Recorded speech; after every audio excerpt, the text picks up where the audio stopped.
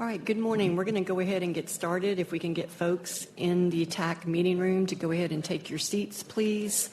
I will go through the reminders very quickly. Today, if you are here in the meeting room and want to use the queue to make a motion or comment, you can raise your card physically in the room, and Elizabeth is over here in the right-hand corner. She will enter you in the chat, or you can enter yourself in the chat. Also, of course, if you're on the WebEx, please enter yourself and wait for the chair to recognize you before you begin speaking. Also, if you're here today in person, please make sure you use the sign-in sheet outside the meeting room. If the WebEx ends for any reason, give us a few minutes and we will restart the WebEx and you can rejoin with the same meeting details, or we will send something to the listserv. Also, I needed to mention when you get to the balloting process, for those of you on the WebEx, if you will so kindly unmute yourself before we begin your segment and then immediately return to the mute function. That will help us be a little more efficient in that balloting process. And with that, we do have a quorum and are ready to begin when you are, Caitlin.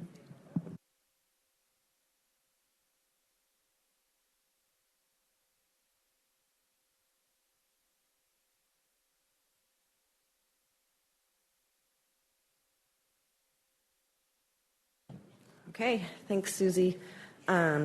Good morning. It's February 25th. This is our regular February TAC meeting. We're in person. We will take a lunch break around 12 when there's a good stopping point for alt reps and proxies today. I have that somewhere. We have newly seated residential consumer, Will Road. Alt reps today in the co-op segment. John Packard has Lucas Turner as his alt rep. In the IPM segment, Jeremy Carpenter has Amanda DeLeon as his alt rep for part of the TAC meeting. I don't have a time, but part of it. Municipal segment, Alicia Loving has Faye G is her alt rep. And for proxies in the independent generator segment, Bob Helton has given his proxy to me. And in the IREP segment, Chris Hendricks has given his proxy to Bill Barnes.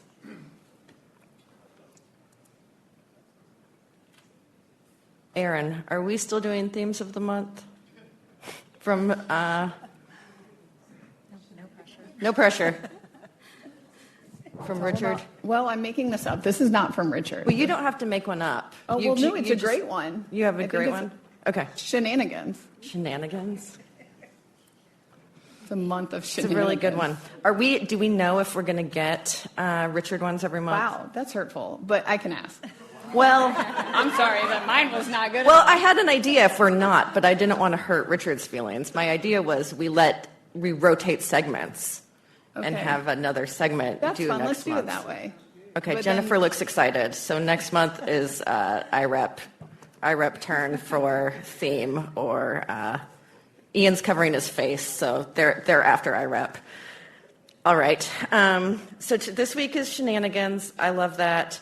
I don't know where Goff is, but he knows I'm a big fan of shenanigans and bits and all of that. So we'll try to keep it under control today. Next month, the IREPs are in charge, and then the next month in April, Ian's in charge. Okay, the antitrust admonition is on the screen. To avoid raising concerns about antitrust liability, participants in ERCOT activities should refrain from proposing any action or measure that would exceed ERCOT's authority under federal or state law. And I think with that, we can get going.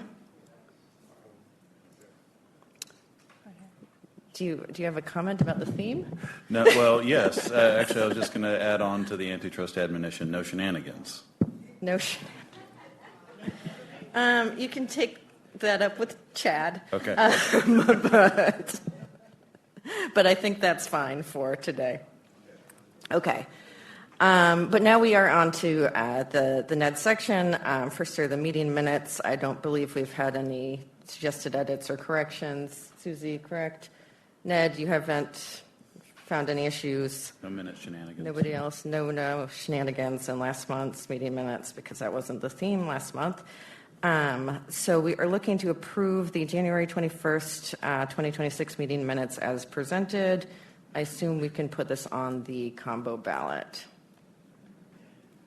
Okay. Now we are on to our meeting updates. We provide an update on the Boren PUC open meetings where ERCOT revision requests have been considered since our last meetings. The February board approved all revision requests recommended by TAC. Those were from our January TAC meeting, and all of those, I believe, will go to the 326 PUC open meeting for consideration. The other thing I wanted to raise was at the February 6 open meeting at the commission. You know, this seems like old news with how fast things are moving, but at the February 6 open meeting, commission let ERCOT know they would not grant a good cause exemption for batch 0, and that they should pursue batch 0 through a revision request through the stakeholder process.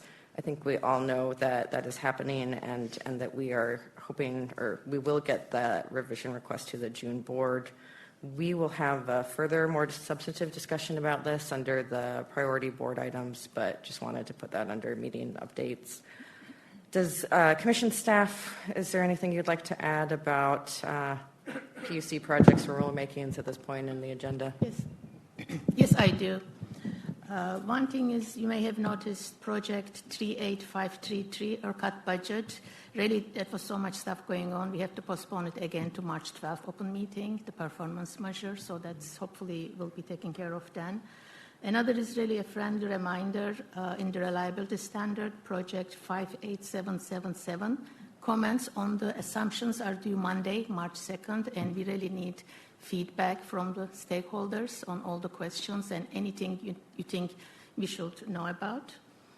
The third one is there was a question at, I think, RTC task force meeting. My staff told me TAC 25509D, it requires review of system-wide offer caps every 5 years.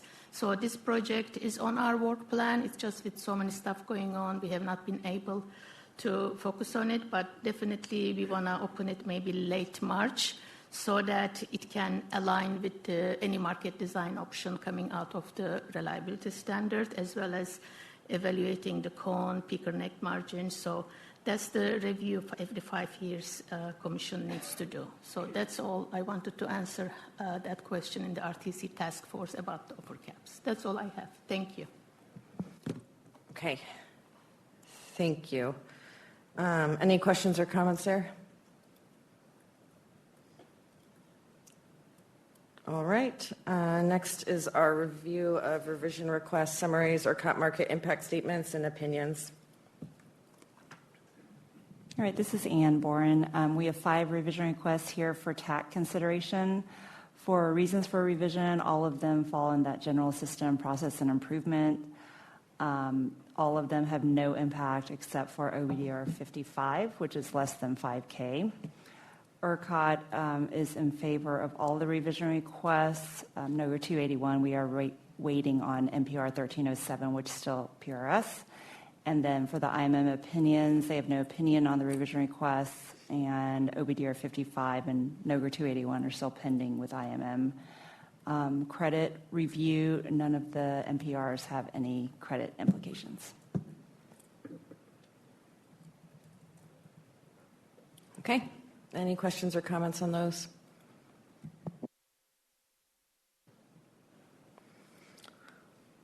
All right, let's move to the PRS report. Diana, this is a short one, so go ahead and give the whole thing, and I think we'll take the voting items up after that. Okay. Good morning, TAC. Diana Coleman with CPS Energy with the February PRS report. We have 2 items for your consideration. First is NPRR 1314. That comes to us from ERCOT, which relocates the terms and acronyms from the planning guides to the protocols. On January 14th, we voted unanimously to recommend approval as submitted. On February 11th, we voted unanimously to endorse and forward to TAC the January 14th PRS report and the December 16th IA, which shows no cost, budgetary impact, and no project required. Second, we have a leadership change. Andy's role has recently shifted, which impacted his availability to continue serving as PRS vice chair, and as a result, the group voted to appoint Eric Blakey with Pergnelis as the new vice chair. And that's all we have, unless there's any questions. Any questions? Okay. So we are looking to recommend approval of 1314 as NPRR 1314 as recommended by PRS in the 211 PRS report. Can we combo ballot this? Yes. And then we are also looking to approve the PRS vice chair as presented. I think we can combo ballot this. More thumbs up. All right. Is Eric here? Congrats. And we scheduled a bunch of PRS meetings for you in April and May. So good luck. All right. Now we can move on to project prioritization with Troy.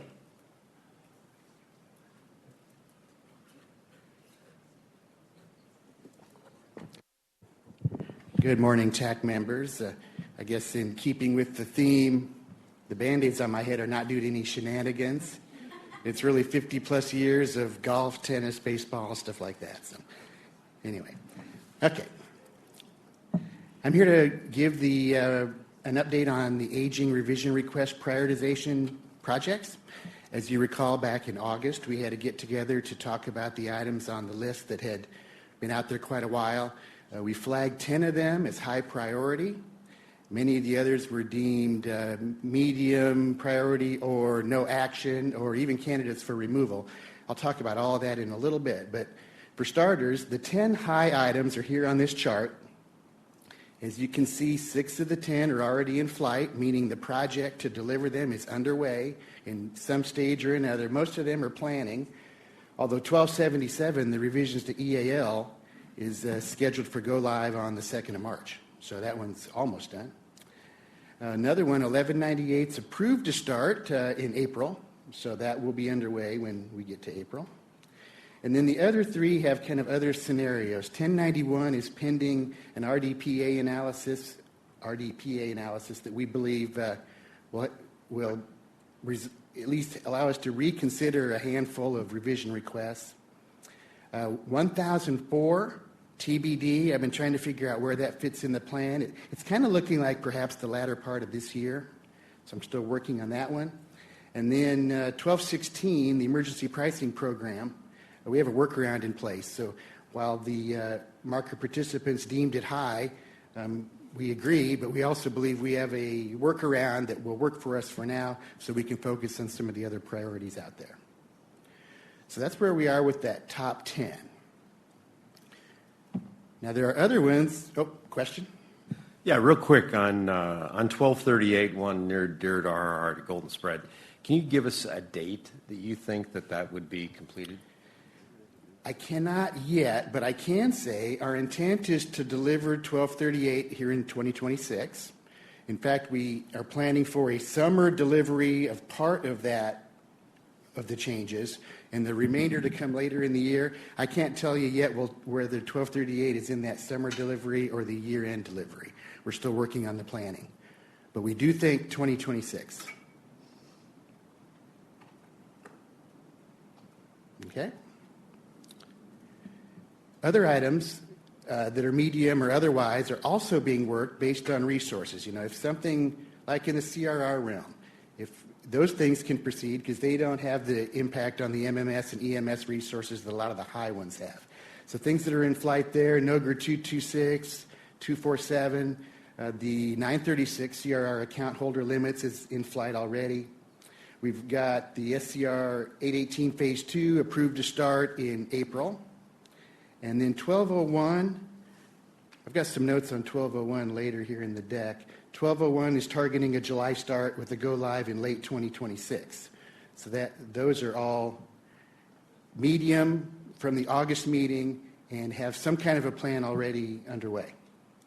And then in addition to that, there were other things that were either in flight at that August timeline, which means we weren't talking about them, or they've been approved after August and are now in the mix. That group's here at the bottom. 1245, of course, was already underway. 1288 is paired with 936 for the CRR project in flight. 1303 was a recent approval.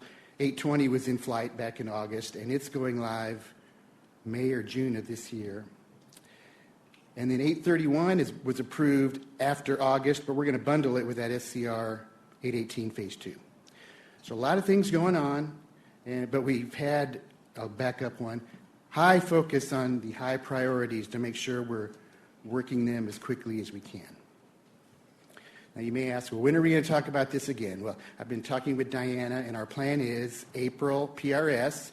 We will have the 2026 version of the prioritization discussion. So we will take a look at what's left on the list not started, see if there's any reshuffling that needs to be done, and that can help set our plans for 2027. So speaking of that, I've been working on this view of... Can we pause for a couple questions? Sure, yeah. One's from me. Sure. And for you and Diana, is April the appropriate time to do that, or would you like to wait until after the priority revision requests that go to June board are completed? Troy, I think since our conversation that we've had in January and February, there's been a lot of fluctuation between now and then. Maybe we hold off on that until after the June board so we can get those priorities completed first, and then we can reevaluate in the summer if that works for your timeline. Does that sound okay, Kaylin? So yeah, maybe move that to June PRS instead of April PRS. That will work. That way we can just focus our resources where they're needed. I'll defer to your decision on Okay. that, but I think, June would probably be more appropriate. That way we have some bandwidth and we can look at it then. yeah. All right. Thank you, Troy. That's fine. That's fine. And then we had a question from Ned. Thank you, Caitlin, and thanks, Troy. This isn't on the list. This is something that I think was actually looked at last summer, and the decision was to wait until to revisit it after real-time co-optimization go live, and that was the implementation. I think it was NPR 826. It was the mitigated offer curves for RMR resources, and just recent experience over the last month or so has kind of brought that back into focus. We'll probably discuss that a little bit more later, and frankly, we probably need to see some more information to really figure out what the right path forward is there. But wanted to flag that as something that might be worth putting in the hopper to slot in sooner rather than later if we can find room for it. Appreciate that. That one at the time last year was flagged as medium, but of course things changed. So Yeah, thank you. If I may jump in on that one, I think we are going to raise this one as part of a discussion later this morning. So I do also think that it's likely to bump up in priority in some of these other discussions. Thanks. Okay, fantastic. Thank you. Blake, are you out? Okay. Okay, go ahead. okay, thank you. So I thought it would be helpful to track how is the aging revision request project inventory changed over the years. And I kind of feel like this discussion started in August of 2020. That's where in that PRS we had a discussion about things that were pending on the list and what's going on with them and how do we get caught back up. At that time there were 47 items on the list. You can see 36 were not yet started. That's the darker orange. 10 were in flight. That's the blue. Now every month since then, this shows how I never take anything off the list, by the way. When the column increases, that's an indication that the commission has approved another batch of revision requests. So that's how it's grown over time. And as you can see, the in-flights, the blue, it kind of varies from as high as, looks like 31, 32, somewhere in the middle there. The not starteds, which is really where most of the aging concern is, it peaked at about 61 in when is that? February 2023, and it's currently sitting at 51. So I guess one way to look at this is while we still have a problem that we have these aging items, it has not been growing uncontrollably over the years. We've kind of been able to keep a lid on it, and I think part of it is some of the efforts we've done like last August in that discussion. It helps us raise some of them to the top and get them into the queue. So you can also see 91 have been delivered in all this time since 2020. So, and a logical question that comes out of this, though, is what's in the 51 that's there at the bottom orange right? So if you take a quick look at that analysis, 6 of those have been approved in the last 6 months. So one might say they're not really even aging. They're fairly new. 26 were deemed medium at that last August meeting. Also at that August meeting, 8 were deemed no action at this time, 5 are candidates for removal, 4 are high priority, which are these 4 at the bottom of this slide. Those are the high ones that aren't yet in flight, but we have plans, as we discussed. And then 2 were already approved to start. We just haven't reached that date where they've started. So that's how that 51 breaks down. You could kind of look at it as it's really about 20-something. But so anyway, I thought that would be helpful for us to understand the history of how this has kind of evolved over time. In my appendix, I have a few additional slides. This is the way I've been tracking things at PRS so folks know what's in flight. And this might help some folks too, some select project updates. 1290 Phase 2, we were all ready to start. We found an issue with the language. ERCOT's filing an NPRR to address it, and it came out yesterday. It's 1323. So that'll be discussed at an upcoming PRS. 1198, I think I mentioned the April start, 1201, 1238. And then we've just changed the last bullet to June instead of April for the next prioritization discussion. So I can take any questions. My plan is to come back here every 2 or 3 months as we have enough new information to report.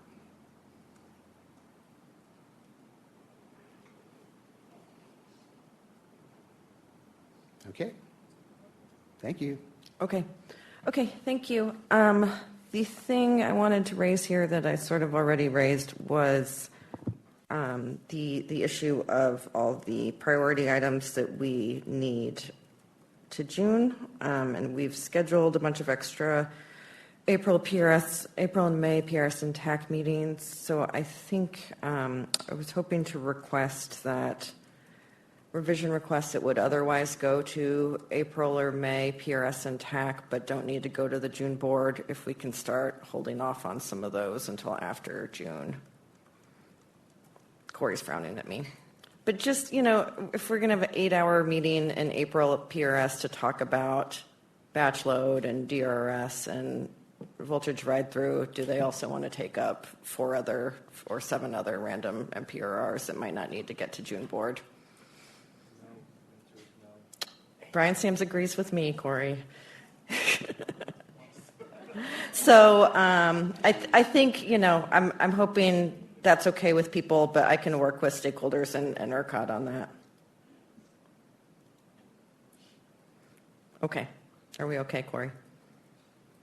And Keith is going to add one more. He reminded me.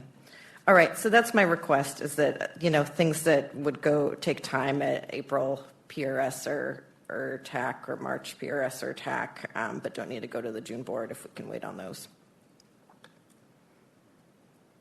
All right, next we are on to OBDRR 55. I believe Nidika is going to speak to us on this.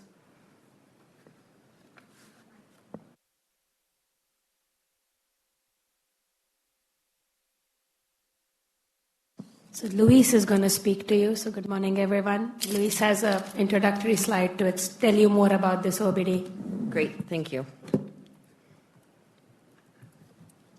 Morning, everybody. Louise and Nossa here. So yes, I wanted to give a quick 2-slide update on OBDRR 055. It relates to the revisions to non-spin reserve deployment and recall procedure for RTCB. So a couple things here that you'll see. Overall, we have submitted an OBDRR to align this procedure with RTCB implementation. I've listed a couple things here briefly on things that needed to change as far as language goes. The way we've deployed non-spin has changed. There was some references that are outdated. So that's what the OBDR was trying to clean up. We've talked about this with RTCB, TF twice now. And we actually took this to PDCWG here in February as well to talk about the OBDRR. Now, one thing that is, as we were working through a change to align this with RTCB, is we found that we wanted to enhance the offline non-spin trigger that is included in that procedure. So the main thing there as far as the enhancement goes is we want to ensure that the offline deployment takes into account available energy that is assessing capability to meet the 30-minute out net load forecast. So we want to account for SOC, the energy available at that time as well, in what we have capability to provide. And since RTCB has been implemented, we've seen how it works. We also wanted to account for the AS plan.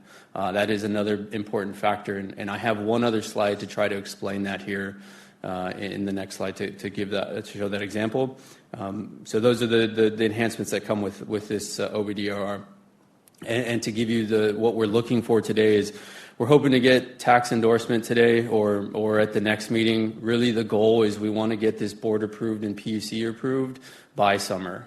That is our overall goal, and that's what we're asking for today. This trigger is available in the control room. They are looking at it for situational awareness to kind of be aware. And again, this next slide will show kind of why that's important.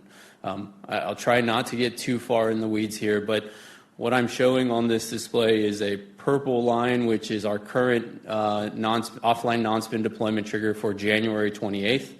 And then the green line is what that enhanced proposed trigger is looking at. I don't have the detailed calculations. Those are in the links posted for previous presentations. But the key thing here is looking at state of charge, which is the pink line, and how things have changed and how this enhancement will better give us an idea of what's happening in real time. So on this morning, you'll see the purple line never actually crosses zero. Zero is when we're intended to deploy offline non-spin for the control room. And there are many reasons for that. Or one main reason is when we go short on the AS plan, that becomes capacity available for SCED, but it's missing the fact that we're being short on our AS, on what we have for insurance. So essentially, we put that back into the green line, and we're also looking at state of charge is the next key here is, as you see on this day, we got down to 10% state of charge. If we were accounting about how much energy we had to meet that 30-minute out net load forecast, the green line starts showing you that you need to deploy your offline energy to ensure you can meet the net load forecast and meet the AS plan together. One thing I'll mention here early on before the deployment, you'll see the green line is above the purple line. That's because we do procure above the AS plan in non-spin sometimes. And so we don't want to account for all the extra that's being procured there. We really want to only think about what the AS plan asked of. So that's why you see that line a little bit higher just before. So again, try not to get into the weeds here, but really the goal here is the one detail I missed is control room deployed offline non-spin at 7 a.m. The trigger would have recommended to deploy at 6 a.m., accounting for the enhancements. Okay, so this is where I'll lead into questions. I think I saw one pop up. Yep, you got a couple of folks in the queue here. We'll start with, I see Bill is first. Thank you. Appreciate the picture. Can you just explain a little bit more on what caused the drop in the green line? Was that resources committing? Right. So the goal of the trigger is we want to ensure we can meet the 30-minute out net load forecast. That's how long it takes offline without spin to come online, or we expect them to be online and available. A couple things happen on this day when it changes. So one, we start seeing that we're becoming limited on state of charge in that 30-minute out and not being able to meet the AS plan.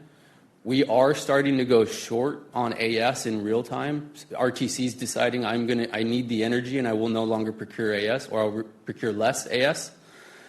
And it is top of the hour at the time, 6 o'clock, and the AS plan actually increased for that hour. So we're already short, and we are asking for additional AS because it's been identified as a potential risky hour. And so all of those things combined show you that that's why you see that drop in the trigger. Okay, so that's just the hourly change in the amount of procurement that you need to fulfill there. Okay. That is part of it. And then for the linked presentations that are out there are other days that you can go and look at. I use this one because I feel like it showed all three things that we're trying to adjust for. And you're using the state of charge that's in the COP? No, this is real-time state of charge. Okay, thanks. Shams? Yeah, this is Shams Siddiqi with Crescent Power representing Hunt Energy Network on this topic. So the formula used to calculate the threshold trigger has some serious problems with it. So I would just say that, and I've informed some in ERCOT about this, it's basically double counting, adjusting twice for state of charge. So they're reducing not only the ESR's HSL, but they're also requiring even more, twice that amount to be carried on the other resources. So there's a serious problem with the formula, and I'm hoping that this gets referred to some committee where we can, really take up that discussion and find a solution to that. So Shams, actually, we did get the email that you sent over. It did get passed on to me and some of my engineers. So we are looking at some of the details that you provided, seeing if truly there is a concern there with how you've identified some of those concerns. So we are looking at that. I would say I don't think that definitely was not our intention.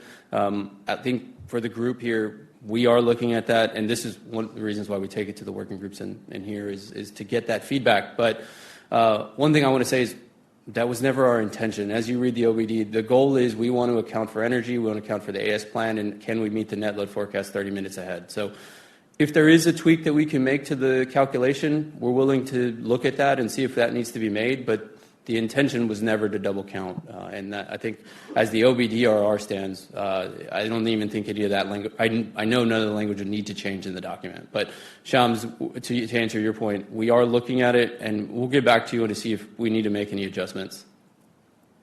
Okay, thanks. Are there other questions for Louise?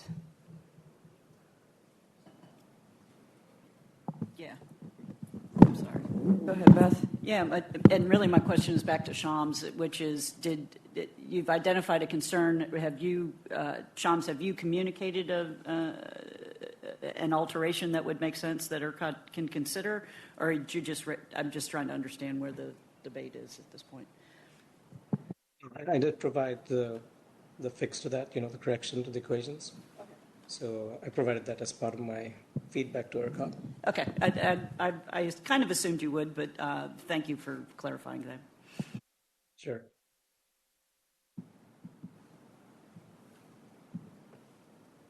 Okay. Any other questions or comments? Reshmi? Yeah, so you are looking at the changes. Does it require an OBD change? Are we approving this today? No, from the perspective of the OBDRR, it doesn't require a language change. The way the OBDR is now is good. It's just the calculation behind how the trigger is being calculated that we're looking at. That was where Shams had the concern. I don't think we're seeking approval today, though. My understanding from ERCOT is they'd like this to the April board, so the suggestion for today would be to keep it tabled at TAC or make it tabled at TAC today, bring it back to TAC in March to vote on, and in the interim go to WMWG. They've been to RTC and PDC. I think the question is if any of the discussion today necessitates this going back to PDC or RTC. Okay, thank you. Okay, Blake? Yeah, that was where I was going to go about next steps on this one. Just wanted to point out that WMWG doesn't meet until March 23rd, and then the next TAC would be March 25th. So maybe some timing issues. So Louise, if you'd be willing to come to our March 4th WMS meeting, if you'd like a couple touch points on that, and then maybe we can hear something back on Sham's suggestion and drive more discussion at the 23rd WMWG meeting. But I think 2 touch points are better than 1. Sure. Yeah, that's a good suggestion. We can do that, and we're working on looking at what Shams recommended. So we should have something by then, and then we can continue the conversation. Again, our goal is we want to try to meet that summer deadline to hit board and PUC. So if it's tabled here and we continue the discussion, so long as we come back next month, that works for us. Thank you. Okay. Shams? Yeah, on the OBDR, I have to look at the language again, whether it needs tweaking or not, but I think it is, this is an important topic as to when non-spin, offline non-spin is triggered. So the equation, that ERCOT is proposing, or the fix that I provided, I think some form of that needs to be in the OBDR so people know exactly what that trigger is, since it does impact market prices and so on. So that's something we can discuss at WMS or WMWG. Thanks. Thanks, Shams. Okay. Brian? Hey, good morning.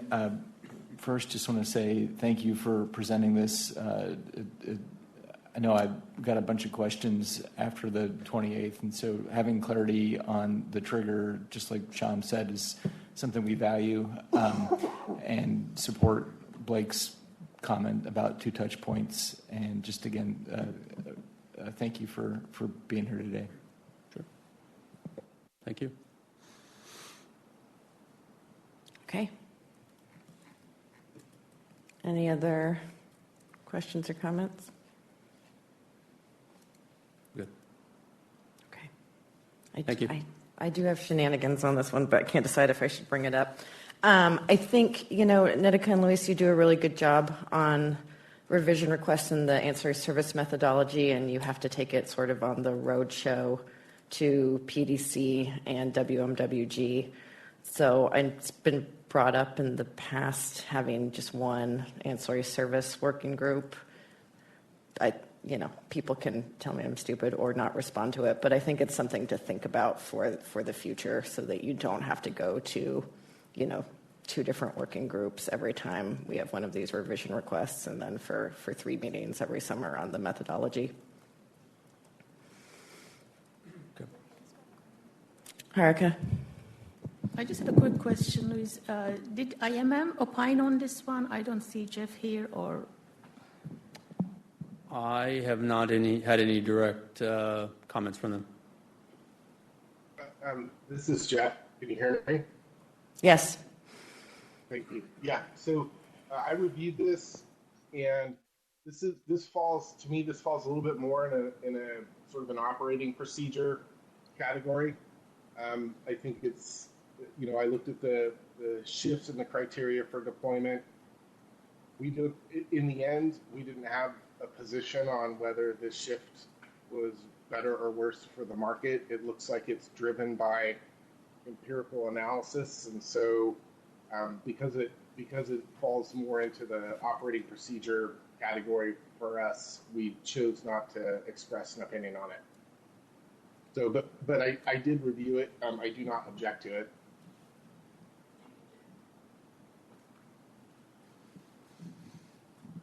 Okay. So this will go to WMS on the 4th, 5th, I don't know, some point. And then WMWG, which is just a couple days before the next TAC meeting. Yeah, and I can tune into that one and bring a report back on where that discussion ended up. Okay. And that's just a request, not a referral. And we do, now I'm looking at Corey to make sure he doesn't make faces at me again, but we do need to take action on this today because it's the first one, but the action would be table, keep it here at TAC, although it will be discussed at those 2 places. Okay. Can we put the table OBDRR 55 on the combo? Seems fine. And then we'll get to Resmi's comment. So if I look at it kind of like a very high level, whenever you are going to deploy non-spin, you might deploy it earlier because you're looking at the state of charge and it's running out. But if there is a lot of state of charge, then you might reduce the number of deployments. But at the end of the day, it is kind of preserving state of charge over bringing offline generation to preserve the state of charge. Is that kind of the general object? So it's accounting for state of charge. As you're trying to determine how much capacity you have available, you're looking at state of charge to determine if you have that enough energy to meet what is coming in 30 minutes. If you do not, and to meet the AES plan, if you do not, then we'll bring on offline resources. Yeah, so it's preserving the state of charge kind of, but my question is, would it end up increasing the non-spin deployment or reduce it, or would it prepone it during the time when you anyway have to deploy and avoid it when you don't need to deploy, kind of something like that? Have you looked at it like kind of like that? So based on the current trigger right now, sometimes the current trigger wouldn't show it, which is the reliability concern we have today, is we want it to be aware that we're running out of energy to meet load, the demand. So in some of the other technical presentations, we have 4 or 5 other days of when we deployed non-spin, and really it's showing you in some of those days, there's a 12-minute, 20-minute shift in when we would have needed to deploy offline non-spin. And then in some days, it shows it may not have triggered if things had played out that way. So okay, so it's both ways. Yeah. Okay, thank you. Okay. Any other questions or comments? Okay. So we will put table OBDRR 55 on the combo ballot. We will talk at WMS and we will talk at WMWG. Okay. Thank you.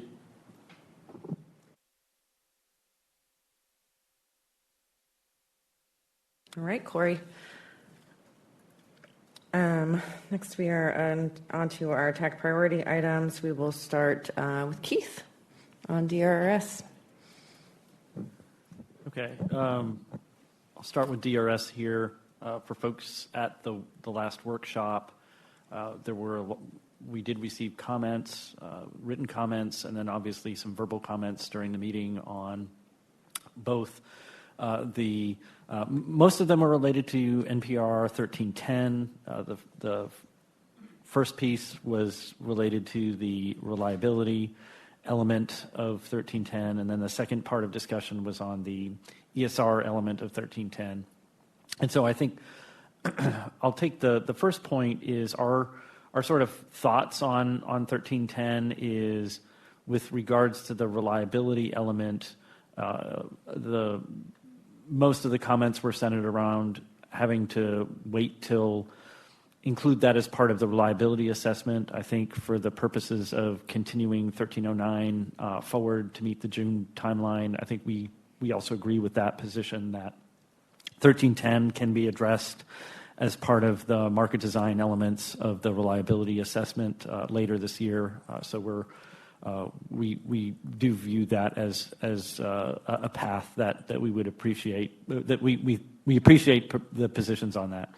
With regards to the ESR element, what we are intending to do is to seek more information. We are going to be dropping a couple questions later this week with regards to essentially, one of the elements had to do, and it's come up a few times in the workshop, related to how to consider the 4-hour capability at HSL and how to consider that element. And so we'll have a few questions that will hopefully inform some discussion at the next workshop on March 9th. So at this time, we don't have a formal position other than, hey, we're going to try to seek some more information on that particular element, and will hopefully inform that discussion that we'll have on March 9th. So that's the update on the DRS. So I'll pause if there are any questions on that at this point. I don't see any questions. Okay, all right. Can I make my own comments? So, chair comments. There you go. Before you're done with DRS, we have a workshop scheduled for March 9th and a PRS March 11th. I'm sort of hoping that can be our last workshop, but I think it is dependent on people getting comments in ahead of time. I've spoken to people, I know are interested, including to Chair Caitlin, speaking to Jupiter Caitlin. So I'm hoping comments can be in a week before the workshop and the PRS, and we can really get to a decision point on these. I think that's not inconsistent, but go ahead. I will add one other element on 1309 that's currently under discussion. One of the elements that the IMM had brought up was with regards to the demand curve. Yeah. And I'm happy to say that the IMM and ERCOT staff are collaborating on what that could look like. So There are elements related to 1309 that required further discussion, and those discussions are occurring and with the IMM and ERCOT on what they may be. And I think there's a general alignment on how that may work. And so that is also likely to be discussed at the March 9th, but would definitely require further discussion. So there may be the question of where the ESR question lives, but I do want to note that 1309 does have its own specific set of additional questions that we still need to focus on going forward. There's 1309 has the ESR component. There will be demand curve comments, and then 1310, I think the question is if stakeholders would like to table.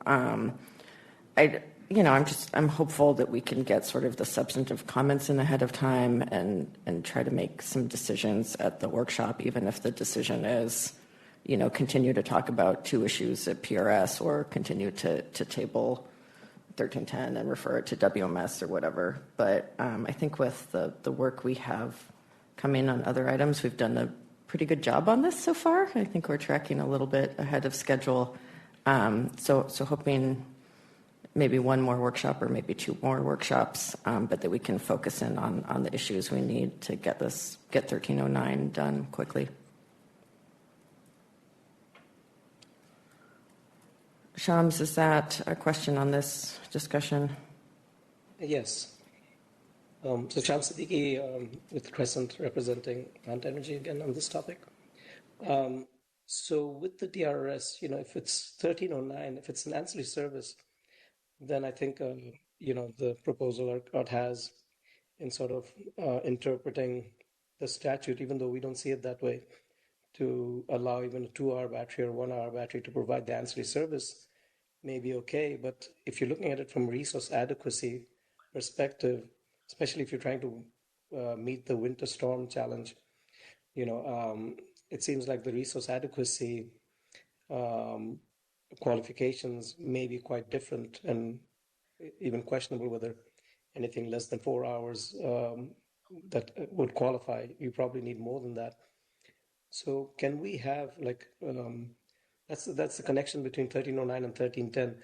So I'm wondering if we go ahead with 1309 as an ancillary service and then we decide to add resource adequacy, can we have two sets of criteria, or does the DRRS have qualifications have to be the same for both NPRRs? Again, I would say that would be something that you would put in comments, right? That you view that way. So I don't think we're at any point now to say yes or no, but if you have comments that you feel that it should be treated differently or 1309 versus 1310, feel free to make those comments. Thanks. Okay, thanks. Go ahead, Ned. Well, let's take it up a level from, I think, what Shams was getting at, and that is regardless of which path the DRRS implementation takes, it does have to be able to address the operational criteria, has to be able to support the resource adequacy and reliability standard criteria, and has to be able to have a reduction in RUCs. Those are the three things that we're trying to co-optimize for with that. And so whether it's 1309, 1310, or permutations in between, we just want to make sure that it's a Dispatchable Reliability Reserve Service and not Dispatchable Reliability Reserve shenanigans. Sorry, had to work that in. That was good. Keith, for clarity, the ERCOT comments will have some questions for stakeholders? Yes, there are going to be some questions out later this week. But we probably won't be able to get those questions out and written responses to those questions before the workshop. I think our goal is to, if you think about it, right? So if we get the questions out and then, let's say tomorrow, then folks can respond to those comments in advance of the meeting. Now, we may not have a full week, but I think we're hoping to have an educated discussion leading into the March 9th workshop. Okay, so we don't have to be overly ambitious, but I think, to the extent we can narrow the issues and table what we can table, we can start doing that at the March 9th workshop and the March 11th PRS. Brian? Okay, can you let us percolate on what some of these questions might be? Any preview?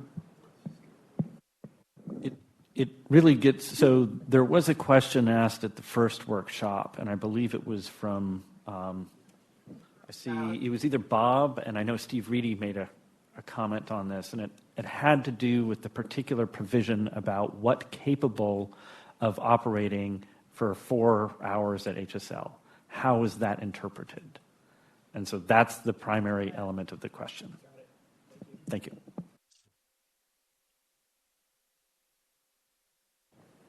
Go ahead, Eric. Is it worth considering in questions whether or not DGR or DESR can provide DRRS in the way that they'll be able to provide ECRS after the implementation of, I think, 1171? We are not looking to ask that question at this time. Well, other people might ask that question. You're free to ask that question, but that's not one that we're looking to ask at this time. I think, I'll leave it to ERCOT, but I think I'd be worried about ERCOT questions that ask stakeholders what they think legislative intent was, but maybe it will be worded like, what do you think this should be based on the statute? But I think we'll just have to see what the questions are. I think that could be handled with wordsmithing by Matt Arth, who's very capable. But Matt is very capable, yes. But that sort of stands out to me if it's an ERCOT question to what stakeholders think legislative intent is. But we'll work that out.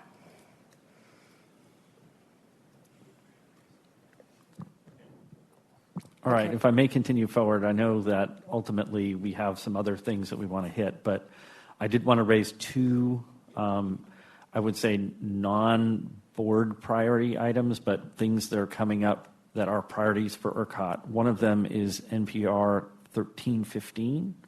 This was related to the contract for capacity. We have had a significant discussion on that and some very vocal discussion on that item. Given the discussion at the last board meeting that Dan Woodfin provided on the Far West situation, that has kind of elevated the need for 1315. And the way we view this going forward is we would like to work collaboratively with the stakeholders to come up with a solution that can be applied this summer for a solution for later in the year. And so we have made some modifications to 1315 that should be coming out later today, I believe, that we've worked with some of the vocal folks, and I've reached out to a number of other folks on the modifications that are being made to 1315. My hope is that it addresses most of the current concerns that have been vocalized.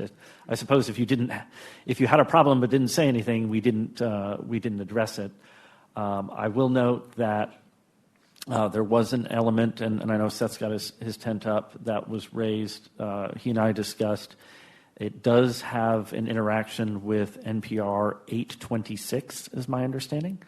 And from our perspective, and as Ned mentioned earlier, that 826 is, from our perspective, likely to be something that would need to be elevated from an implementation standpoint to be concurrent with the 1315 when that occurs. So again, I think just to highlight the two significant changes to 1315 is it will be local. It's very explicit in how it will be local only. And the second element is that it is related to an exit strategy specifically. So these things are included in the soon-to-be updated version of 1315 that will be coming out later. Our view is it is a priority given that, given the timing of the issues that were highlighted by Dan in his presentation and the likelihood of potential issues, we have a window of opportunity of collaborating on a solution that can be applied, hopefully, for the Far West situation that's sort of been developing. So I'll pause and see if there are any questions on that item. It sounds like Seth has a question. Okay. Well, so you're raising a new priority item, right, Keith? It's 1315, the contracts for capacity. Do you have a timing? We've discussed one, but I don't think you just now mentioned one. Well, our hope is to get this addressed by the June board meeting as well. I know we've got a lot on the plate, and yes, we'd like to add this to that plate. Given the issues in the Far West, we see this as something that if we can get a collaborative outcome by the June timeframe, and if the commission were to approve, we could use that solution to help address the Far West situation. Okay, I'll get to Seth and we'll allow some discussion on this, but I just wanted to level set because it's not specifically on the agenda. We of course knew it was coming, but so it's 1315. It's contracts for capacity. ERCOT is filing comments that will narrow it a little bit, make it local, and provide an exit strategy. And ERCOT would like this to June board for use as soon as possible. And I will open it up from there. So go ahead, Seth. Yeah, just a few questions. So thank you for the update. I think the other element in terms of what else to tie to this, in terms of ensuring that there's correct price formation going forward, I think there's a mitigation plan out there into those Far West GTCs. So in other words, load can be dumped. I think it'd be important to have that load repriced. And I know that we have a system-wide adder, but I still think it would be helpful to have that repriced. And I think maybe Ned can help me out, but I think he has an NPR comments out there that would reprice localized load dump through the RDPA, I think. Something to that nature now. Are you thinking of, I think that was Shams's. Well, that's 1214. That's a localized repricing, but I think you had comments somewhere in an NPR that would take. That was for the localized transmission instructed load shed? Yeah. Okay. Yeah, exactly. So I think that would be something that would be important to put in with this, along with 826. I think we can definitely consider, but at the same time, we can consider that, absolutely. Okay. And then the other thing I was thinking about, maybe I can reserve some of this, but if this is going to be specific to local conditions, it would sort of begs the question to me, or arises the question to me that should the amount that you go to procure be limited to the amount needed to resolve the localized transmission violation you're seeking to resolve? So do we need guardrails in the NPR 315 that says when you go out and procure this extra capacity, whether it's DR or new resources or what it is, that the specificity of those megawatts is tied to the amount of megawatts that you need to resolve the transmission violation that you're seeking to address? The challenge with that is that, again, with Dan's slide, is that it's a growing issue, right? It is not something that's a static number. It's not like it's going to be a 400 megawatt problem and it's going to be that for 3 or 4 years. It's going to be a shifting number. And it also is dependent on, to the extent that, hey, there are some outages and whatnot. So at different times and different periods, that number will be different. So I don't know that I can address that at this point. Okay. But again, something to raise during the process. Well, on the latter, we could use the worst of conditions that you would anticipate. I do understand it's a growing issue, and you have the ability to use a load forecast to procure against it. So maybe there could be a projection that would be used to figure out the amount of megawatts that could be procured for the issue that you're seeing. My concern is that you're able to go out, and I'm not saying that you would do this, but maybe down the road, because these things live on. We first started all this back in 2011, I think, with S.R. Bertrand, galaxy far away. But the way it's written today is ERCOT could go out and procure like a 1,000-megawatt generator, and they may overdo it, and that would impose all sorts of other market dynamics that would, not play well with our energy-only market. And I think one of the things that I think is probably good homework is, how do we avoid this in the future?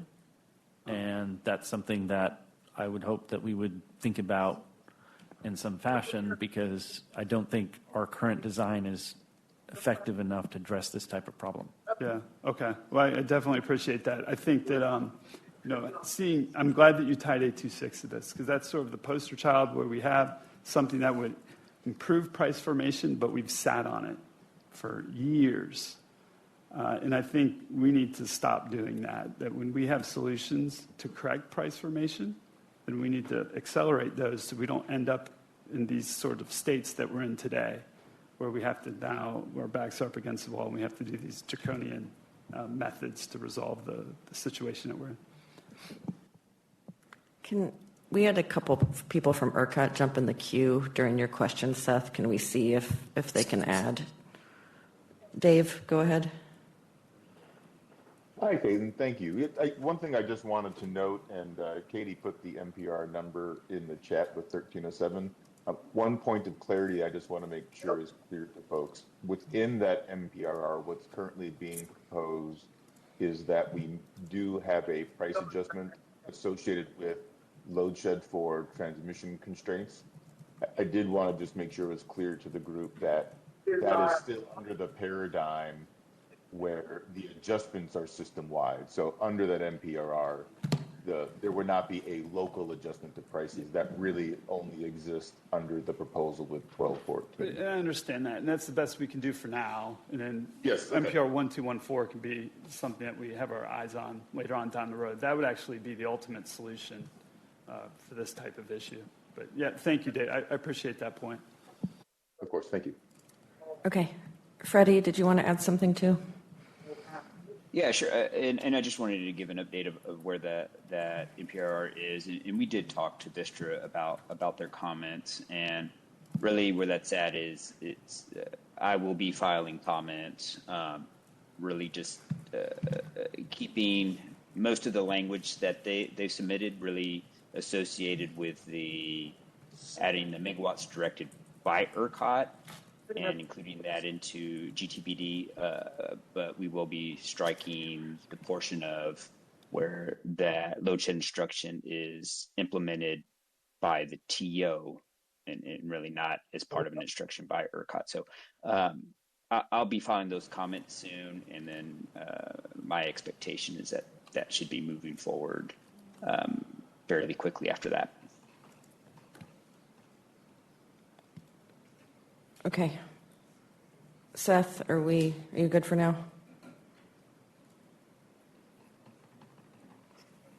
Okay. You touched at the end on some general price formation issues that Keith and I have been discussing as well. Do you want to talk about anything there right now? Maybe not right now, but I do think that one of the challenges, and I think where Seth was going is that when you have this issue, how do you correctly form the price? And I think our concern is how do you avoid being in this situation to start with? Because one could argue is that where's the generation now, right? And the point is there's no price, there's no signal. And so I think that's something we need to think about. And I don't know that we have solutions, or maybe we need a way to think about that, but I think that when you look at the construct, you will end up here again, and that's something that's a problem. Okay. I just wanted to flag that because I think it's really two issues we're talking about, right? And you alluded to it in your comments about 1315. Really, you can make it narrow and local, but you don't want it to happen again. So if we don't want it to be used again, there's other work to be done as well. Correct. Okay. Let's go to Ned. Thanks, Caitlin. And I think the initial comment I had has now been is morphed a little bit as this discussion's gone on. I'm really glad that we're having it because I think the framing, Keith, that you just put out is really important, right? this is, this is clearly not everyone's first choice. And, I think it's incumbent upon stakeholders to try to hold that line that, hey, this has to work with the market design that we have now. But we also need to be looking into the future, and we've got the triennial reliability standard assessment going on, and this is probably something that's really helpful to, consider as we look in that to make sure that we're sending signals to, help avoid this in the future. Because you're right, this isn't where anyone wants to be. In repeat, we want this to be as limited as possible, and the only thing that I'll just add on, because a lot of folks said good things already, is as you're looking at this, we also have to take into account that the load forecast may change some as some of the Senate Bill 6 criteria are implemented. And so while, we've looked a lot at Dan's slide from the board meeting, and that's helpful, there are a few things in there that I have to presume that maybe some of that won't happen at quite the same way that it's projected. And I noticed there's a vertical cliff that seems like it's going to happen in the next couple of weeks of about a gig and a half. And I'm not aware of a big switch that'll flip on all at once. My guess is that'll come in a little bit more gradually. The crypto load, if you look in the past, it seems like it's a lot more price responsive. In the future, it seems like it's more steady. So there's probably some operational considerations there, but I just encourage that, as we look at whatever the new 1315 poster comments look like, that we also take it into account how much is actually needed as we sharpen the pencil.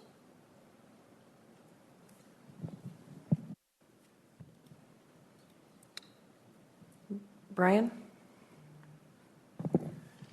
Keith, I appreciate your acknowledgement of how controversial of a topic this is of ERCOT procurement of capacity. You said something that I want stakeholders to be constructive. You mentioned exit strategy, so I'm trying to think about what that looks like. Do you have any more color around that concept? Well, I think, obviously every scenario may be different, but I think the ultimate exit strategy in this case is the 765, right? But there may be some interim things along the way. But I think at this point, what we wanted to be was clear that if we were to do something like this, we don't want an open, we'll figure it out later, right? I think there is a path forward eventually. And I think when we think of the far west, yes, there will be 765. Yes, it will help this situation. It's not here. There is going to be a gap in time, and that's what the gap we're trying to cover. We're not trying to say, hey, we need 10 years of this stuff. No, we're trying to cover the gap. Kind of a corollary for me then is to think about this like the Browning RMR or the life cycle power units when the transmission upgrades are complete, and that's when we expect those to go away. I guess another question I had just as I was listening to this conversation was the load shed for pricing would be initiated by the TO and not ERCOT, and so understanding how we can have a digital record of when that load shed occurs so that we can include in pricing is a big question mark for me, because I don't think that exists now. So trying to tackle that, I think, is going to be an important part of the solution. Well, thank you for your feedback. Okay. Kent? Thanks. Kent Withrow with Customized Energy Solutions. Brian's question may have covered this, but I just want to confirm, when you're talking about your updates are going to cover exit strategy, you're talking about exits from the contracts themselves. You mentioned GTCs, and I just want to make sure you're not talking about GTC exit strategies. Correct. This was not a GTC exit strategy. This was for the specific contracts that were being signed to address the whatever issue that we're dealing with. Gotcha. Thank you. Thank you. Resmi? So just to clarify, when you say changing 1315 from system-wide to local, you're looking at the need locally, but are you also then in the protocol language saying the deployment will only be for the local as well? I mean, during an emergency, how these resources participate will also have impact on the market. I don't have the specific protocol language memorized, so I don't know that I can answer that question other than say the procurement is local. Condition that may be something we need to look into. Then the second question is, there will be, I think, as some others had said earlier, like flexible loads who can participate. So the thought could be like DR or Gen, whatever is available, right? It could, yes. There could be a multitude of solutions, and we are open to a various set of options. So if I understand correctly, 1315 is like the RMR resource, so the offers will be at the cap, system-wide offer cap for these resources, right? That is my understanding as well. So if that is the case and we are using it for local congestion, it may not work because the max shadow price is at 5,000. So are you looking at reducing the system-wide cap offer for those resources or increasing the max shadow price for those constraints? Again, something that we're aware of but is not in the present language. Okay, because those things can have a significant impact on local pricing and system-wide pricing and how it impacts the market. So changing from system to local might have unintended consequences. Appreciate the comments. Yeah, I definitely don't want to cut discussion on this, but I want to make sure it's productive. So Keith, I know everybody takes minutes and notes. You've gotten a lot of specific recommendations.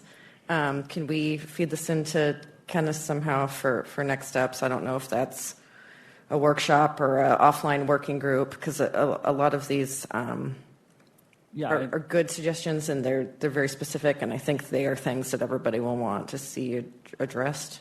And again, to the extent that we can address some things, absolutely. I can't promise everything, but I think it's always good to hear what perspectives are and what can and can't be done in the timelines. But we're happy to listen. And I agree, it's nice to hear them now, but there's perhaps other forums to address that as well. Yeah, I think we'll continue to hear them, but I think maybe ERCOT should be thinking about the best way to address these, especially on the condensed timeline. It doesn't give Blake very many WMS meetings, so I don't know if we have to do, a workshop or if you can have like an offline group with 10 of these stakeholders. But I think be thinking about that. I know Kenneth is taking notes over in the back, and we'll regroup and see what we can do as we move forward. So thank you. Okay, go ahead, Ian. Thank you, Ian Haley, Morgan Stanley. Keith, I understand your desire to ensure that things like this don't happen. I will say, though, that ERCOT's repeated actions over the past few years have made the market think that ERCOT won't let market forces work. And so if ERCOT truly desires that, when they are doing these types of things now, it needs to come complete with the portion that impacts the market.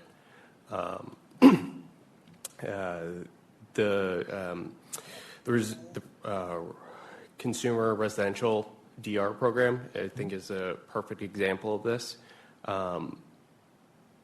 If you don't come with the complete package of saying, here's how we can back it out of market signals, you're always going to show the market and make the market think that you will never be willing to live with market signals, and therefore you're never going to have prices move to where they should be, because there's always the expectation that ERCOT will put their thumb on the scale. Right. Thank you, Ian. Okay, go ahead, Seth. Yeah, just one last thing. So is this also part of the solution? Is it also tied to the market notice that went out yesterday about non-solar cases? being used to integrate load. So is there sort of a suggestion here that maybe some load went through that wasn't, the grid wasn't really able to serve or ready to serve? I will say I did not see the market notice that went out yesterday, so I can't comment on it. I apologize. I didn't see it. Okay.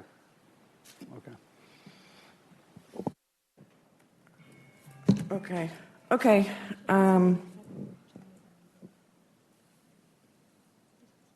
What? Go ahead, Martha. Sorry, we've been chatting here about where the next discussion venue for this is, and I appreciate Corey's help here, but the record seems to show that the NPR is tabled at PRS. What I'm not as clear about is whether WMS is taking it up for fun. So if somebody can help with that piece. I believe this was a weird thing where it was at PRS twice, and so the second time you said it didn't need a motion to just be referred. It was like, the special chair power. That's exactly right. So it is at WMS. It was referred at the last PRS to WMS. I'll let the WMS chair speak to how much fun he plans to have with it. Yeah, lots of fun. It is on our next agenda. We are planning on talking about it. However, news to me about the rush on timelines, seeing language a week ahead of time. Hopefully we get it today. Would just encourage folks to quickly download that and come prepared to discuss. We only have 2 touch points to meet this timeline, so I anticipate long discussions. Hopefully we can get there. We'll try, but we'll do our best. I do want to stress that I think we see this as collaborative, but there is that reliability timeline that's ticking. And so it's unfortunate that it's just unfortunate that that's where we are right now. And as much as we would like to avoid it, we are where we are. Thanks. Yeah, and completely respect that. We all stand ready to work and collaborate with y'all. But I would recommend a backup plan if we cannot get to a decision by 2 WMS meetings. So just think about that. I would note that what we don't want to have to do is a life cycle type situation, right? Where there's a exception, we need to do this, we need to move forward. We want to avoid that. And so if you're talking about backup plans, that life cycle situation is kind of the poster child of backup plan. Yeah, I'll clarify. I'm talking about touch point backup plan. If 2 meetings aren't enough, we need to if you need more meetings, that's fine. That's why I wanted you to be thinking of how you want to handle this, because these are very, I don't want to say technical, but there's specific recommendations and real concerns, and I don't think that all of, even the 9 that got raised today, those can't get resolved in 2 WMS meetings. So I don't know if it's a workshop or a offline working group, or I don't know. Thank you. Because I think, there's 2 WMS meetings. I think we'd want this at 2 TAC meetings. Luckily enough, we have special TAC meetings. But I think you should just have a plan for working with stakeholders. It's not just, an hour and a half of discussion at 2 WMS meetings. Well, and I think that it may have to evolve, right? I think, that's fine. I mean, if you come and you say we love your NPRR and you pass it at the next WMS, then okay, we're done, right? I think that's probably highly unlikely, and there's likely to be some, based on the discussion today, there'll be some back and forth, but we're also working with our own time crunch here, right? So we have a window of opportunity, and if that means we stay later, start earlier, have an extra meeting, we're going to be there too. Thanks. Okay, so you will have comments out in the next 2 days. Blake has a WMS meeting on March 4th, where they will talk about OBDRR 55 and 1315 and whatever else was already on their agenda, and we will take it from there. We can check in maybe at March TAC. Okay, go ahead, Ian. Ian Haley, Morgan Stanley. Chair, respectfully, I know what you're trying to do by saying things like closed sessions, but I really think... I didn't say closed session. Or closed meetings or... Offline. Offline, sorry. My apologies. My belief is that the stakeholder process works so well because it is so open and it allows for so many people to participate. So understand if there needs to be additional meetings scheduled, et cetera. That's something I advocated for in the batch study process. But I'd be very opposed to only particular parties being invited. We've had really, really heated conversations at this room, or well, it's the former room too, about when ERCOT only went to certain groups to tell them information. Okay, I'm totally fine with that. I'm fine with a workshop. I just think we have a lot of workshops, so but I'm fine with taking the heat on that one if we need another workshop. So you can blame me, Blake, but that might be a good idea in this case, a half-day workshop or something. Yep, if we need to do that, absolutely. Okay. All right. Anything else for Keith? Yes, I have one more. So that was only number 2. And so number 3 you're limited to 2. Okay, well, I can, if you not want me to say it, I cannot say it. I think that... In the spirit of Ian's comments, please share with us. The third piece that I wanted to raise, and this is related again to our Far West situation, is thinking about all the tools available in the toolkit and thinking about the analysis we have ongoing with Charles River Associates on their evaluation. There is I think we are working on an ERS update and an NPR that will hopefully we'll see in I think the April timeframe. And I think there's an opportunity here as well to consider what ERS options might exist as another tool in the toolkit to help address issues in the Far West.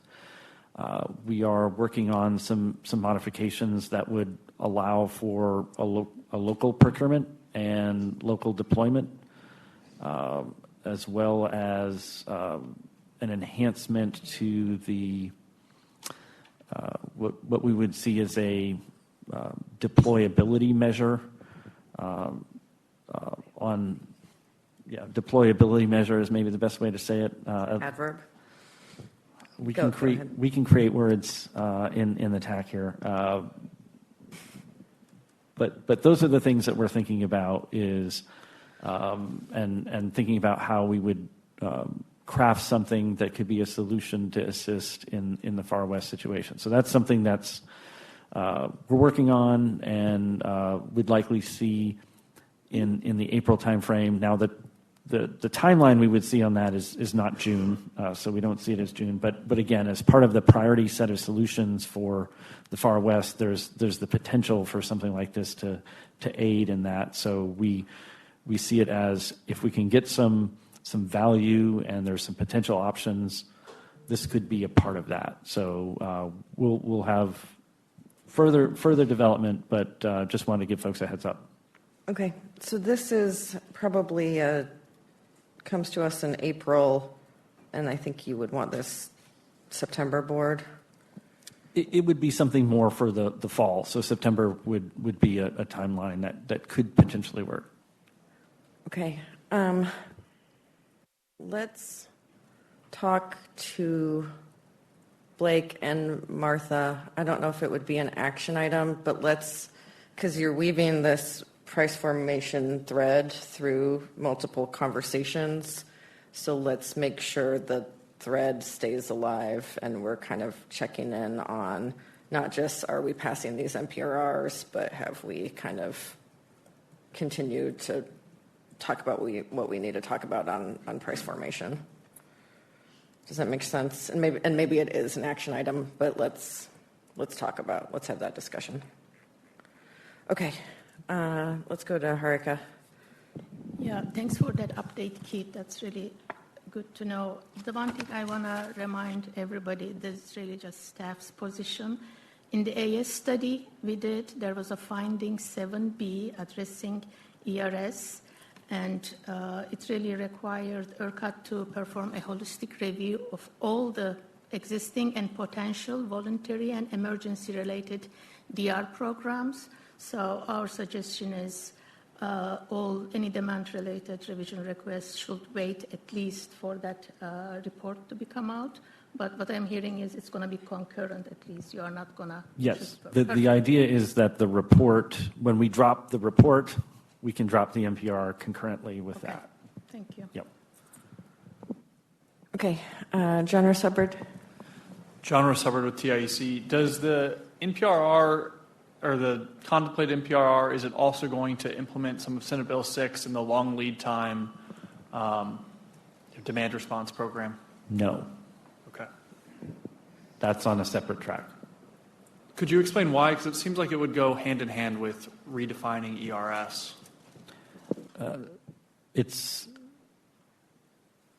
I think part of the reason why we've chosen not to do it hand in hand is the timing of that, and we think that there is the other process that is under, as I understand, that's something that the commission is going to work on. So not to say that it could connect at some later future point, but I think the timing is a bit different in this case. Can I answer that, Caitlin? Yeah, we have project 58482 that specifically is going to address that program. And we are about to kick it off in the next couple of weeks or months. I don't know. Okay. Eric Goff. That report that Harika mentioned, I think last we heard it was going to be published in January. Do you know the timing of it? Yeah, we are planning to have that report available in advance of the April board meeting. Okay. And so it will be at least a week before the board meeting, if not a little sooner. Okay. So definitely not February or March? Definitely not February or March. Okay. Okay, Martha. Yeah, thank you. Martha Henson speaking on behalf of Oncor. I just wanted to say thanks to Keith for really digging deep inside things that are pending or that could be done in the near future to address the challenges that we have in West Texas. Oncor sees this issue too. It's not based on a load forecast. It's actually based on customers that have service today that are approved to ramp up in the very near future. So the challenge is imminent. And if we don't use all the tools in the toolbox and try to accelerate the things that we have control over, it's going to be real bad. So I just want to say thanks to Keith for thinking about this. I know he's laid out some things that are going to be real challenging from a timeline standpoint, but I hope folks will come to the table and be committed to helping look at solutions that can get us through the next few years. Thanks. Thanks, Martha. Okay. Do you have a fourth item? No, that is it for me today. Thank you very much. All right. Thanks, Keith. Okay, Matt Marinas, you have to follow that. So we'll see your presentation now.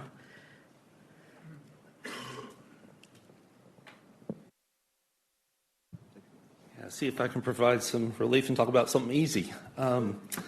So the large load interconnection, there's all things large load. I know. It took a minute. So there's this slice of large load, which is this large interconnection process, and what does it look like to move it forward? And if Chair allows, I'm going to actually spend about 10 minutes to just kind of unpack, because we're asking a lot of TAC and stakeholders over the next 12 weeks. And so I wanted to say what the problem is, how we're trying to address it, and what y'all's part is. Okay, so Jeff has been, and Jeff can talk to this slide better than I can, but I'll just give it the 30-second shot. It is the idea that the current batch process, and what we're introducing is that large loads today, over 75 megawatts that want to interconnect to the system, enter a study with the TSP. It comes into ERCOT, studies are going on, and then another neighboring load shows up, and another neighboring load shows up, and all of a sudden now we have an oversubscribed area. And so these pancake or stacking effect creates a need to restudy to say, can I actually hold all three of these now? So that loop is that red, swirl in the middle there is we're stuck and we need a way to get unstuck.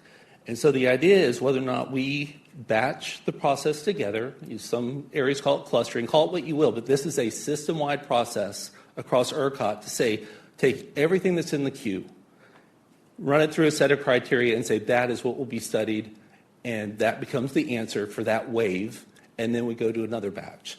And so what we've been talking about with market participants is if we were to implement something like that, what does it look like? And so we pitched this in January. This is a big outreach. I've never been involved in something like this, but we talked to 60 different companies, closest thing I've ever been to speed dating. And we heard their story. What's the issues? What's the problems? These are landowners. These are, software companies. These are, it's everybody. It's not the typical, it's not all y'all. It's all these other folks too. And then we had our first batch workshop. And so the people that showed up on February 3rd, we had 175 in the room. So every seat was filled. We had 600 people online. And then said, okay, let's see how this goes. And at points, we had 30 people in the queue ready to ask a question. And so we're trying to avoid project-specific things. We're trying to stay on policy things. But when you have everyone with different interests and different levels of knowledge in the system, it's complicated. So we did get written comments in. We've been open about running surveys and getting feedback. And so over to the right is what we've harvested so far, is this sweet spot of people hope that ERCOT can work with the TSPs to formulate a way to run this process every 6 months. And that way you could get these waves going twice a year, and then that would help investment signals. That would give enough time for studying. But it's a big balancing act. It's fun when we run this survey, it's like, well, do you want this or that? And the answer is both. So we're not getting a lot of, absolutes on either side. There's a lot of compromise and give and take in this. So I won't go through all of these because they're at the workshop tomorrow. But here's y'all's role. And the bad news is, I was just emailing Sandeep under the table here a few minutes ago.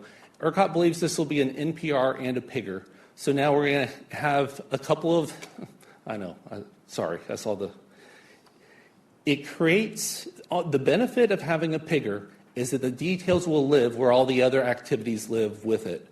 We had hoped to, and may still go back to, whether or not an overarching NPR that just says, this is the law of the land for batch 0, and that's what will trump everything else. But the team has been able to start to weave the story into it and would create an easier way to understand what's being implemented and how.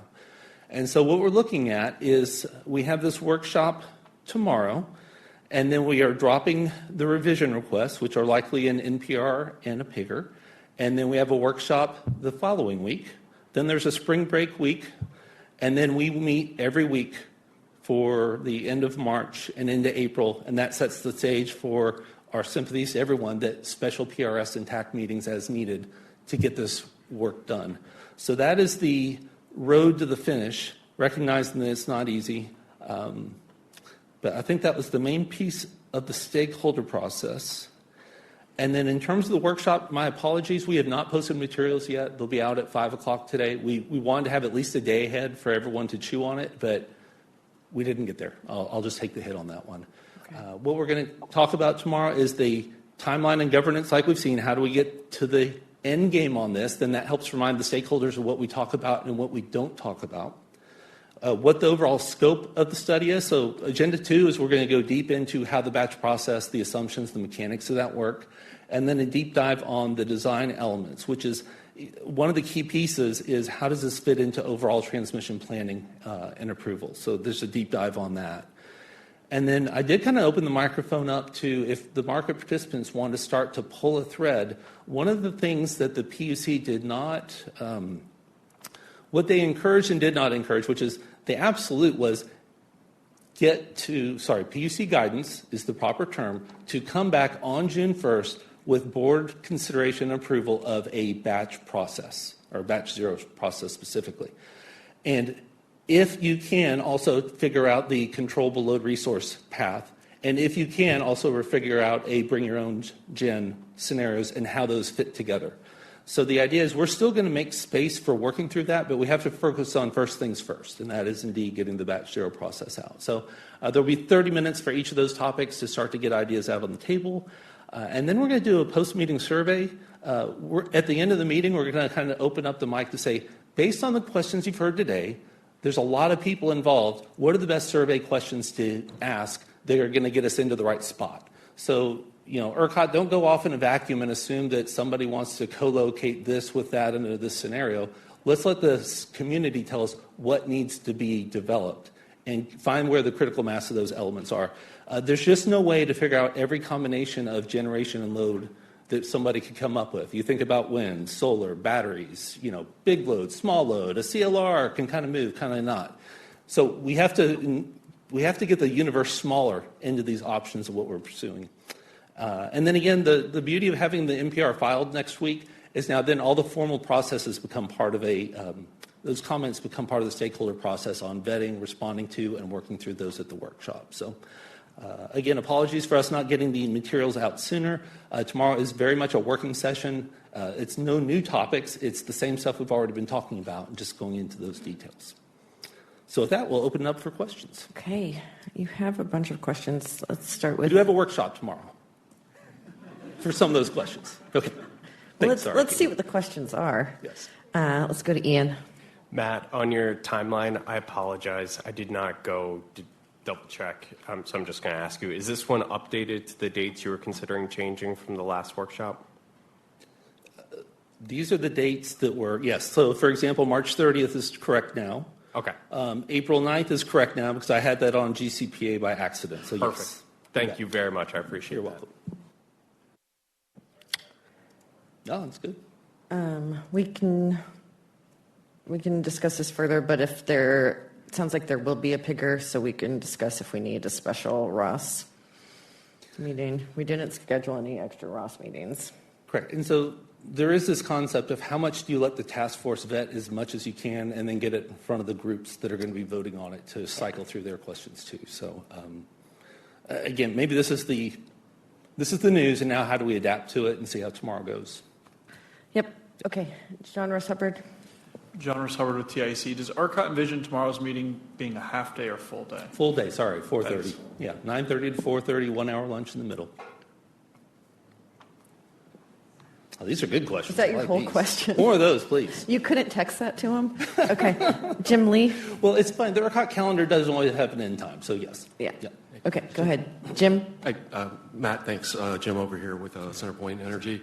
So my question is more, it's not as easy as John's question, but it's more of for the immediate term to kind of help my company better understand ERCOT's vision for the interaction between the RTP, the RPG, batch zero, things like that. So this could be better suited as an answer for tomorrow's workshop. So I recognize that, but so it was communicated that to the market that until batch zero NPRR is effective, that the TSP should continue following PIGR 115 provisions, right? And so this means that if a load addition that comes to us now drives transmission upgrades, the TSP should file an RPG project, right? Pivoting over to the recently adopted PUC 58480, the load forecasting criteria rule, in paragraph H of that rule, it states that ERCOT must use the load data submitted in the 2026 RTP compliance filing in ERCOT's independent review of any RPG projects that are submitted until ERCOT constructs new planning cases with the load data, right? So then my question is, in the immediate term, right, if a load addition that drives an RPG project is not part of a TSP's 2026 RTP compliance filing, how will ERCOT handle the EIR? You're not the first one to ask the question. I think Barksdale and our legal group have talked about it, so that tomorrow we could take that question on. Okay, thank you. All right. Perfect. Okay. Chris Matos. Chris Matos, Google. So I am curious, do we intend to just structure them as open workshops, or do we think we'll kind of thematically take on various issues within these workshops? Yeah, I guess as meeting chair, my thought is to start to have thematic, well, maybe not a thematic workshop, it's the the first 2 hours are going to be dedicated to X, the next 2 hours will be dedicated to Y, and next one is Z. Because what we can't have is just a CLR workshop only and close the door on everything else, because I think we need to keep moving the ball on things, for example. And same thing on the transmission planning. We don't want to spend the whole day on that and miss the chance to move the ball forward on things. So. And note the lack of end times means you might keep us here till midnight. The what? Lack of end times means you might threaten to keep us here till midnight. There have been talks like that. Somebody talked about ordering dinner for some of these meetings. Oh, sorry, that was a different meeting. 2-day TAC meetings. Okay. Next question. If ERCOT gets the workshop dinner, they have to get TAC dinner in May. That's my. It's not even a request; it's a mandate. If food is the constraint, we should be talking about that. Okay. Sort of going off Chris's question, and Matt, we've spoken about this. I think you and Large Load Working Group and whoever else just be thinking about, because after the batch 0, this workshop run to batch 0, there's still going to be batch 1, CLR, BYOG. So think about the best forum for that as an existing working group, task force, more workshops. Very good question. Because you will get requests to have, certain meetings focused on specific topics. So. Yeah, you're hitting the nail on the head, because we are going to start parking deck items that aren't necessarily part of batch, but are part of batch 0, but maybe part of the longer term design, and how do we tackle those? Yeah. Okay. Okay. Let's go to Ned. All right. Thank you, Caitlin. Thank you, Matt. Couple comments. One, I noticed you have co-location with generation highlighted in there on some of the things to consider. Appreciate that. As general PSA, I know we've told you this before, and others have heard it.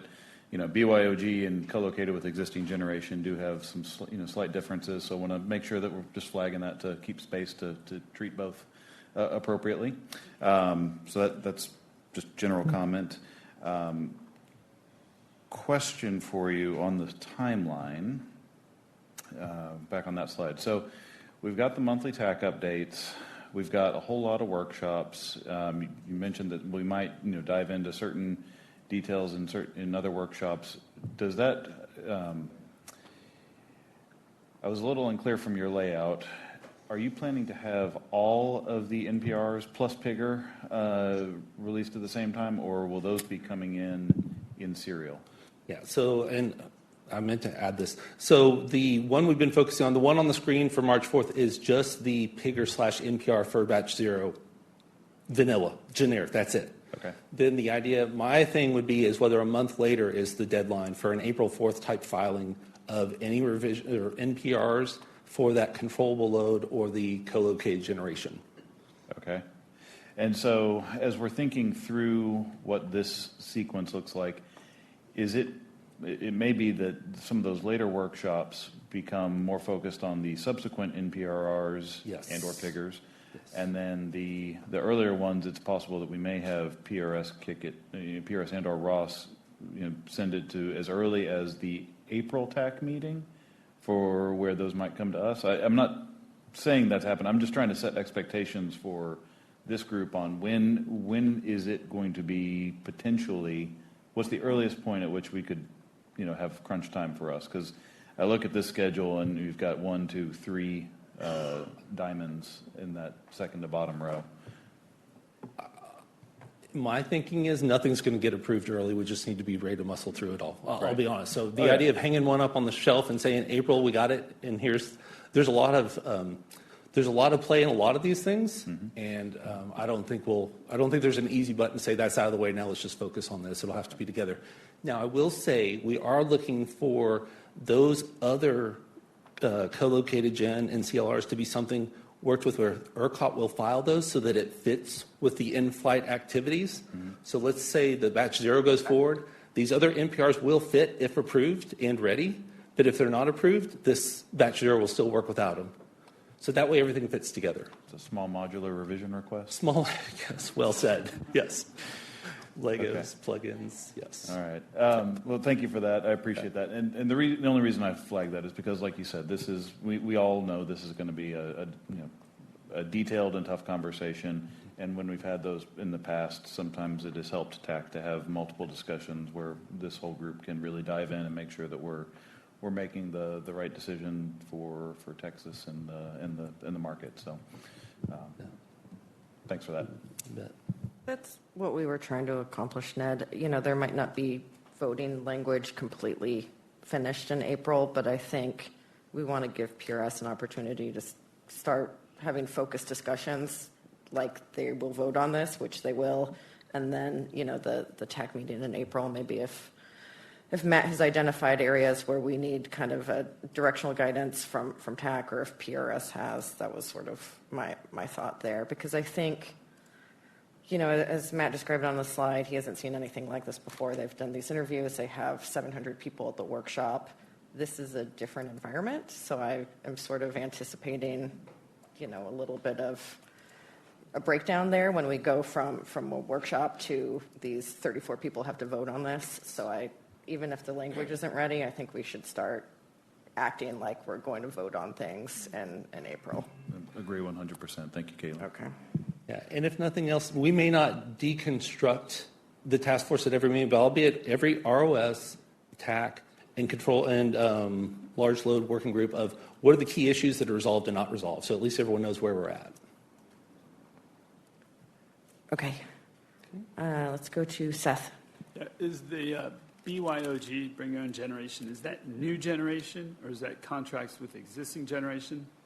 That's what You it don't could be know. either. Okay, we're trying to figure that out. Okay. I think it's more focused on the new, but I don't know. We'll see what comes up tomorrow. Again, this is the priority. We're trying to figure out which issues we have to tackle and what are the priority ones. Right. Okay. Great.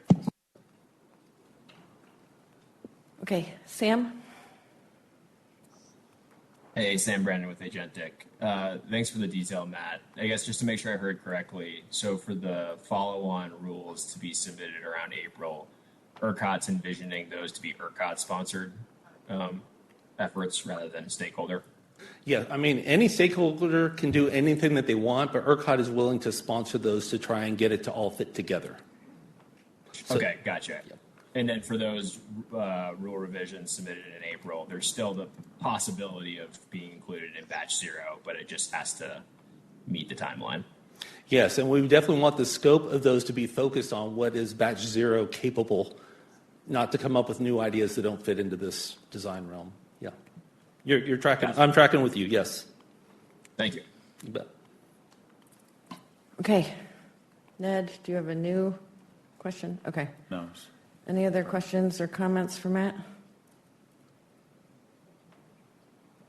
That was pretty easy, actually, Matt. All right. You got off easier than Keith today, I think. So. All right. Thank you all for the time. All right.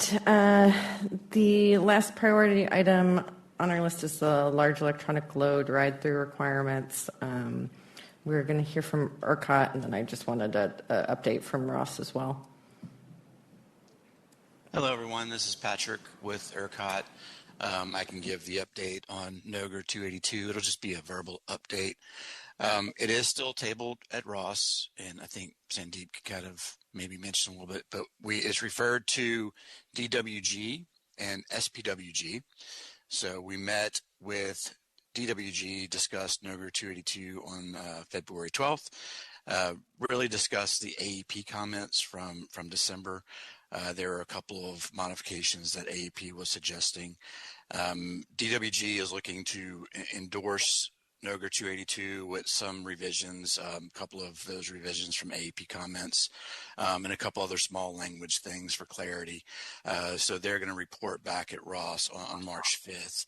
I think ERCOT is going to ultimately submit some comments at DWG's request for those revisions, probably about the same time as Ross happens as well.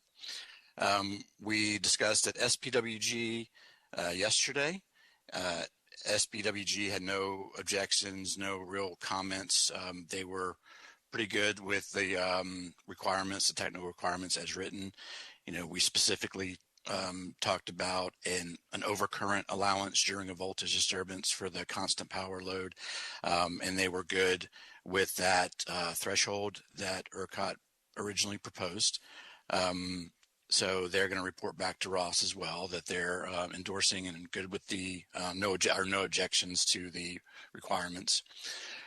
We also discussed NOGR 282 at LLWG on February 19th. We mostly discussed the ERCOT January 30th comments. We went over some of the changes to the exemption criteria in those comments. We talked about some of Tesla's comments. ERCOT generally accepted those comments and added that language with a small language change.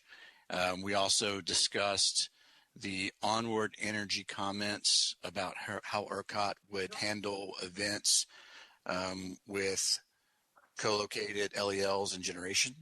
ERCOT responded to those comments as well. I think we're good there. And the Data Center Coalition introduced their comments that they submitted a couple weeks ago. ERCOT is working on a response to those comments as well. ERCOT is still looking for some technical requirement comments from the data center developers.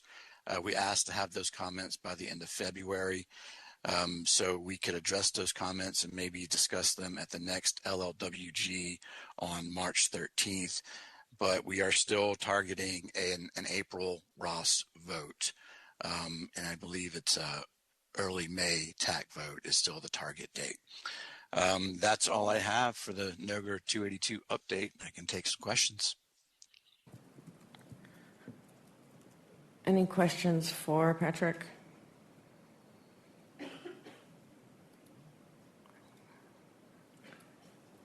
Go ahead. John Rossard with TIC. Has ERCOT received any additional direction from the Commission about the voltage ride-through requirements? Not that I've heard. My directive from the engineering side of the house is to proceed with the technical requirements and work through the working group meetings on the technical requirements. I haven't heard anything else from the PUC.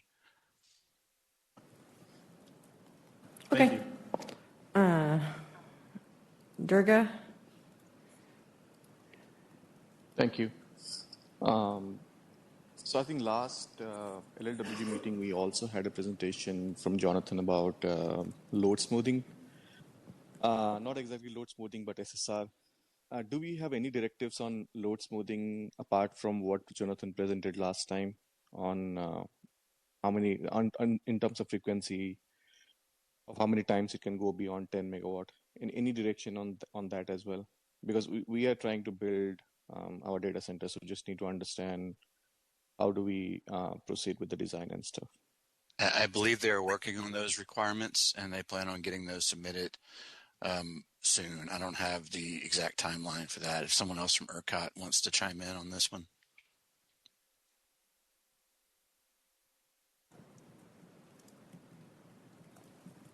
I don't see anyone. Okay.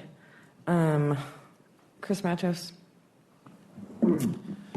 Chris Matos, Google. Thanks for the update, Patrick. One of the questions I had probably carries over a little bit from the LLWG in that there was a request for additional study on how BESS on the system can improve the overall grid reliability through large load loss large load loss planning.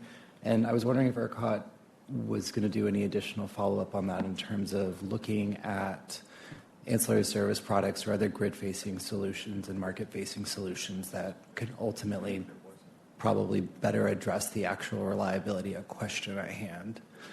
And some of this stems from the increased battery storage in one of the LLWG reports that showed the system could have greater capacity for the operating limit. So y'all went from, I think, 2,800 to 3,500 in that report. And so I was just wondering if there's any follow-up from ERCOT on further study of those solutions. I believe those studies are still being worked on. When those results are ready, we will bring that to the appropriate working group. I think it would be LLWG.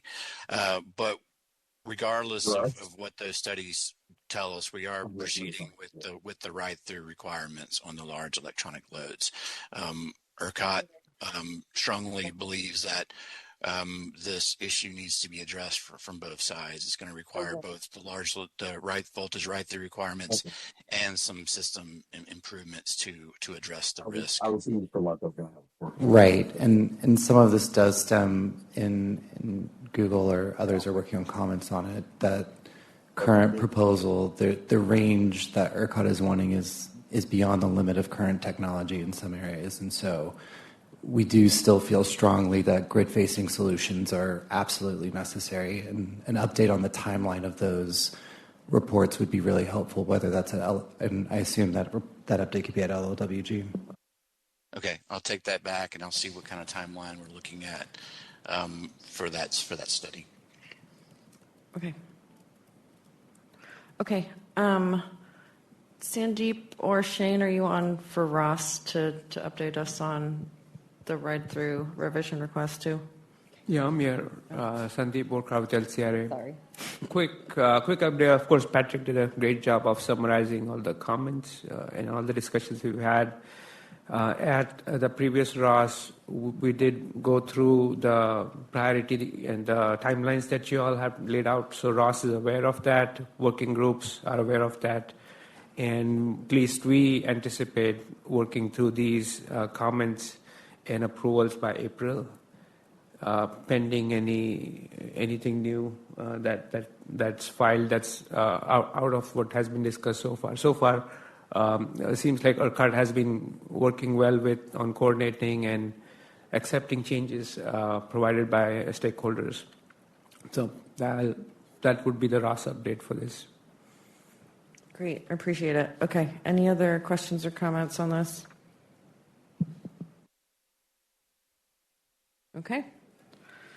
Okay, let's go to Large Load Working Group. If you haven't had enough large load discussion already this morning, here we go some more. Nothing happening here at all, right? All large loads all the time. Thanks, Beth. So as Matt just pointed out, we have a very aggressive ERCOT workshop-led process. While I would love to take a breath on the large load working group, we probably can't do that either. There's still a number of items that are required that need to move forward that are not part of the batch process. So those are NOGR 282, SSO requirements. We're going to be talking about the realistic construction timelines for large loads, modeling assumptions, and both the CLR and bring your own generation. If Matt can solve that in the batch process, great, but I suspect there's going to be more work to be done on that. February 19th meeting, we had the Grid Astra presentation. It was frankly quite impressive. They were running 16,000 contingencies per run. They can run, every run they did was under a minute. This was a real load that they simulated in 2031 out in West Texas. That would be this dot here. And they looked at all of that. A lot of skepticism at first at how fast this thing ran.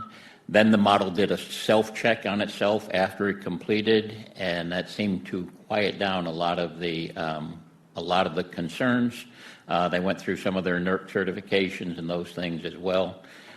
Certainly not the complete solution to the batch study, but likely a significant aid to that process. Clayton Greer gave how he thinks batch studies should be done. Matt gave an update on the batch process. Jonathan gave an update on LEL power variations. Patrick responded to the Data Center Coalition on NOGR 282, and Sunwook talked about the dynamic model submissions for large loads. So there were concerns expressed, particularly by me, on this modeling process that ERCOT is wanting. Completely understand why they want them, but they want full and complete models going into the LLIS study. That could be up to 6 years before the load actually energizes. If you think about an analogy of what ERCOT's asking for. They want to know how a iPhone 2023 is going to operate. Large loads are having a difficult time predicting that far in the future. The equipment they're going to install has not even been designed yet. And so we're going to have to think, I think, about how we do modeling going forward. We're going to need something that does a better job or does it a whole lot faster than what we can do today. This is another issue that's about to come to you. It's large load oscillations. The issue is subsynchronous oscillations can tear synchronous generators apart. ERCOT is looking at, and they floated this proposal for the first time, that they would limit all large loads to no more than 10 megawatt swing over a rolling 5-second window. There was some discussion over, well, maybe it should be site-specific. ERCOT clearly defined that if they did site-specific limitations that would allow things to go bigger than this, then potentially we are restricting where future synchronous generators can be installed on the system. And I don't think any of us want that. ERCOT suggested they could solve this. They would need to install phaser measurement units near the loads. There was some chatter in the meeting that those might not be the right tools, and there's a lot of concern over how to measure this in multiple times per second and the data storage that's going to be required there. But those are all things we're going to have to figure out. For that reason, we can't just get rid of the large load working group, although I'd like to take a break for 2 months, but that's not going to happen. March 13th, we're going to talk about data center build-out timelines. We will likely talk about CLRs and bring your own generation, those SSO requirements, and continue discussion on NOGR 282.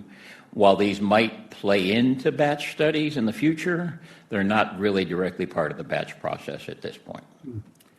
Right, and with that, I see Mr. Barnes in the queue. Bob, I had a question on the grid Astra effort. It's not clear what this tool is intended to do. Is this contemplated to be the system to perform the batch study or to assist in some way? I think it's to assist in some way, but I'm happy to let someone from ERCOT Resource Integration. And will this change the SIM format of all the data you submit for the network model? Because that would be a big problem. I don't believe so, because they're running on the current ERCOT models, was my understanding. Okay, so this would somehow integrate in the current process and not change the format of the information that you have to submit today. I don't believe it's going to change the format. Fantastic. I mean, this was a real study they ran on the real 2031 regional transmission plan. Okay.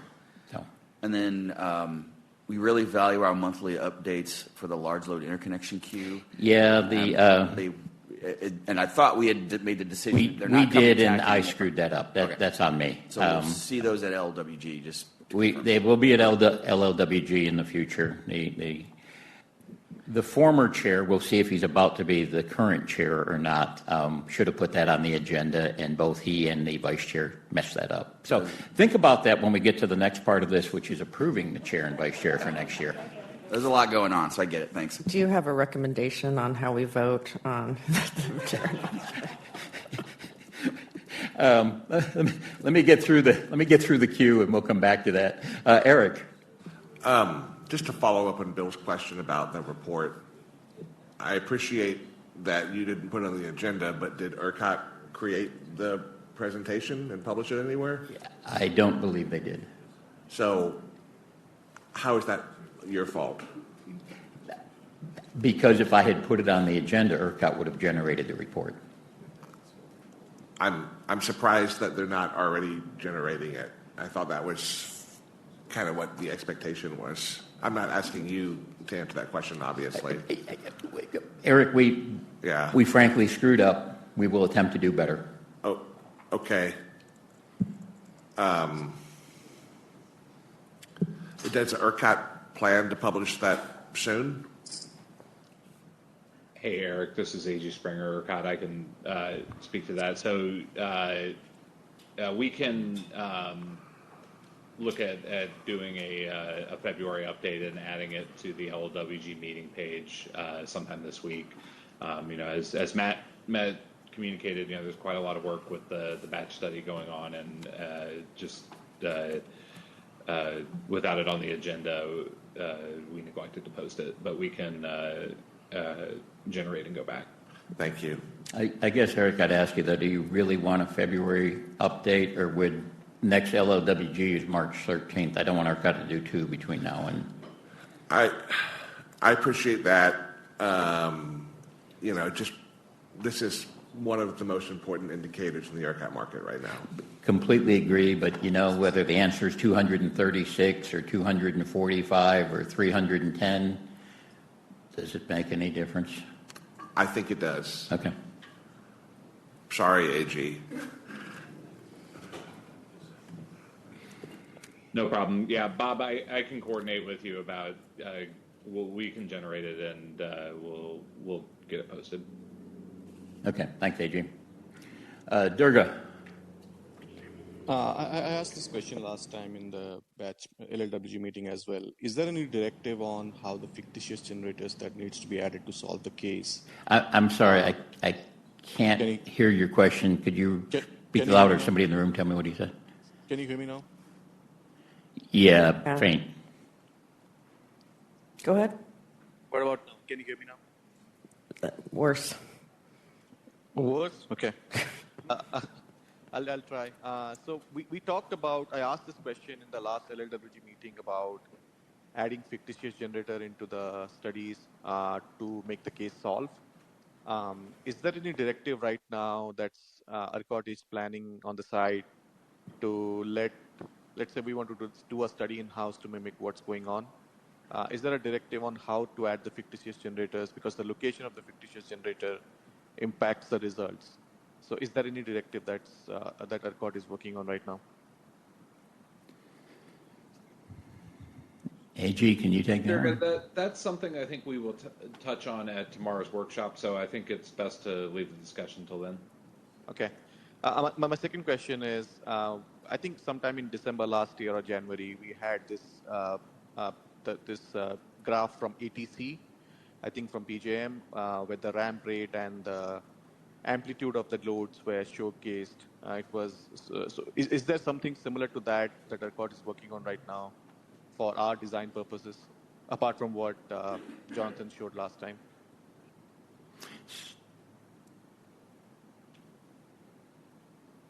I'm sorry, I'm not sure what graph you're referring to. Yeah, this is Jeff. I can take that. So, yeah, I think nothing more than what Jonathan showed at the workshop, at the LLWG meeting. But we are working on a revision requests that would lay out what those specific requirements are. So no restriction on ramp rates and amplitude yet? Not at this time. Okay, thank you. Okay, you good? Martha.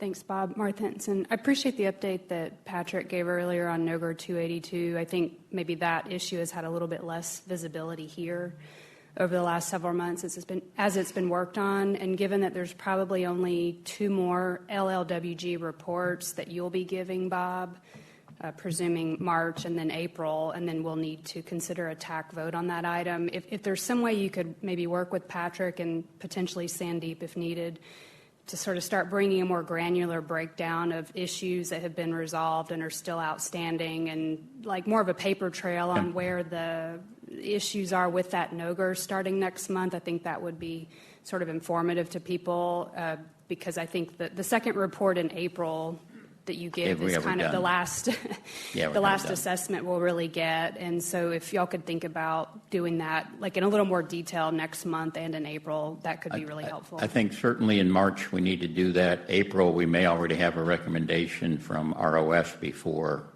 LLWG meets. So really April or March is going to be really important. That's fair. And I guess just to the extent that there's not a clear recommendation or consensus at LLWG, building that into the record somewhere, even just in slides, I think is going to be really important. Okay. Thank you for that feedback. Sandeep? Yeah, back on the question on the charts, that's more of a question to AG. In December, I think we all submitted responses to the RFIs that will give you or give ERCOT a more up-to-date list of all the large loads in the queue that came even during the interim period. Will that be reflected in the next chart that gets posted? And will that change? Do you anticipate that it'll change the gigawatts, whether it's 200 or 230 or that forecast, or is it driven by a different source? Hey, Sandeep. So I can't commit. We're still processing the RFI responses, so I can't commit to whether it will impact data for February. I would expect it to be reflected in the March update. To the extent that we are made aware that projects have withdrawn, that would obviously be reflected. Some of the information that's asked for in the RFI is not really directly reflected in those charts. So there may be some shuffling, but I don't know how visible it'll be in those charts specifically. Got it. Thanks. Yeah. If any, you may see more requests in that than what you were aware of.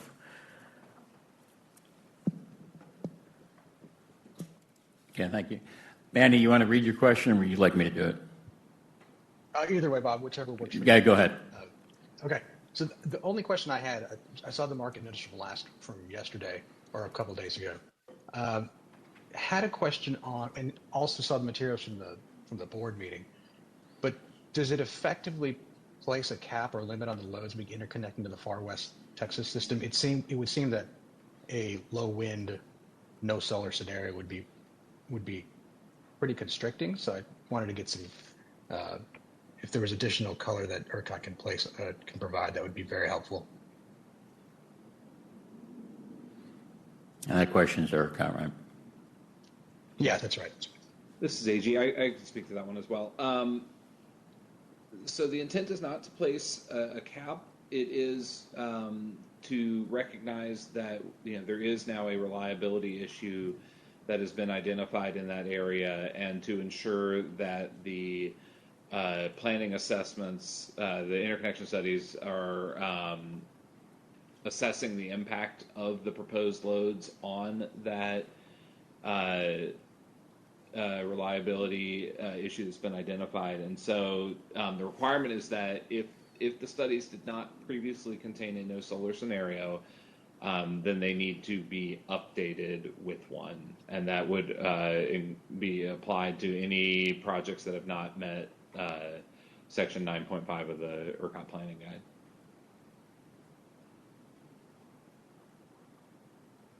Okay, thanks. Durga, you're up again. Thank you. So we received the market notice this week. Thank you for that. One question, AG, follow-up question on that. So what case would be picked up for that sensitivity? Is it summer peak case or HRML case? So there is no dedicated no solar or peak net load case that I believe SSWG is in the process of creating the first one, but if in the meantime TSPs should reach out to the ERCOT large load integration team. I think we've already gotten several inquiries, and so we're working with TSPs to help them establish the study criteria. So this is for a nighttime scenario, right, AG? So the best dispatch can be to full at this time, because we are thinking no solar scenario. So it is practical to dispatch the best to full. Is that a fair assumption? I don't think I'm ready to comment on specific study assumptions. We're working with the TSPs to develop those. But what exact scenario are we talking about? It's a steady state study is a snapshot scenarios, right? So it's not like 8760 study. So what snapshot scenario are we trying to replicate here? The intent is to replicate a no solar, low wind type scenario. So mostly evening time?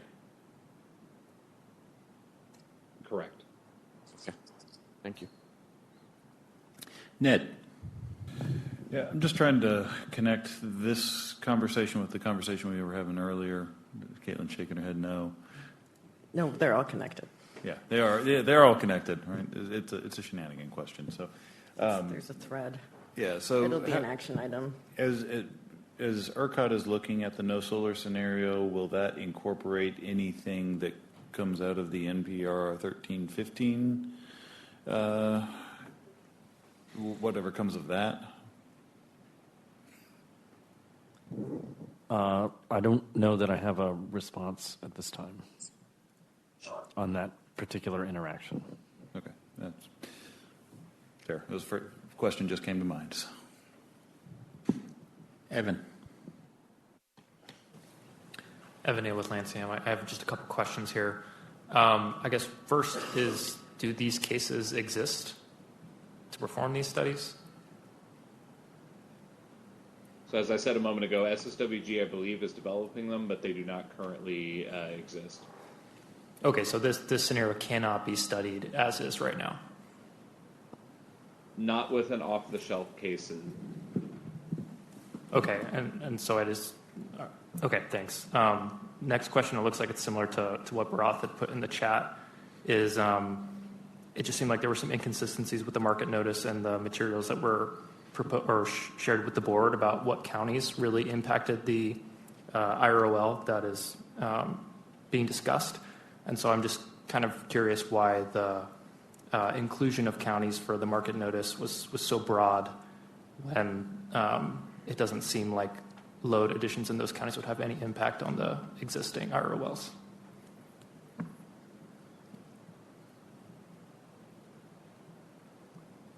Hey, Evan, this is Freddie. So just to answer that question, we did do an evaluation on what substations have, where if you were to add load to that substation would have a negative impact on the far west IROL. And those were the counties, those counties included those substations, and those are the counties that were included in the market notice. Okay, thanks, Freddie. That's helpful. Are y'all planning on sharing the details of that analysis? I guess I'm just curious what that threshold is. So they're basically any county that has a herding shift factor or has a herding shift factor. I don't know if we can necessarily share that just because of the ECII, but I'll see what we can do. Okay, I appreciate that. I mean, just because thinking of sensitivity there, like is it a 1% herding shift factor or like a 15% herding shift factor, I think would be significant information to understand. And then just one last clarification question on the market notice itself is, AG, you just said that it only applies to loads that haven't met the Section 9.5 requirement. So what about loads that are kind of outside that interim process? So I could think that there's probably loads on the system that have met 9.5 requirements, but maybe haven't met 9.4 requirements because they weren't required to meet 9.4 requirements, or can you just help me reconcile things that were outside the interim large load process, where those fit in? So if studies are not complete, this applies to as well. So if the project has not met Section 9.4, which is the completion of studies, then that would also fall under the scope of the notice, and those need to be updated. Okay, so any proposed RPG project with loads that meet that in those counties would be impacted?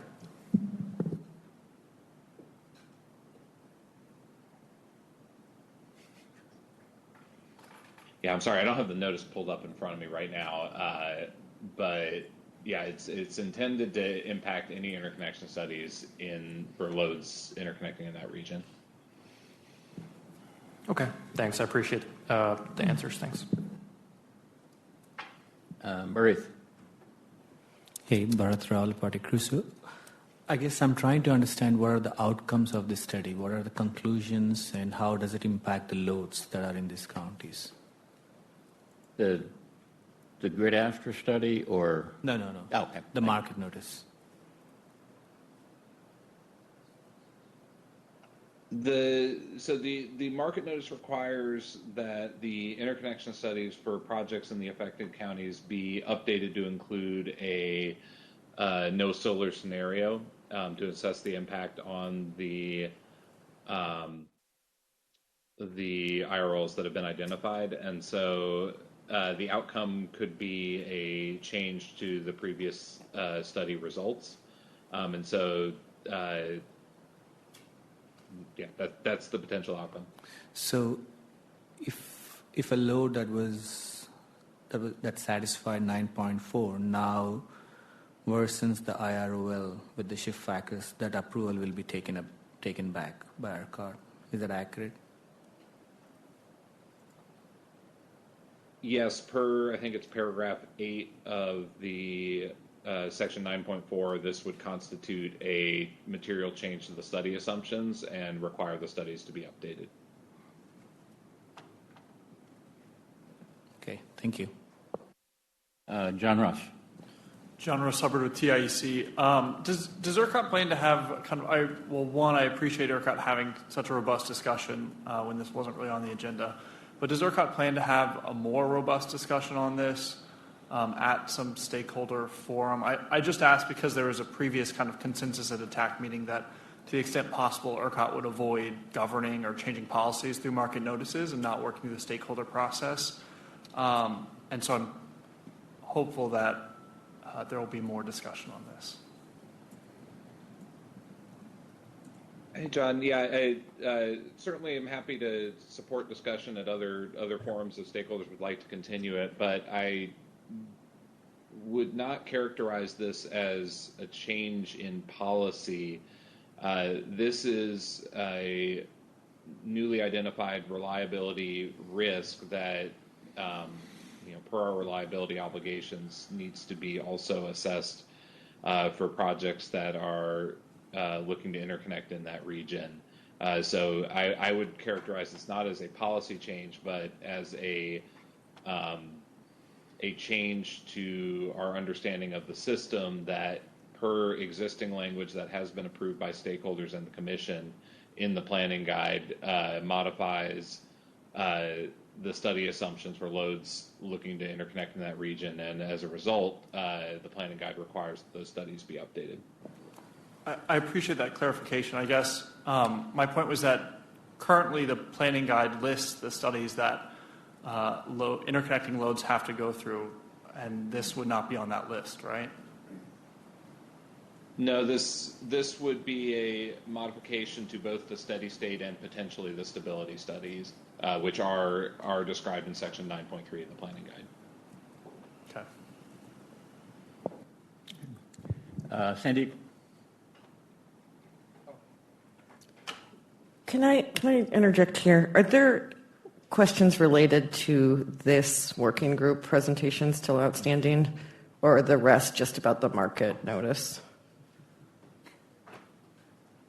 I don't mean this in a mean way. It's a real question. Okay. So let's take questions first if we need Bob up here still. I have one. On the next issues, the SSO requirements, are we headed towards a revision request there? Yes. Okay. And then on the CLR and BYOG, just coordinate with Matt. I think we're trying to keep, absolutely. the new information at the batch and the updates there, but that's what you're already doing. And then on slide 4, next time, can you put emojis? Can you say, like, Clean Greer did this, sad face, or happy face? Okay. And then, AG, would you like to take questions on the market notice now, or do you want, like, a break and to come back after lunch and maybe resume questions on that? I will defer to the will of TAC on that one. I'm happy to support either way. I think it's up to you, but to the extent it's sort of a big discussion in its own discussion, if ERCOT would rather do that later under ERCOT reports or other business, we can do that, or we can see if we can wrap up with these 3 questions now. I think let's see if we can wrap up rather than breaking up the discussion. Okay. Okay, Durga, you're up. So is there an exit strategy that ERCOT is hatching out right now, or that's going to take some time for the GTC? I'm sorry, Dirk, I lost the first part of the question. Can you repeat, please? Is there an exit strategy for this GTC that's already planned out, or it's going to take some time to come up with an exit strategy for this GTC? These two GTCs actually, north to far west, south to far west. I'm looking to see if. So this is Freddie. I can probably help with that. So that's currently being evaluated by our system planning team, and I think Keith alluded to this earlier, but I think ultimately what it will be is the 765 kV will probably be that. Part of it will be the exit strategy, but officially that's being reviewed, analyzed, and I expect that should be presented sometime in the near future. So we should be living with these two GTCs till 2030. Is that true? If 765s are the solution, they are going to come in 2030. So is that the solution? And if yes, then yeah, it keeps binding for west and far west projects. So just trying to understand if we have to live with this for the next 4 years. And is there a study that's coming? Because there is no specific study report that shows how the GTC came along. I thought it's a VSAT issue, but is there a report that's coming along for these GTCs? So initially, when we evaluated, it was a thermal cascading constraint, and that's with all lines in service. As you can imagine, there are some outages that will need to be taken in the far west to help construct additional transmission. But what we are seeing is that depending on what lines are outaged, it can introduce a voltage stability problem. So these are all things that we are looking at, we're considering, but it can be a voltage stability problem under certain conditions and certain outages. Yeah, one last comment. If an interim solution is something that we can come up with, that'll be great.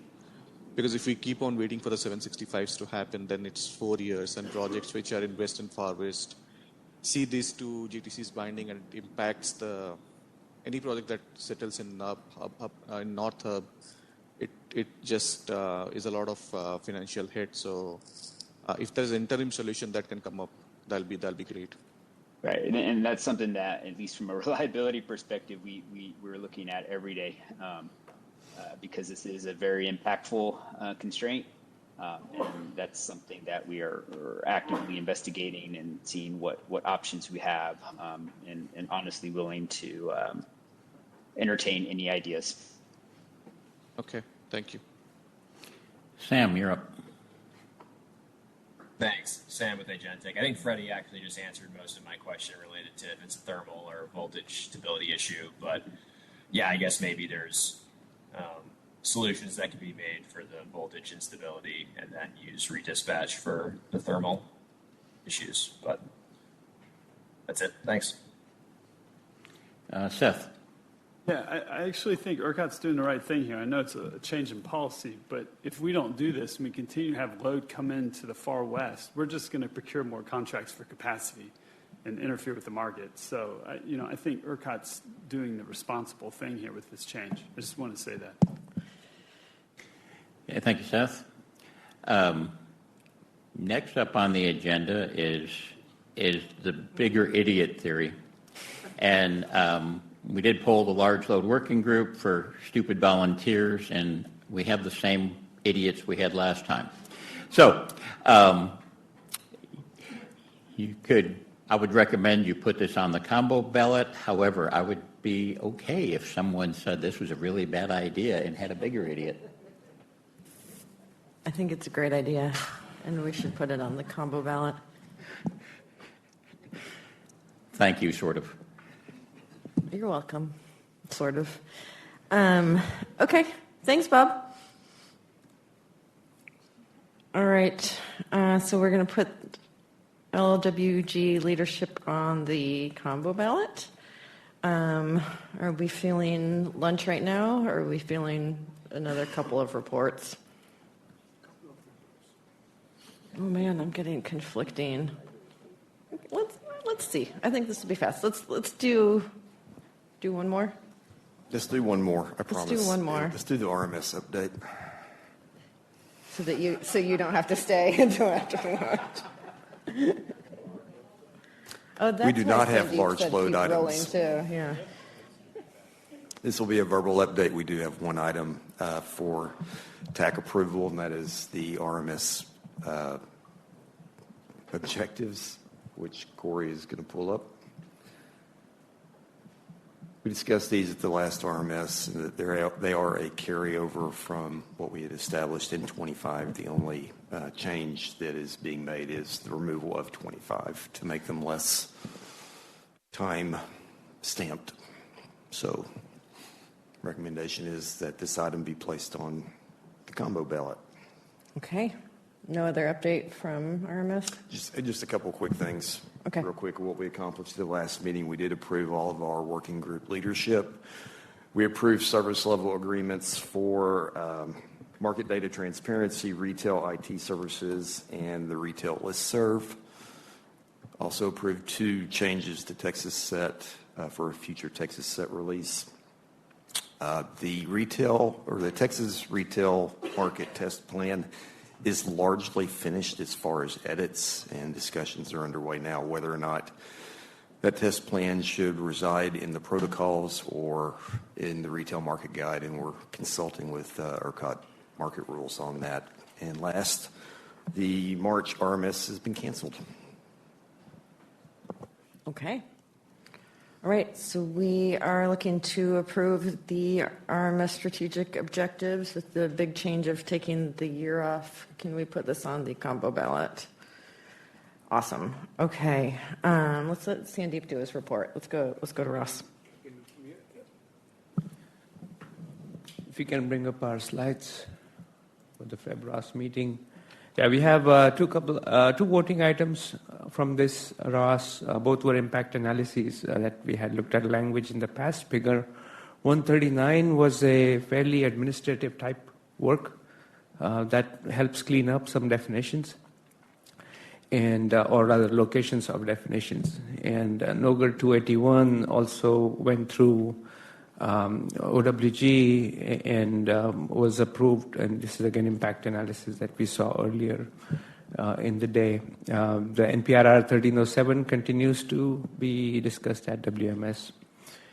Moving on into Ross actions, we have about, I counted, we have 25 revision requests in our queue of different sorts. 10 of them, I think, are related to large loads. One of them was discussed here, but a lot of them kind of fall in that category where they'll be addressed via the batch process. In the previous ROS, we looked at Figure 141. It was tabled and referred to PLWG. NPRR 1317, that is non-settled generation, that's also got referred to PLWG and NDSWG. They are also looking at Figure 140, which is related to that at the same time. And then we have NPRR 1319, seasonally mothballed periods. That is tabled at ROS. Expect more discussion at WMS to can guide what that looks like. Next few slides, I won't work through them, but they are in some form of either tabled for more review or waiting on a batch process or on other things. So if we scroll down to this slide, this is again appreciate all the members of the community who have stepped in and stepped up to represent these working groups. This leadership was endorsed at February ROS, and it's up here for your review. Moving to the next one, we have next meeting will be hybrid, March 5, and then April 2nd is currently planned as a WebEx only meeting. One thing to note, didn't mention, don't have a slide for it, was an open action item. We had an action item on EPA regulations and how they impact ERCOT market. It has been open with us for a couple of, I would say, years now. Ross never really took it up because it was almost looked as a WMS-led action. And so we are looking to TAC again to see if WMS has worked through it and there's no need to take it up at Ross again, we will seek that guidance.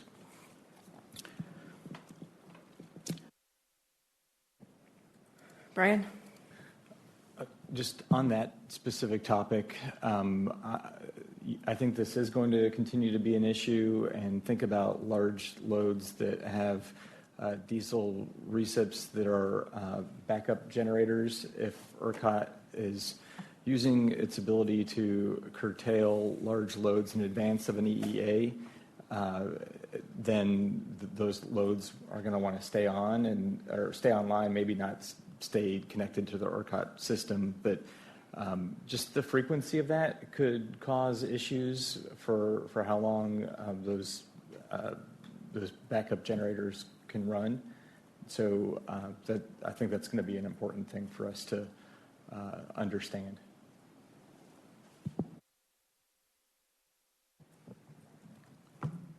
Yeah, Martha Henson, just kind of thinking ahead to later in the meeting where we will talk about this under the open action items. I guess I'd just like to ask you to think, Brian, about whether that's something Ross can take action on right now. It's not clear to me that there's something they can actually do. So maybe just be thinking about that so we can, kind of figure out what to do with that later in the agenda. Is Brian the champion on this one? I think it's going to be related to the protocols for net metering conditions that when you say right now, probably not right now, but it will be something that is in our workflow at some point. And, last September, I think it was, ERCOT had this really great slide that showed how they were thinking about curtailment in advance of an EEA or during an EEA. And so then there could be conditions that are placed on, a large load that's co-located with an existing load or that has 50% backup generation. And so I think the directive in the PFA in which project is it? It's 58479 directs ERCOT to put together protocols, and so this is related to that. Okay. Blake, you're not prepared to give a WMS update on this action item right now, are you? Yeah, if you'd like it now, I was going to give it in a. Do you want to take it up? In the agenda. Is this going at the end where we're doing action items, or does it require more offline conversation? Well, I'll just give my perspective. WMWG had discussed this EPA action item, had decided conversations had concluded. I think Brian brings up a really good point, but also action items are used for something to track an issue that may not be covered by rulemaking or an NPRR. So maybe not a need to have this as a action item, hoping that it will fall into one of those buckets is something to think about.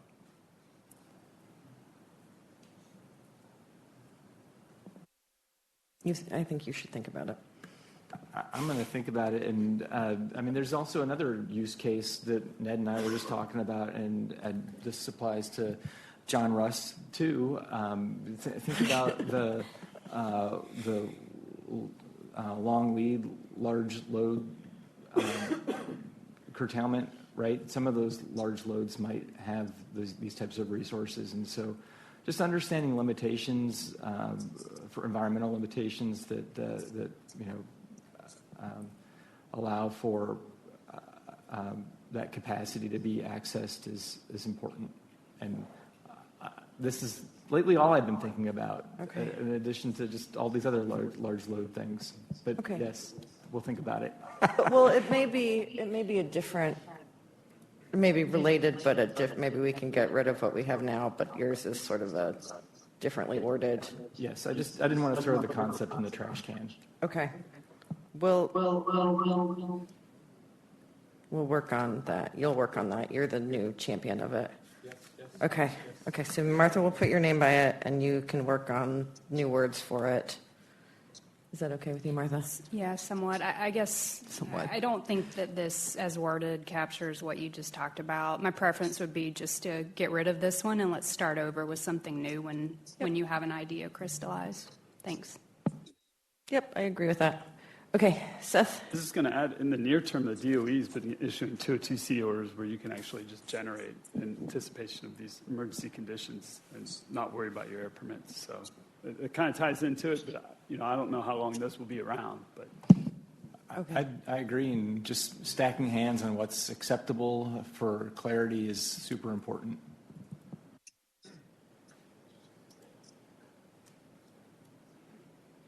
Okay.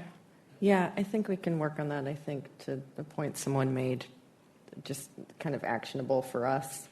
But I agree that maybe we scrap the current one and this is a new worded one. Okay. Well, can we go back to the future meeting slide? So we had a request from the TAC Vice Chair to, I think, have a kind of identify better in the voltage ride-through requirements where we are at maybe next TAC, right? Like where we have agreement, where the issues still are. Okay. So we'll get that from you. And then we can work with you if you feel like you need to schedule more ROS meetings, maybe one more, just in the case of the batch load PIGR getting through ROS. So just let us know and we can support you on that. I was looking, sounds like we have two opportunities to review and maybe approve. And depending on how we go about that review, if most of it happens via the workshops, then we may be okay, but we'll stay in touch on pending what sort of language we see. On the NOGR 282, sounds like we should be on the right track, at least from the ROS items. But to the extent there are any, I'll bring them up at the next TAC meeting. Okay, that makes sense, and we'll just work with you on the batch PIGR, and maybe that could be back to back with one of the special PRSs or something. But we'll work with you on that. Okay. Can we break for lunch now? And then two voting items, yes, that are in front of me, or were in front of me. So from Ross, we have two voting items. We're looking to recommend approval of PIGR 139 as recommended by Ross in the 2.5 Ross report, and to table NOGR 281. Can we put these on the combo ballot? Okay, let's do it. Come back at 12:45. All right. Okay, we are back from lunch, only 6 minutes late. That's actually pretty good. I think it's actually probably a record. So before we go to WMS report, we are going to do a very special announcement from Keith. But this is a good or sad. It's different than the earlier very special announcements from Keith. Yes, these are not the same special announcements, and I think there are some that know, some that don't know. But I think Dave Maggio, his last day with ERCOT is on March 12th. So this is his last TAC meeting. And so I know many of you know Dave. He's been around since 2007. So many of you have worked with him. He was instrumental, obviously, in the nodal launch. He was also instrumental with the most recent RTC plus B launch. He's definitely was important when I came on board. Was one of the first people that I had met, and so he's been a big part of ERCOT. He is starting the next chapter of his life, and that's coming up in a few weeks. But his last day is coming up, and so when I look around the room here, there's a lot of either former ERCOT or former IMM or former PUC. And so I know this isn't goodbye and farewell. This is we'll see you later. In some way or fashion, we'll see you later. Somewhere, someplace, somehow. Maybe in a different hat, maybe a different place and time, but we'll see Dave again for sure. And so I wanted to give folks a heads up and turn it back to Caitlin. Thanks. Okay, I'm going to go to McHugh. Brian. Dave, congratulations. You've more than earned the confirmed right. Dave is on. Dave, are you on? Are you on? Well, I am, thank you. Okay. We won't make you give a speech yet, but it's good to know you're there. I ahead, see your Brian. face here on the top of my little WebEx. You set the standard for me in a lot of things. One of them is just how to work with someone when you disagree with them on an idea that they're saying, and it's just you've always been a joy to work with. May not be the president of the Dave Maggio fan club, but I'm definitely a member, and just I wish you the best, and congratulations. Thanks, Brian. Blake? Hey, Dave, it's Blake. Some of y'all may not know this, but I actually did a 6-year bid working for Dave on the market analysis and design team, and he really took a chance on me. I was a finance guy, and that team was PhDs and very, very smart engineers, so I was very out of place, but I'll forever be grateful for that opportunity. There was never a meeting or an interaction with Dave that I didn't learn something new, and that still continues today. So, Dave, I really appreciate your guidance over the years. Proud of you, excited for you, and best of luck. Until that comment, I thought you were a very smart engineer, but it's good. It's good to know you're a finance guy. Cat's out of the bag. And Andrew Reimers, I think we have Andrew trying to call in from a plane. I'm coming in from the airport. My flight was delayed, so that gave me just enough time to call you guys. Hope it isn't too loud. I actually worked for Dave with Blake on that market analysis team, and if you guys think I'm obnoxious now, you should have seen how obnoxious I was when I was 27.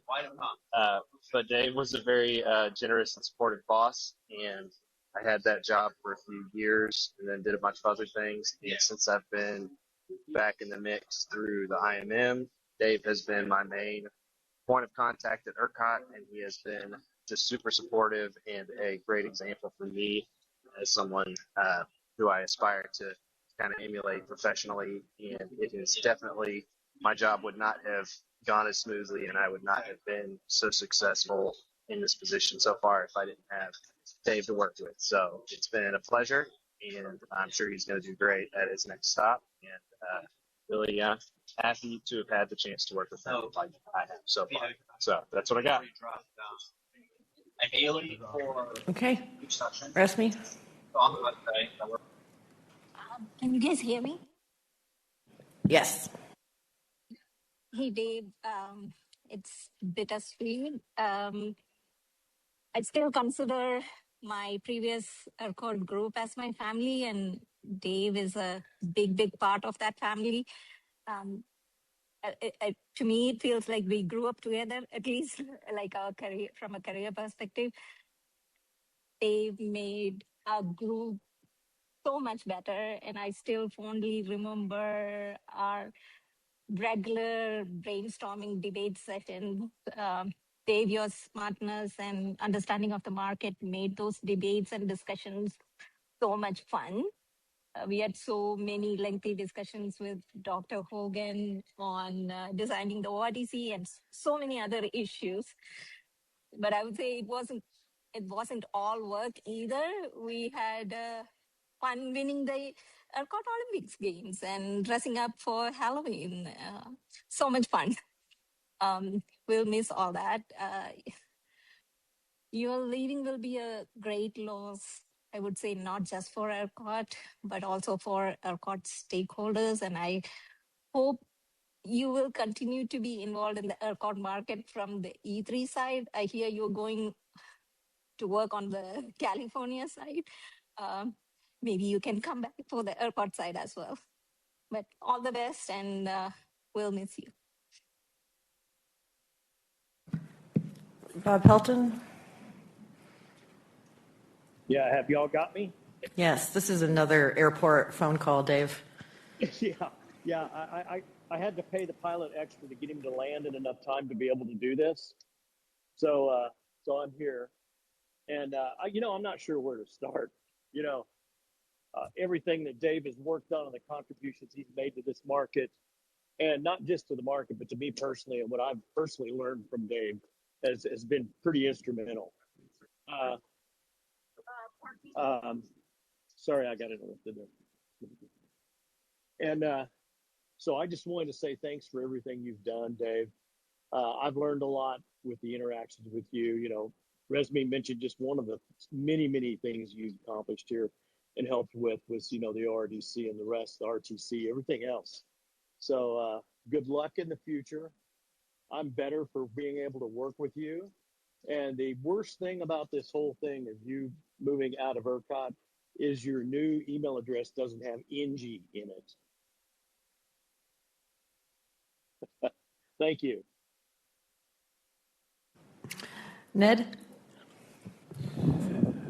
Well, Dave, I agree with a lot of the great things that have been said. The one thing I want to add to that is I've always appreciated just how talented you are at taking very complex and technical matters that a lot of folks come at with, sometimes, including myself, not with full understanding, but certainly with an interest to try to understand it and an interest in the outcome. And you've always been very good about engaging directly on level and helping break it down in ways that all the different stakeholders can engage with, identifying what the real concerns are and finding solutions that help make consensus happen to the extent that we can. And that's something that I think all of us as stakeholders will need to embody in the Dave Maggio spirit as you move on to your next chapter. So thank you for being a model of that.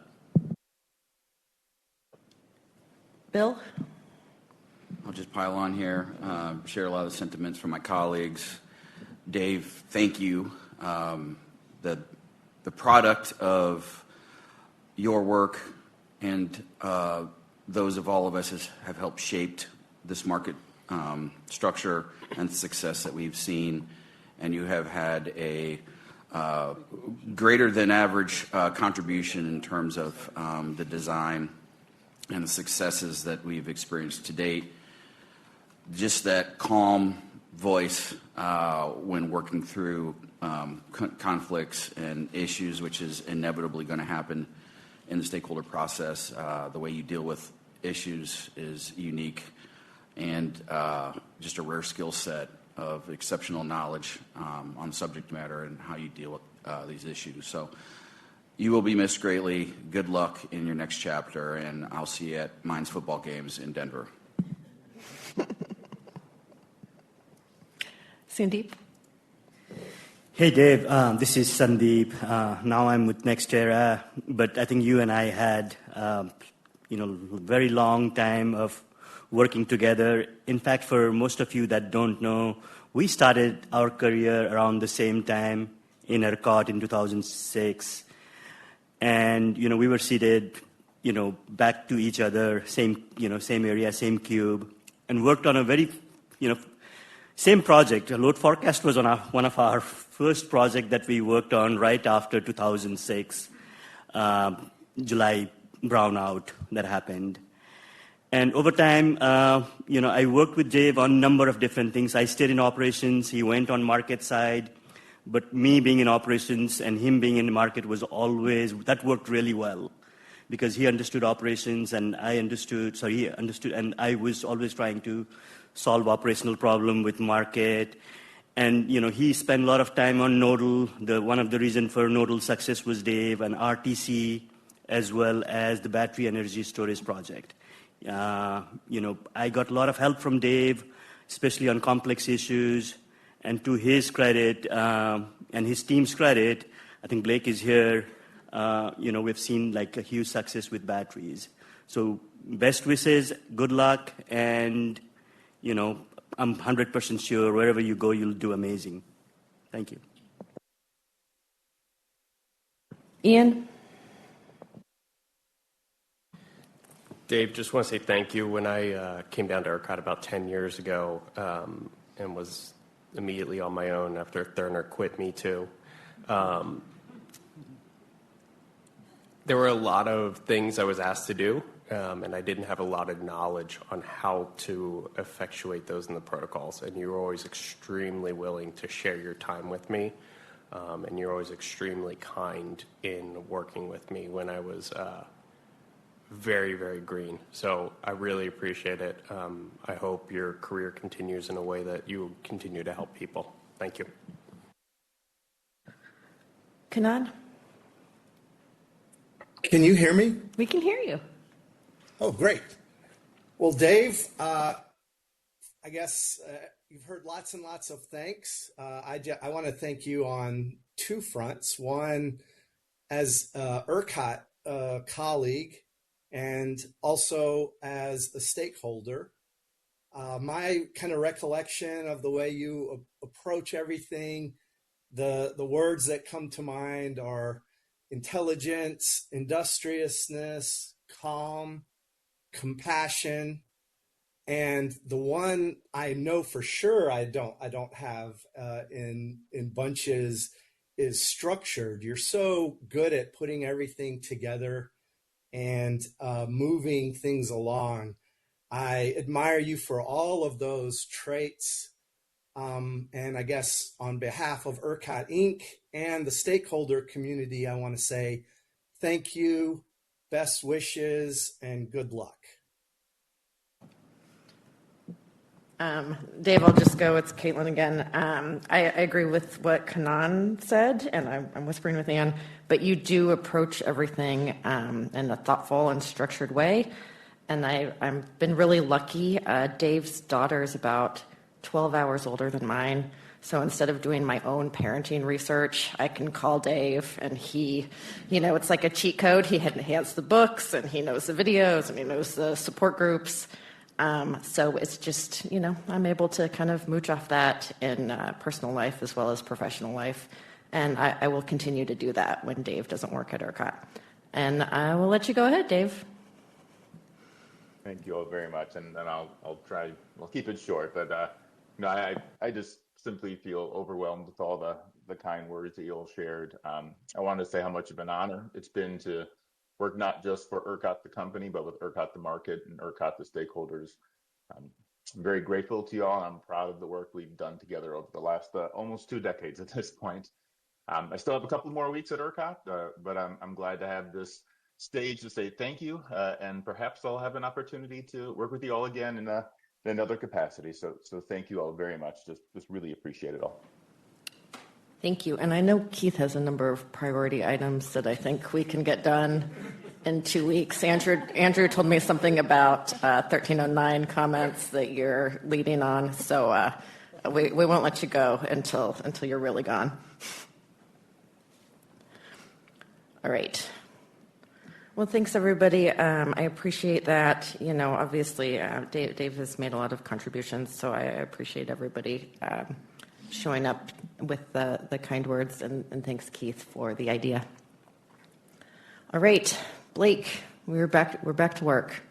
I got to follow that, huh? The finance guy has to follow that. All right, Blake Holt here with WMS. Wanted to give y'all a preview of discussions that are to come and some discussions we had at our February 4th meeting. As we discussed earlier today, NPRR 1315 will get its first discussion at our next meeting, which will be March 4th. I did see that some comments have since been posted, so I would recommend folks digesting those quickly. We'll also have 3 more RMR-related discussions to get through at our next meeting as well. So, Martha, I did like your suggestion for LLWG to bring back like a more discrete set of issues on certain items. I will try to do that for 1315 for my next report, so we can make some more progress on that. In terms of things we did at the February 4th meeting, we referred NPR 1317 to DSWG. We also approved NPRR 1313, which is one of the RMR suite that came to us. VCMRR 047, that one's related to the Planning Guide Glossary Transition, or NPRR 1314. We approved that one as well, along with our working group leadership, which is on the next slide, and the annual update to the CRR calendar.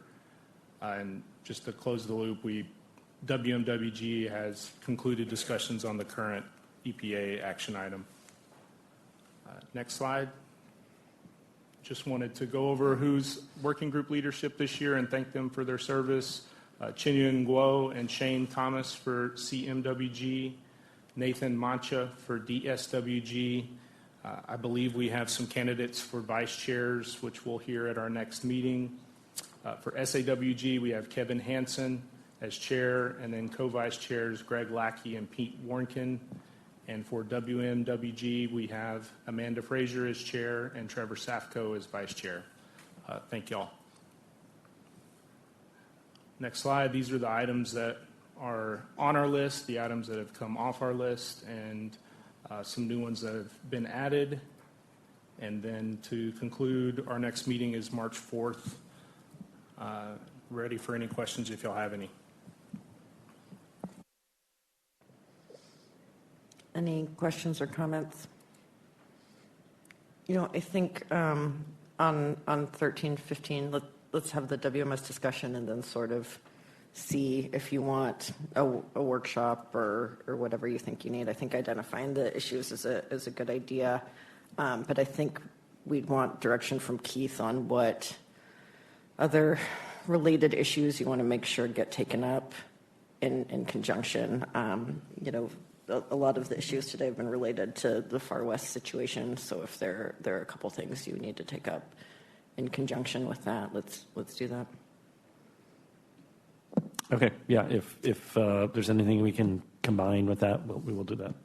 Okay. Okay. Voting items.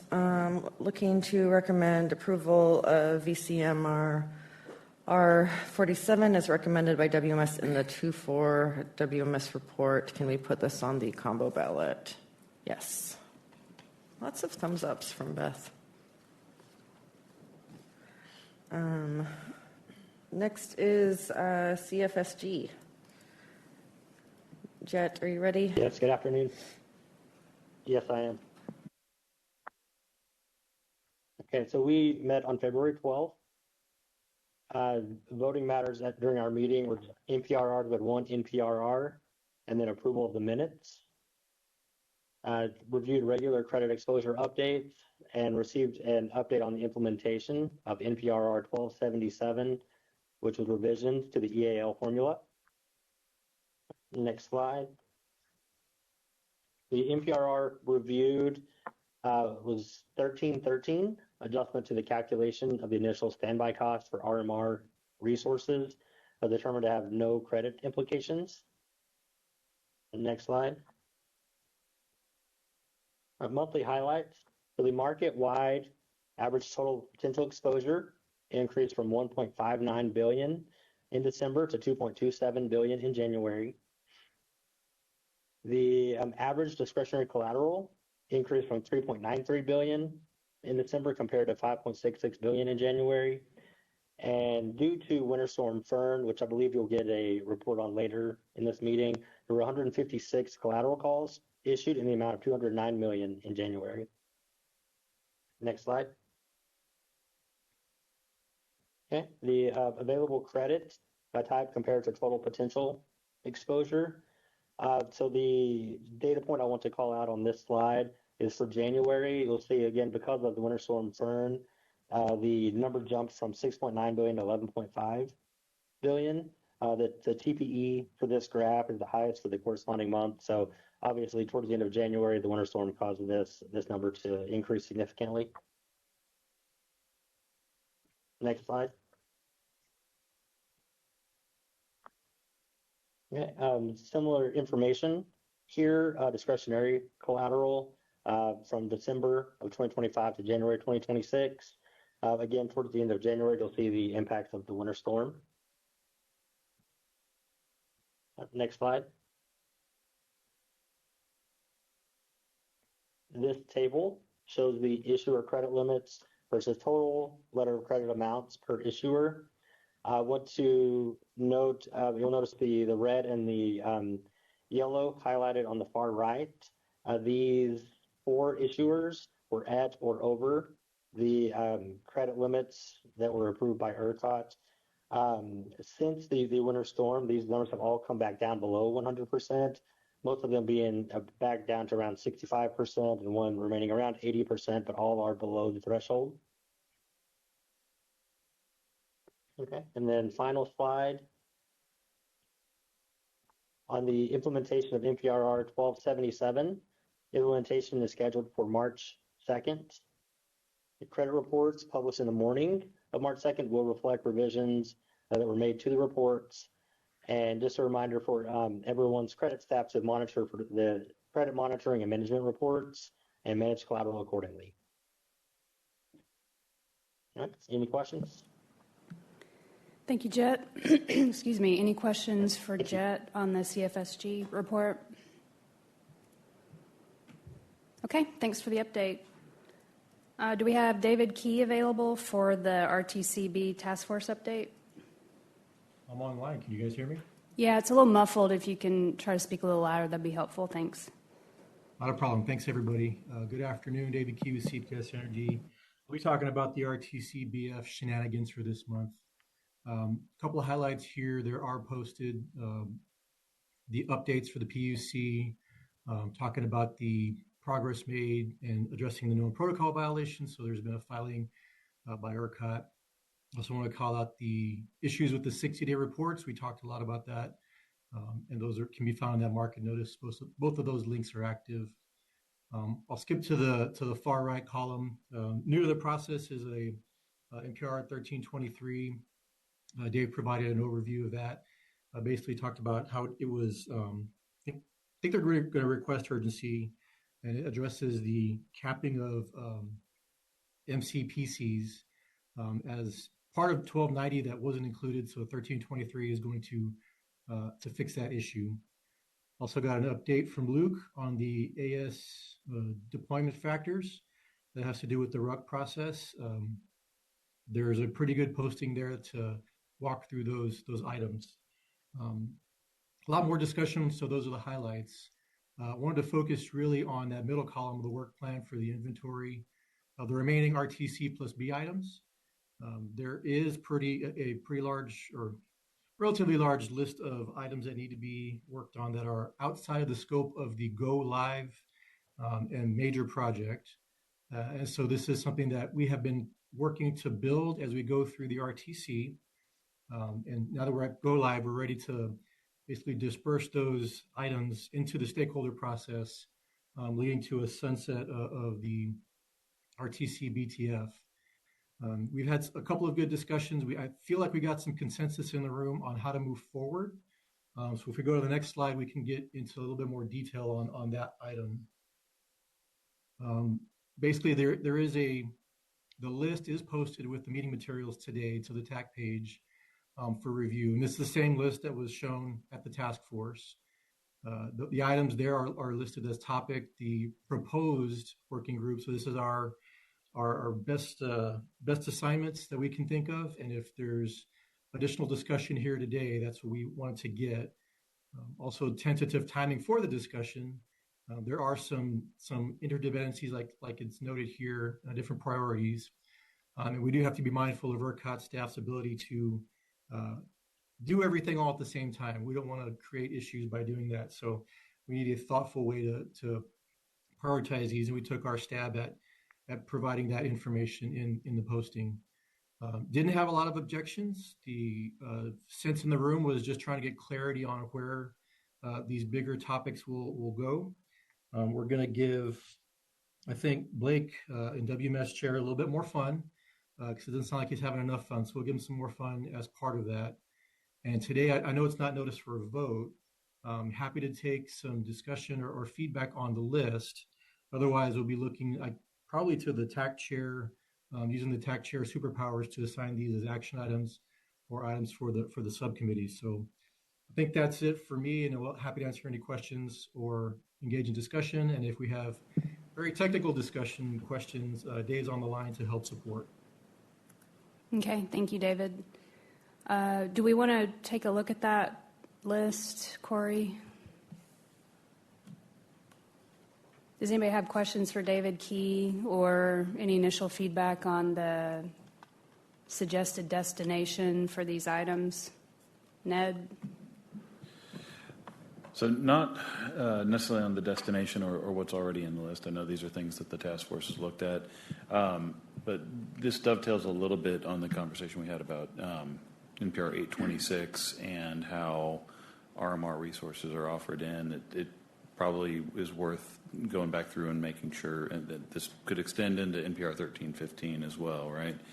As we're looking at out-of-market resources, just going through and making sure that we've addressed all of their impacts in the real-time co-optimization operating environment. Now that we're seeing how those play out. Okay. So just another one to add. All right, other comments? Looks like a lot of these are either WMS or WMS working groups. Blake, do you have any reservations about taking these through WMS and distributing them as the assignment suggests here? No, looking through the list, and I've looked at this prior to the meeting, the assignments thoughts seem appropriate to me. But we can get this on the next agenda for an introduction to folks and field other thoughts in the room, but they seem appropriate to me at this point, and I'll check the group's pulse. Okay. Ann, is there anything we need to do procedurally here? Just take it and go. Okay.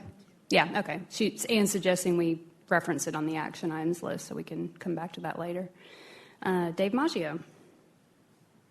Hey, Mark, I really wanted to mention this in light of Ned's comments. It's just one thing I want to make sure folks are very clear on as they take a look at this list is this is really capturing things that we had talked about as part of the task force in the last year and year and a half or so.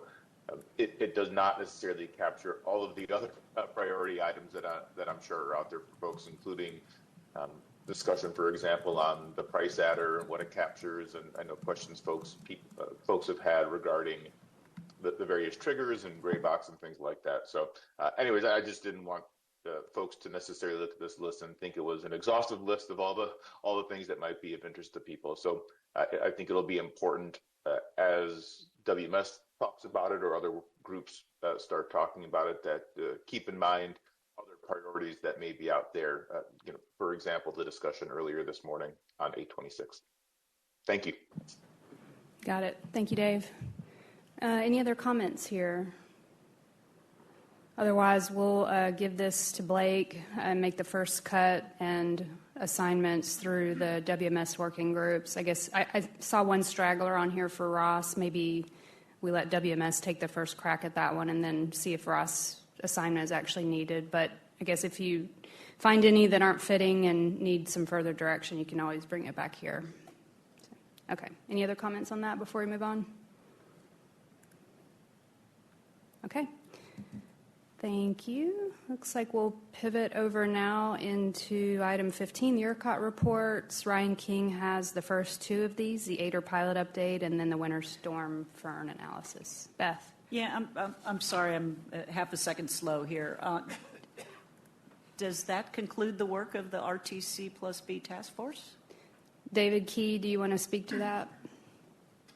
Yeah, I think that is largely the ask is to make sure that we've wrapped it up. I think we'll probably have maybe one more meeting. We'll have to talk with Gordon and probably some others to see where we're at. But I think that is the direction. Now that we've gone through Go Live, we have the post Go Live list, active and working through all that. Everything seems to be now steady state, and so that's moving into the subcommittee. So I think the intention is to sunset the task force very soon. Okay, but you're not ready to do that today. You got one final closeout, it sounds like? Okay, perfect. Very likely, yes. Thank you. All right, Ryan, floor is yours.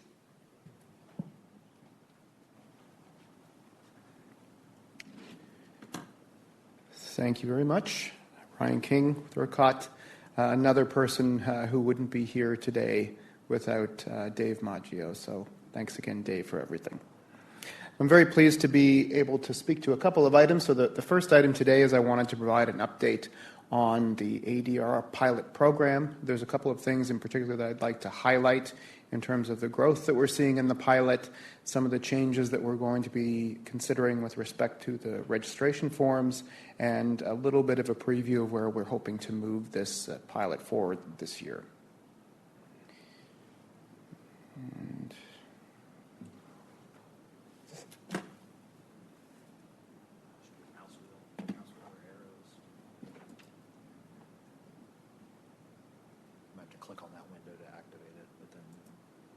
there we go. Thank you. So a good news story is that the ADR pilot is growing, and it's been growing significantly, particularly toward the second half of last year and into this year. What I have here are some summary statistics that are usually part of board updates. What you can see here is that now we actually have 7 resources fully participating in the ERCOT market as ADR resources.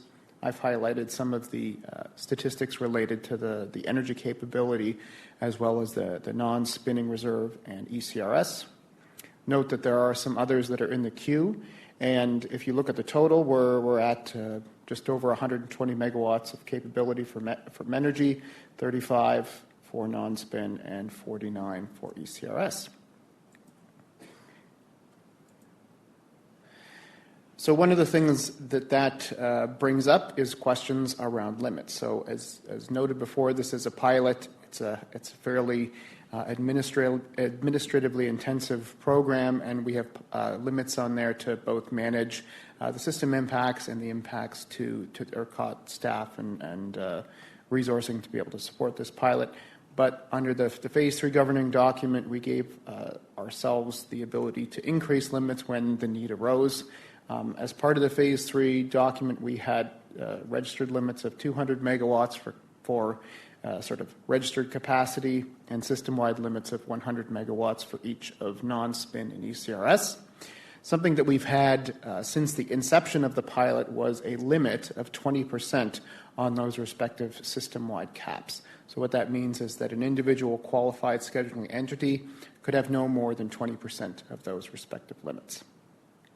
As I noted, the governing document does provide ERCOT with the discretion to increase limits when the need arises in consultation with TAC, and that's one of the reasons that I'm here today.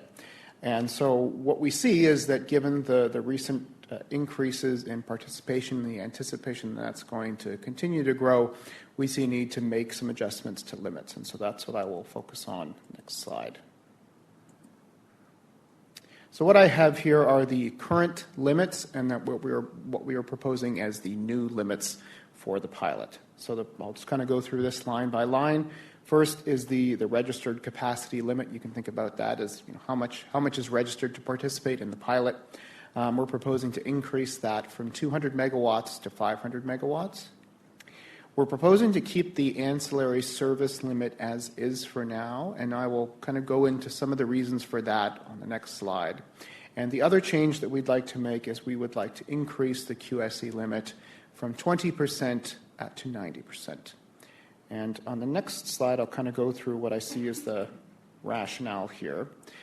First of all, the higher capacity limit is just we want to make sure that we're not getting in the way of growth while continuing to make sure that we're managing the administrative burden of the pilot. So we see 500 megawatts as an ability to continue to support growth while still having a little bit of comfort that we're keeping this within manageable limits. Based on some discussions that we have had, mostly internally, I think there still is some concern with moving too far, too fast on the ancillary service limits. That's not necessarily to say that there's been any issue with performance. However, there are some built-in, what I'll say, limitations were done by design based on moving this pilot forward that we would need to look more closely at if we want to have these become a larger part of our market and enduring part of our market design. And specifically, I've noted here are the modeling of these resources. What are these resources actually composed of? Making some headway in terms of automation of registration, looking at how we dispatch them. Using the use of load zone shift factors can mean that when we're dispatching them, that could have there could be quite a difference between the basis for the dispatch and their impact on system congestion, as well as, again, this is part of the underlying nature of the resources. If they're comprised largely of batteries, should things like state of charge be more integrated into their participation? And I do see there's a couple questions here. I'll just finish this and then we can go to the questions here. The higher QSE limit rather was, again, when we started this pilot over 3 years ago, the thinking was that we wanted to make sure that there was opportunity for different participants and different participation types in kind of keeping with the learning nature of the pilot. And we were concerned that one technology or one group may take advantage and kind of crowd out the field and make the limits crowded out and not getting that diversity. But I think after a period of 3+ years, we feel that we're probably comfortable moving that QSE limit up. So that will allow for the continued growth in the resources that are participating today, but it does leave a non-trivial amount for smaller aggregations to continue to participate. So I will pause there and see if there are any questions. Yep, you got Ned with a question. All right. Thank you, Ryan. And I'm glad to see that the program is growing. I noticed the exclamation point on the first slide. So I know that's been something that you've been looking towards. And what I wanted to ask is, is that can you characterize where that growth is coming from? Is that from multiple queasies? Is that mostly in the phase 3 non-controllable load resource participation model, or is it more in the phase 1, phase 2 model? So it's mostly among the existing set of QSEs that are participating today. They're anticipating more growth now that they have kind of, I don't want to say mastered, but they figured out a business model that seems to work for them. They've been able to meet all the telemetry requirements. Now they're moving at scale and they want to continue to expand, and we want to continue to support that. I will say you did mention the non-controllable load resource to date, and I just want to note to date, we haven't received an application that would want to participate under that framework, but of course it is available, and we will update as and when that fulfills itself. Okay, I appreciate that. Initial reaction, one is, I think we've had this conversation before. This is definitely the better model for trying to get load resources in, and I'd say preferable to the residential demand response program. But this is growing. That's a good sign. And on the queasy limits, initial reaction is 90 seems high. But as you're taking the total up, and if you're seeing more engagement from different queasies, that may be something to consider. But overall, I think this is a good news update, and congrats. Thank you, Seth. Yeah, I just have a question about the aggregate DERs that are offering in the market. Do they offer like 24/7, or are they sometimes offering, sometimes not? Like, what does that look like, the actual participation? So to some extent, it does vary. I think for the most part, there is a kind of daylight-based offering that goes on. It may vary by resource, but it kind of depends a little bit. Not like they're sitting out one day and participating the next day.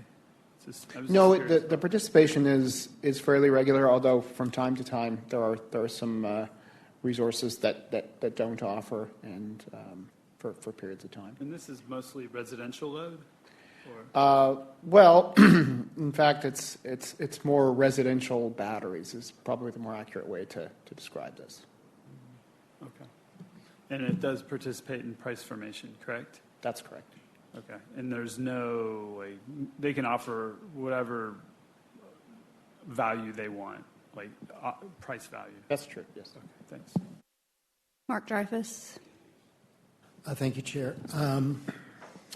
As I've noted for many months as we've discussed this topic and also the related NPRR 1296, commercial consumers are big supporters of this program, and we are very happy to witness the success of this program.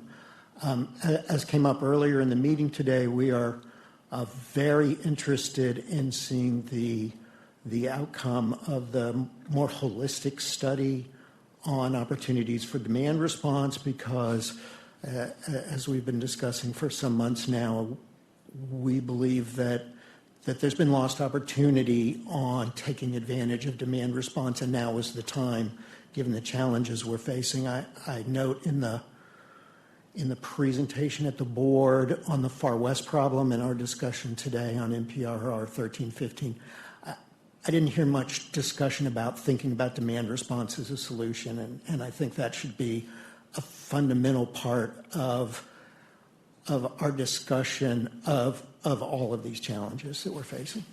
On this particular presentation, we've had some discussion, particularly at WMS earlier, I guess late last year, about the trade-offs between the possible residential demand response program and the ADR program. And I thought at that time that I heard some resistance because there were barriers to participation in the ADR program that were just difficult to overcome. And it appears to me that does not seem to be the case given the growth in the program. And so if there are barriers that parties are concerned about for this program, then I think we need to bring those forward and have that discussion pretty soon, because this does look like a success that we can build on. I do have one question for you, Ryan, and that is, at what point have we reached proof of concept so that we can transition from being a pilot program to just a regular part of our market? Thanks.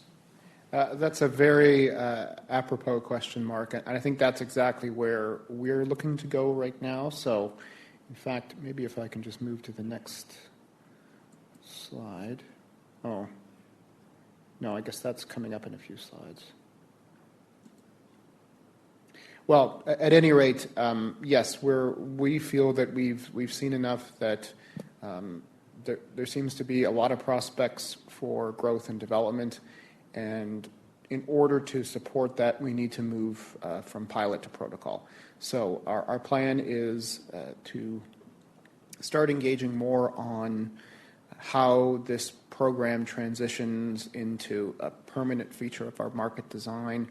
And in particular, some of the things that I'm noting here, the questions around the modeling of DERs, registration, the basis for dispatch, and also just a reflection of the fact that these are not, or they may not necessarily be homogeneous, like the word ADER actually is meant to imply heterogeneity. But if they are, for instance, aggregations of batteries, should we start thinking about them as batteries rather than pretending they're load, having them provide having their state of charge go into SCED, those type of things. So those are the kind of questions we would like to address as part of a larger move from pilot to protocol. Okay, next in the queue is Mitch.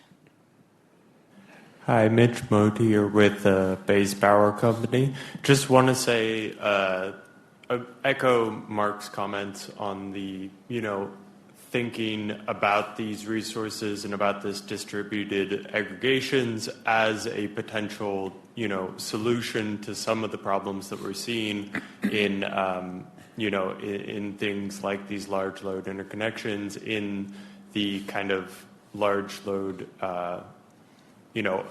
additions onto the grid. Also wanted to ask if there is any plan or kind of outlook on the kind of shape of that NPRR and any potential additions beyond what is already in the pilot program, or if that's going to be more strictly related to just what is kind of enshrining what is already in the program. So I think our expectation is that we would want to certainly take the lessons learned from the pilot, but we would not consider ourselves completely bound by the terms of the pilot. For instance, as you will be aware, the requirement that these are modeled always as loads all the time. It was a deliberate decision, and it made a lot of sense for the purpose of the pilot, but it may be something worth revisiting. Similarly, whether just pretending that they're all in one location, again, that's something that as the resource matures and develops, we might want to revisit as well. So those are the kind of, I suppose, policy questions that we would want to work with stakeholders as part of an NPRR. But yes, we'll certainly be looking for the input and experience of stakeholders to help inform what that NPRR looks like. Jennifer. Jen Schmidt from Rhythm. I also echo a lot of Mark's points. I guess I would add that the telemetry requirements for the ADR pilot doesn't make it difficult to have a true mass market demand response program. And so I think 1296 is tremendously important for actually addressing residential and small commercial demand response. ADR has a very particular use case that is less heterogeneous than I think it was originally conceptualized to be. Bill? Yeah, similar to what Jennifer said, the barriers that Mark referenced to still exist. This is basically becoming a battery program, which is great. The more proliferation we have of home battery systems that can be aggregated together, that is uniquely suited for the design of this program.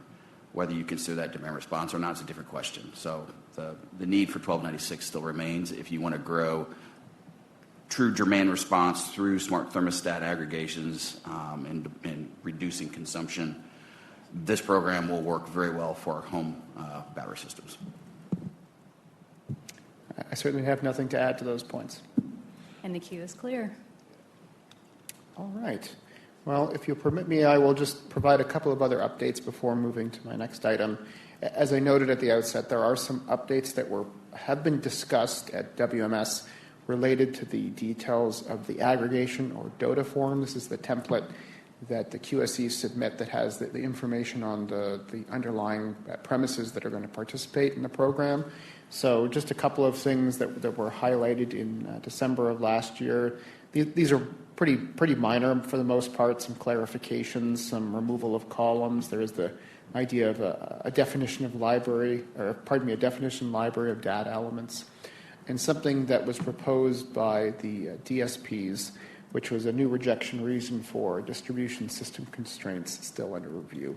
So we're kind of close to finalizing that, and we'll plan to send out a new market notice once those updates have been finalized, and then the new forms would be posted on the ADR webpage.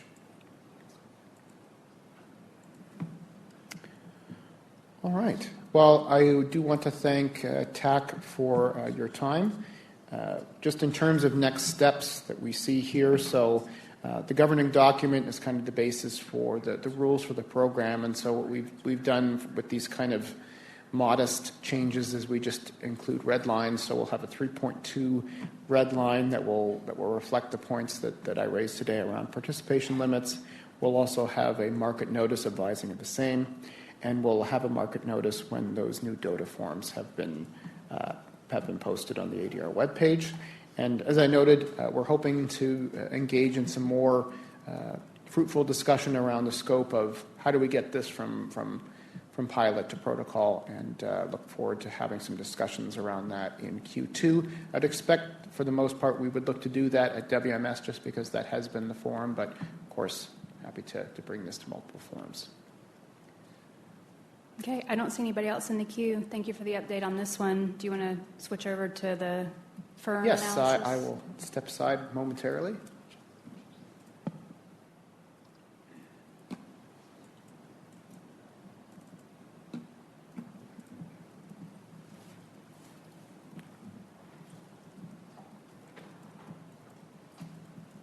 Okay, well, thank you again.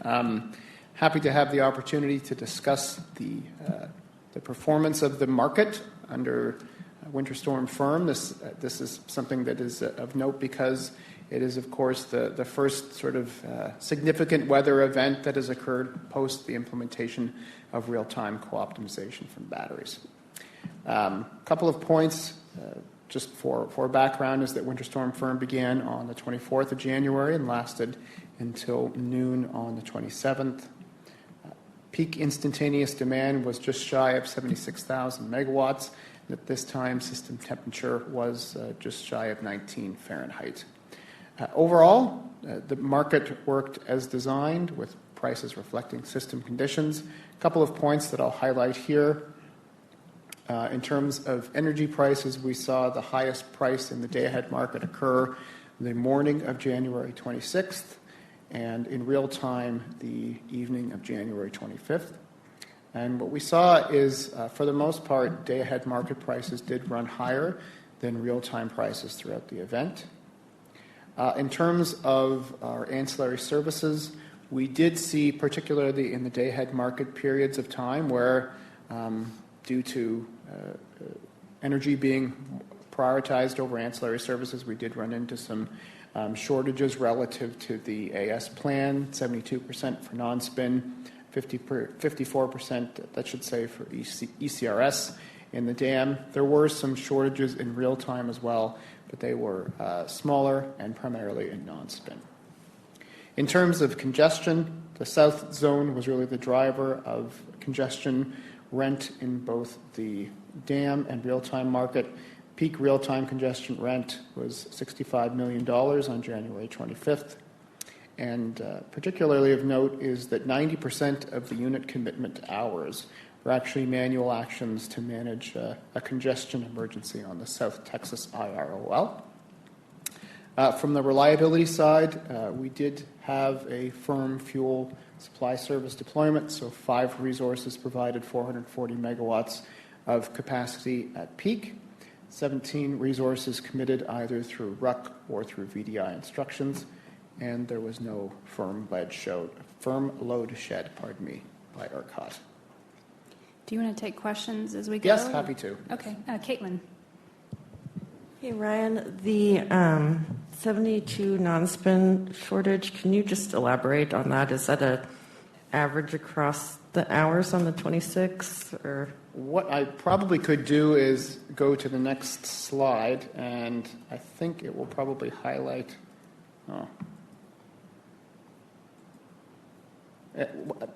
Maybe what I'll say is I'll get into that a little bit more.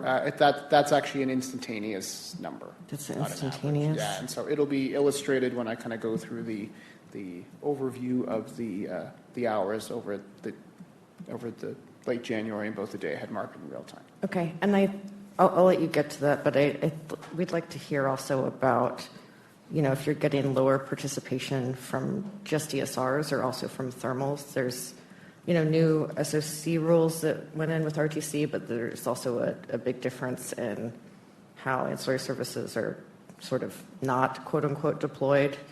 And so we were wondering for more information on what's driving the shortage. Sure. Well, I can certainly get into that when we go into that slide. And then if there are questions I can answer here, happy to. Otherwise, happy to take them back as well. I think I'll save more comments for after that slide. Okay. Beth? Just a couple of quick questions I wanted to tie together. So most of the RUC hours were the manual to address congestion. 17 resources committed either through RUC or VDI. Were there VDIs associated with managing the South Zone congestion as well? Or yes. So all that lumped together. And then do you know off the top, or could you share off the top of your head, the volume, the number of units that have firm fuel supply service agreements? We had 5 resources out of how many? So I do know that we have planned a kind of more holistic, rather firm fuel supply service presentation that we do at the end of the period, but I could certainly get those numbers. I don't have them handy. if anybody knows, my walking around number is like maybe a dozen units have firm fuel Okay. contracts. Somebody correct me if I'm way off base, and that's maybe close to 1,500, 2,000 megawatts. I'm just trying to put that firm fuel usage in context of the overall supply. Okay. Blake? Blake Cole, LCRA. Ryan, I didn't see an appropriate slide to ask this question, so I'll just start off here. We had some questions about the load forecast, the day-ahead load forecast on the 26th. We've heard some commentary here and there that school and business closures may have been the reasoning behind that. I'm curious if that was the whole reason or not. Also, have y'all looked at making improvements to the process for the next event? And just general questions on, is price responsive demand accounted for in that day ahead forecast? If not, why not? Those are some questions we have. So based on some of the discussions that I've been party to, I think some of the assumptions on how much some of the large industry and folks actually being in the office would drive demand, and to some extent that change had a big impact. Sorry, what was the second question? Is price responsive load accounted for? Accounted for in the forecast? I believe it is, but I don't have in front of me the exact manner that it is provided. Thanks. Seth? A quick question on reliability tools. Did you use the tool of the 202C order that you all applied for with the DOE, the backup generation? So it's my understanding that was applied for, but we did not actually call on any resources as a result of that. Okay, interesting. Thanks. Brian? Hey, I'm hoping to take some work off Ryan's plate and just respond to Beth's question in real time. And ERCOT puts out this handy FFSS procurement summary, 32 different resources, and total megawatts procured is 4,250.4. So I was half off. All right. Thank you for And, sharing. My pleasure. I'll send you separately this info, but you can cross it off your list there, Ryan. I could find it if I was really motivated, so it was much easier for you to find it for me. Thank you, Brian. You're not that different than my dad, where he just asked me questions, and I'm like, well, let me Google that for you. So. Blake? Okay. Q is clear. All right. So as noted here, what I'm kind of showing is a comparison between the day ahead and real-time hub average and ancillary service prices. So as you can see, the day ahead market prices were elevated in the 25th and certainly in the 26th, particularly in the morning, but less so when it came to the real-time market. There were some elevated prices in the evening of Sunday the 25th, but I guess less pronounced than they were in the day ahead market.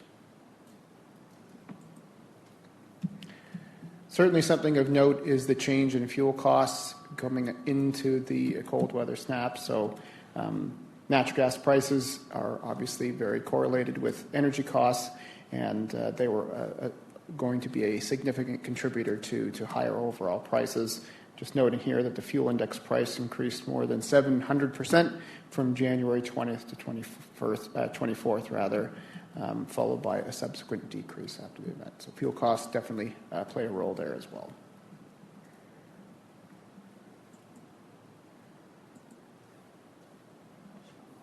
Oh, yes. Just from a natural gas perspective, and given the increased export of LNG and those kinds of prices for natural gas in this region, from ERCOT's perspective, was there any impacts seen from either a load, a reduced load, as some of that gas may have come back into the market to put into power plants? Was there any interaction? Was any interactions with the LNG compression noticeable during this event? Is the question I'm trying to spit out. Yeah. So that might be one I have to take back, Beth, but I'll certainly track down an answer if we can find anything related to that. Might have been noticeable, and that's okay too.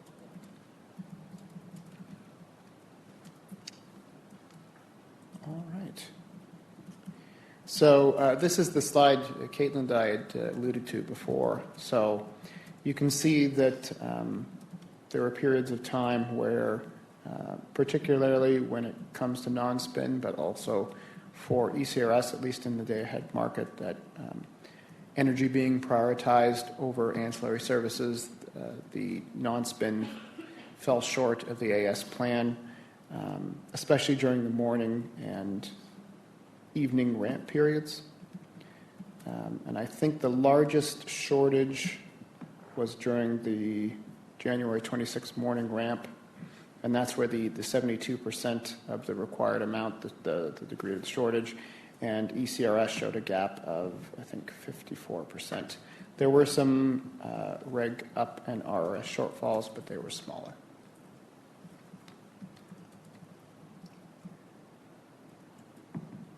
All right. And so when we look into real time, there were some shortages in the real-time market as well, ancillary service shortages, I should say. Primarily non-spin, they were observed during the morning and evening ramp periods throughout most of the cold weather event. And the most significant shortage was 45% in hour ending 8, and a smaller amount, 3.36% in hour ending 8. So hour ending 8 was sort of the tightest period from the perspective of the real-time market. This is just a comparison of day-ahead and real-time congestion rent totals. So probably not surprising that we saw a higher day-ahead congestion rent than we did real-time, but a lot of that driver, as you can see, the sort of purple amount is driven by congestion in the south. So San Antonio area transmission constraints drove a lot of those day-ahead market congestion costs. And as noted previously, real-time market congestion costs peaked on the 25th with $65 million in congestion rent. All right. This slide is basically a way of illustrating how storage behavior or their participation in the market over periods of time may take a little bit of explanation here, but the blue bars are the amount of ESR capacity offered below $1,900 per megawatt or per megawatt per hour, and the orange is the amount above. And so what you can see is that as we are going into the morning peak on the 26th in particular, there's a kind of a flip. So the higher priced capacity is now offered at a more competitive cost on the expectation that this is going to be a good time to use it. So that is maybe a really roundabout way of saying storage did exactly what it was supposed to do. And so it performed very well and met the demands of the hour over this period of time.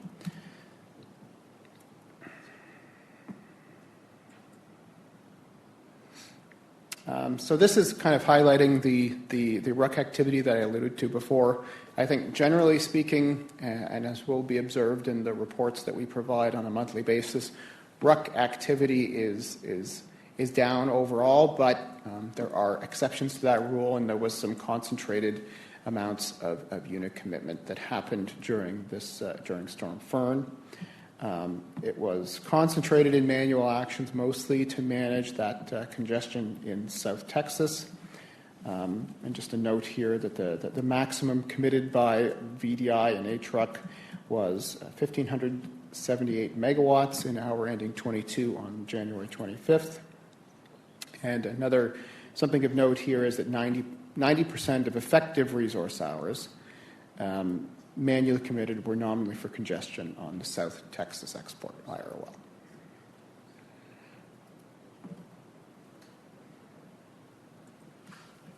So we needed all of that and Bronig and the life cycle units to effectively manage it.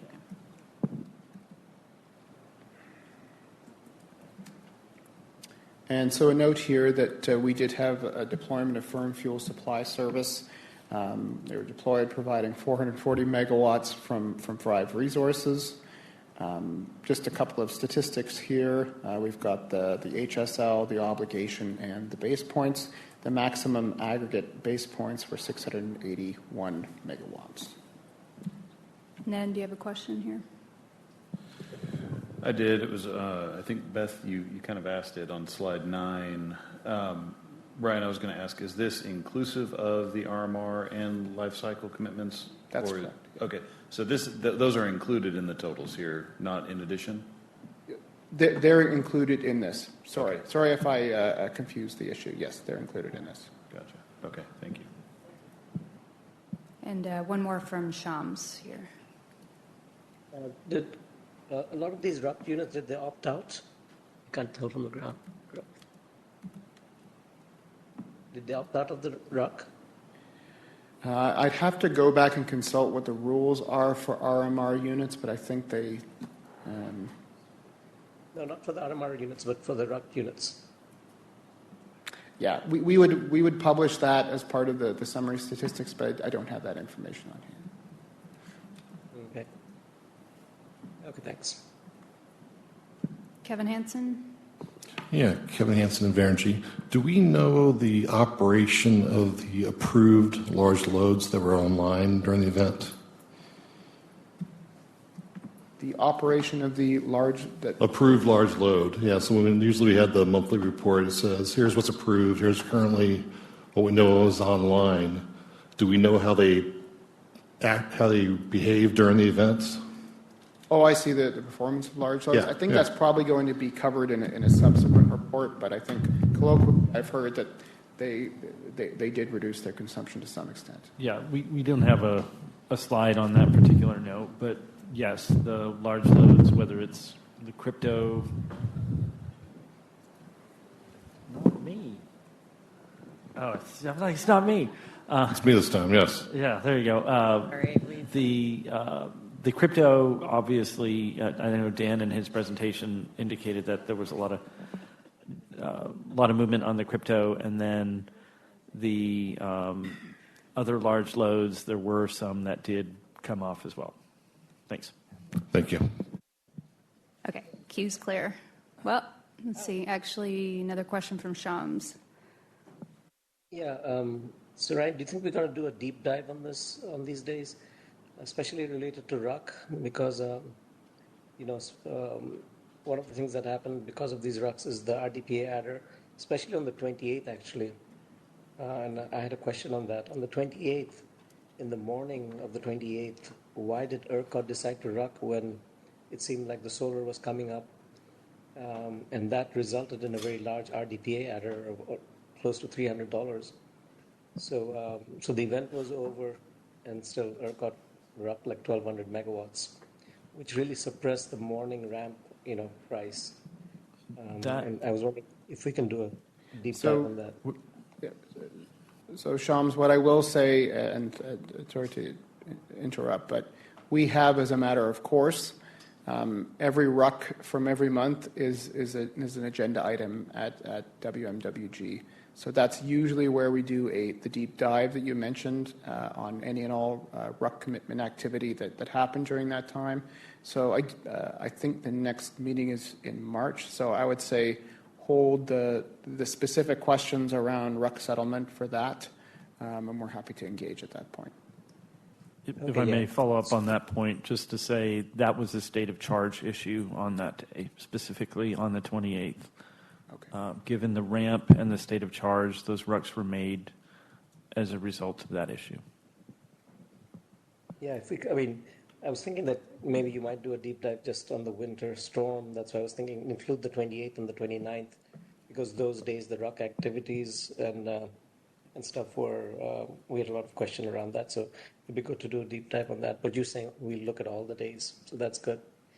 The other thing is, so the RDP adder, like on the 28th, it was like $300. So were there a lot of marginal units that were being dispatched at their offer curve, but they had room, and yet the price was $300 higher than what they were dispatched at. So there was a lot of sort of a mismatch in the price signal versus where they were dispatched.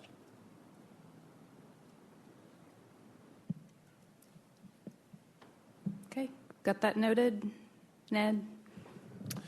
Kind of tying together Sham's interest in doing a deep dive on RUCs and my prior question, Ryan, we would also be interested in including in that, and I presume this will be up at WMWG as well, as a deep dive on the RMR unit, how those came in, how those were offered in, how their ancillary service offers went in, and if they were mitigated, how they were mitigated.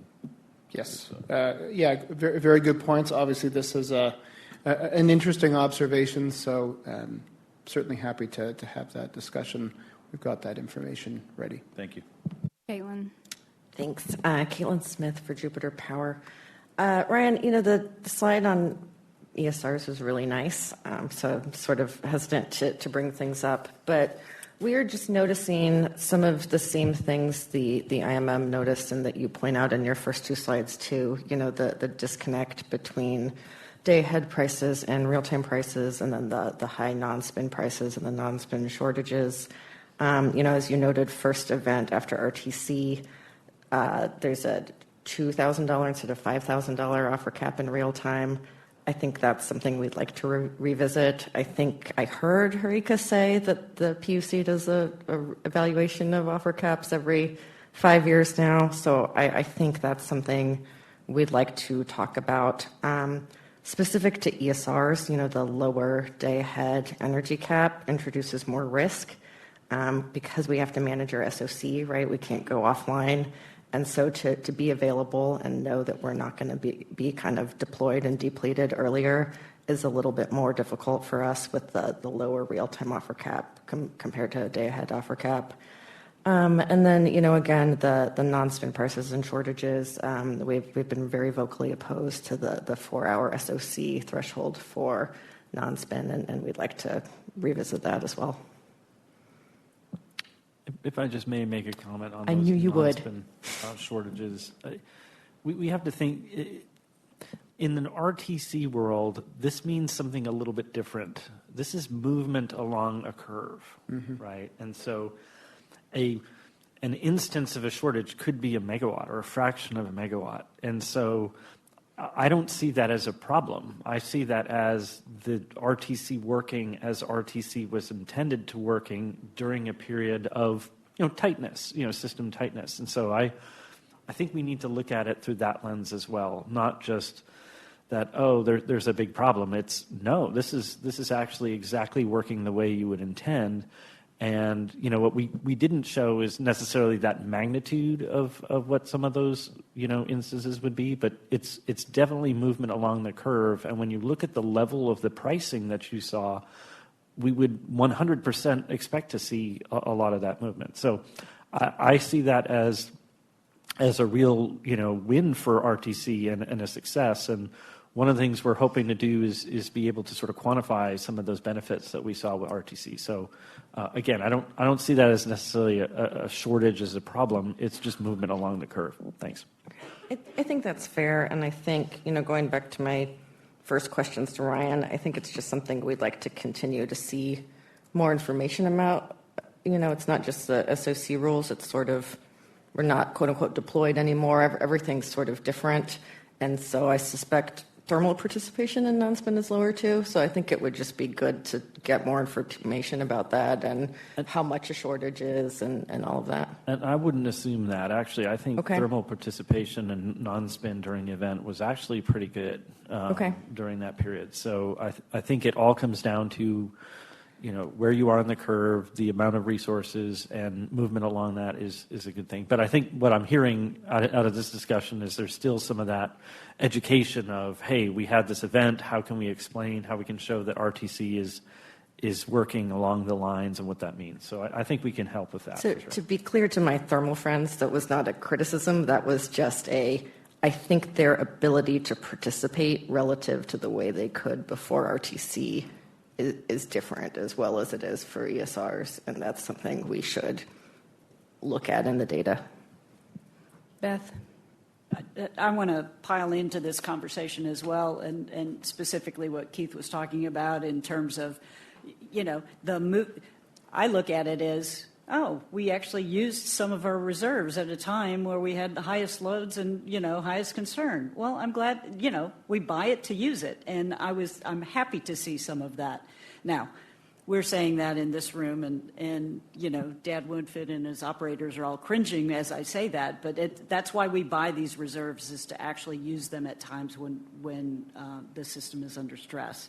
So I would have been, as somebody, I would have been more disappointed to see no shortages during this time, because that would have told me we got way too many reserves if this wasn't a time that we actually consumed some of them. Ned? Just kind of tying together, and I couldn't resist, right? Keith, I agree with your characterization that with the shift to real-time co-optimization, reserves mean something different. And I think, Beth, that's what you're getting at as well. Real-time co-optimization is designed to be able to run closer to the edge than the pre-real-time co-optimization system was. And I think one of the things that we see is that when you get closer to the edge, the pricing outcomes tend to be not as, they don't send quite the same signal. So another thing that I think we should be thinking about and looking at is, how did the forward markets respond after this? And what were expectations, what kind of expectations were set going forward from this kind of event? And is that the kind of signal that we want to be sending into the future? Just to add another dimension to that dynamic. If I may just have a quick follow-up for Ned, I think one of the things that, and again, I think it was something Caitlin alluded to, and is shown in the charts, is there was definitely a disconnect between day ahead and real time. And there was a lot of information that Dan presented on the reasons for why some of those differences may be. So, that can definitely affect your idea of, what's the forwards going to do? Well, it kind of depends a lot on that information as well. And I'm not going to suggest that we can actually attribute all, that's the wisdom of the crowd's dynamic, and there are a lot of different factors that contributed to the day-ahead real-time difference, including the fact that weather was different, and it was a lot of stuff was closed on that Monday, all those things that we've talked about. So forecast difference is a big one for the day-ahead to real-time piece. It's really how are forward markets responding to real-time co-optimization is something to keep a thumb on and be taking the pulse as we move forward and enroll into the reliability standard assessment as well. Kevin? Yeah, ERCOT has all that 15-minute data available at their fingertips. So you're going to look at it and see these impacts. Like, for instance, we're talking about the schools shutting down, and whether or not that information should be included in the forecast or updated forecast based on historical examples. Is it something we can consider in the future? I do know that our load forecasting team is thinking about this event and sort of studying it and how they can do it. I can't speak to how they may be using particular 15-minute data on that, but it can be really hard when you have each event being very unique and different, whether it's a weekend, a weekday, a school day. And so I think we're going to learn as much as we can from this event and apply that going forward. Thanks. Faye? Thank you, Faye from Austin Energy.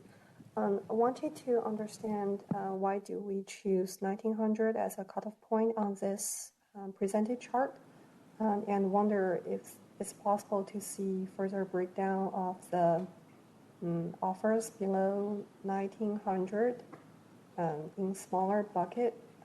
Part of the reason for that is over the event, it appears that the maximum net discharge from battery is only around 7,000, which is far from the maximum net discharge we have observed so far. So I was trying to find out if the lower than expected net discharge can be attributed to the offers by battery storage. Were you able to get enough of that, Ryan? I think so. I mean, we can probably break it down a little bit more. I think the reason for having the 1900 and above was really just to account for the fact that, as has been mentioned here before, there is no out for an energy storage resource. They have to manage their state of charge through offers, among other things. And so what we generally see in aggregate is that they do just that. And so the point of this slide was not necessarily to go into detail around how an individual ESR offered their energy, but more to note the fact that the trend is that as you were getting into the, let's say the morning ramp on the morning of the 26th, all of a sudden you see a change from capacity offered at that, well, I'm waiting, and now I'm going to bring that and make that available to the market. But the outcomes are still a function of economic dispatch. Ian, sorry, you trying to get on this one? Thanks. Two things. First, Ryan, with Dave leaving, I'm hoping you get less of the punching bag items that you've been receiving for the past year or so. So hopefully you'll be bringing more fun things like Dave got to bring to us. Yeah. And then second, the load forecast question has brought up a thought I had back, and I apologize, I never thought to bring this up to you previously.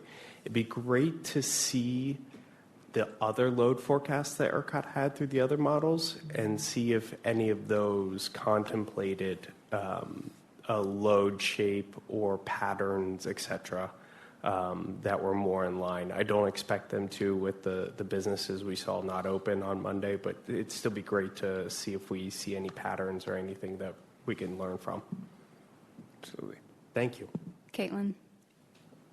Yeah, Ryan got it, but I was just going to sort of clarify the significance of the 1900, right, is batteries are going to offer at the cap if they want or need to preserve their state of charge, and then when you're ready to be there for ERCOT, you may lower it. So that's sort of the significance, and I was kind of pointing to having the $2,000 cap in real time when there's a higher day-ahead cap, and when real-time prices may go much higher is a little bit difficult. I think with the limited data set so far for an ESR to manage, because all you can really do is put your offers at the cap and maybe put your ancillary service offers at zero and hope you're able to preserve the state of charge.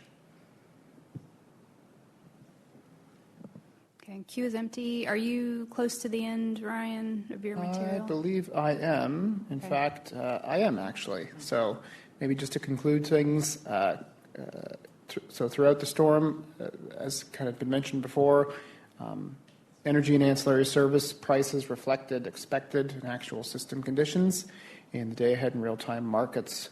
We did observe the higher prices in the day-ahead market, and some of the factors that contributed to that.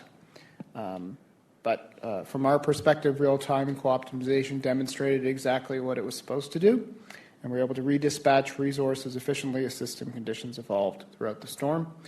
Just a note on the firm fuel supply service, we do owe a report to TAC, and we'll provide further information on the resource performance for all deployments as part of that at the end of the obligation period. Okay, thank you. Let's try to get the last question to Blake here. We actually still have two more presentations after this and the combo ballot. So Blake, why don't you help us wrap up the discussion here? Happy to do so. Blake Holt, LCRA. Quickly just wanted to touch on the DOE order and questions I received after the initial market notice we got on the 25th. It would be nice to have a clear line of sight on when the request was made and also when it's granted. That would be very helpful for market participants to know. And also with that market notice on the 25th, it was unclear as to how the rest of the market would be notified when those resources would be deployed. It kind of read to me as if that would be a request to the customers and not necessarily shared. I think that's useful information for us all to know. And then also would be nice to have a clear line of sight on price adjustments should those be deployed, or what are the plans should this have to be used again. That's really it. But, okay. Thank you. I'm happy to take that back. Thanks, Blake. All right. All right. Thanks, Ryan. Thank you. Next, we are to the grid update with Prashant.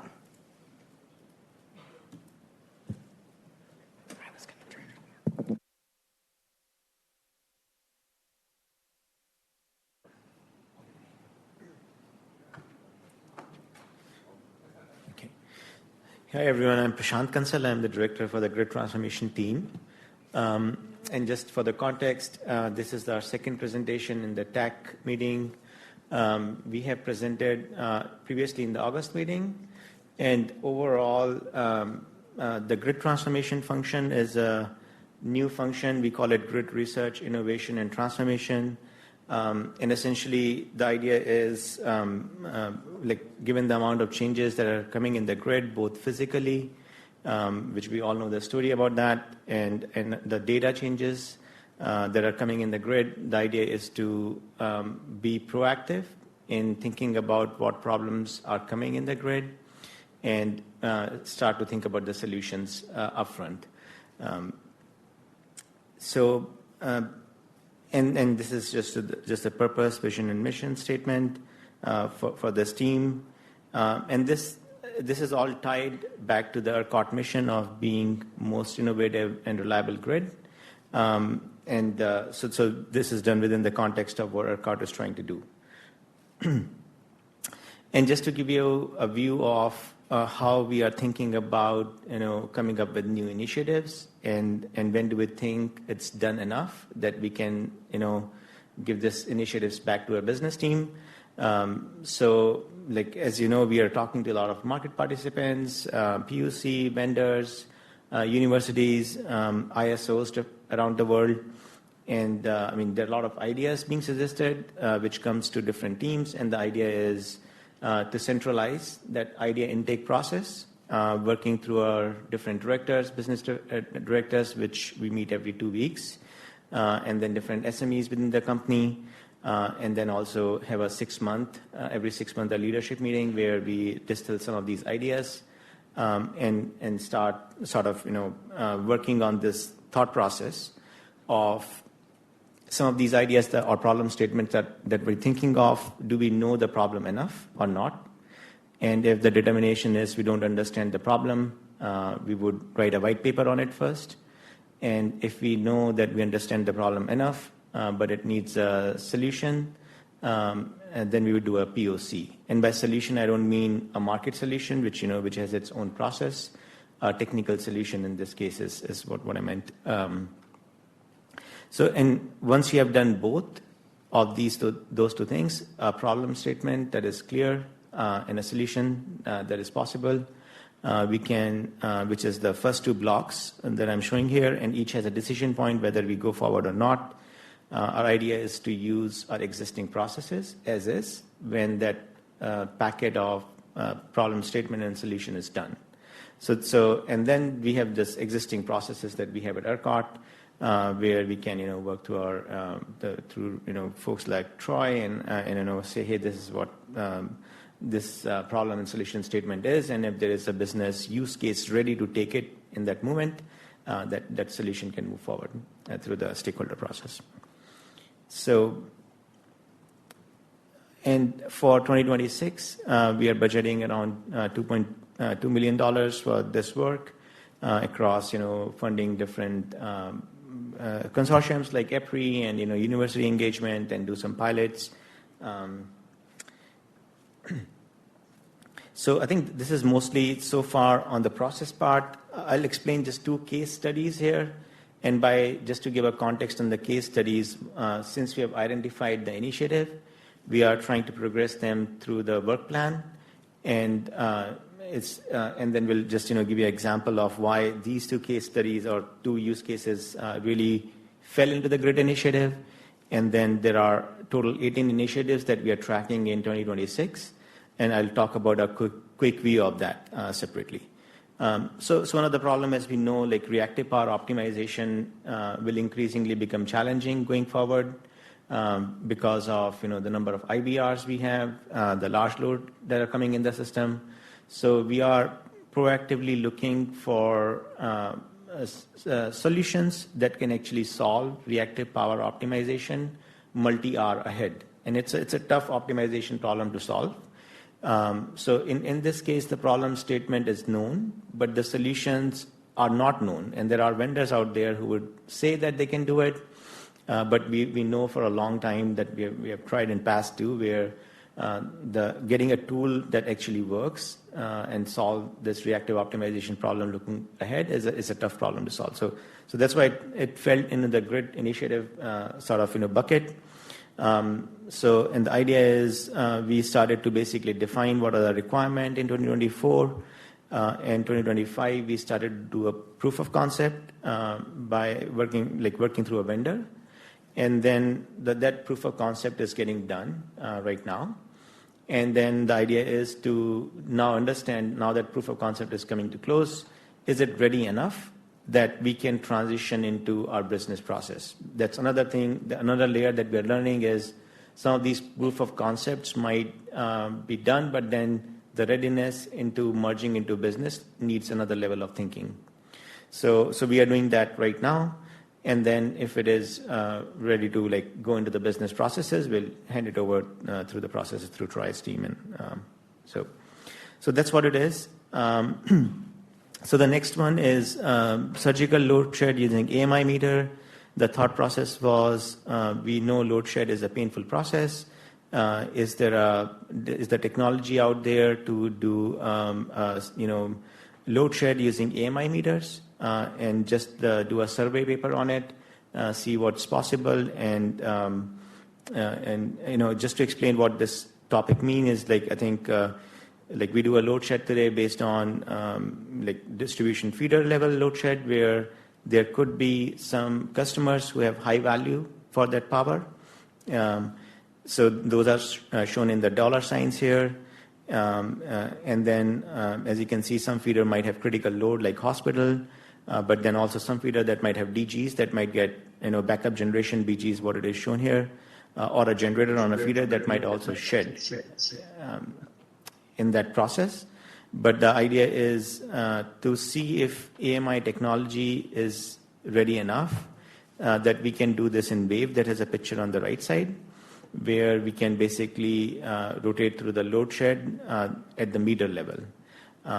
And in that process, you might you might basically avoid load shedding at the residential level, which might have a perceived higher value of loss load, and also use a backup generation, for example, and not trip those homes. And so that might be a more optimal and less painful way of doing it. And from our perspective, we understand ERCOT obviously doesn't have the jurisdiction over doing or implementing a technique, but the method. But the idea was to think from the technology perspective, especially just to go through this roadmap is in this year start to talk to DSPs and see if there is a survey paper that we can do what's possible, and then just hand it over to the rest of the process and work through the DSP, see what's possible. So that's the idea there. The next thing is just to explain, the overall roadmap, where are we right now is, so the grid program itself, I would say that started somewhere around 2024 as a thought process. And then we basically started a dedicated team with me joining back in September 2024 timeframe. And then we started to basically build our public website, which we launched last year, where all these initiatives are public. And we put our white papers, our roadmap, everything out there on the website. And the Innovation Summit announcement is all belonging on that website page. So the idea is that's why you see the roadmap starting 2025 here. So the first three initiatives that you see on the list, we wanted to understand, is there a way to understand, look ahead for ESRs, what is the optimal state of charge that would manage us through the day, right? And we don't have a blind side on the evening peaks, right? So we wanted to understand, are there tools out there, optimization engine out there that can help us understand that? So we initially did basically a paper on it and a proof of concept on it. And then this paper is on our ERCOT website, by the way.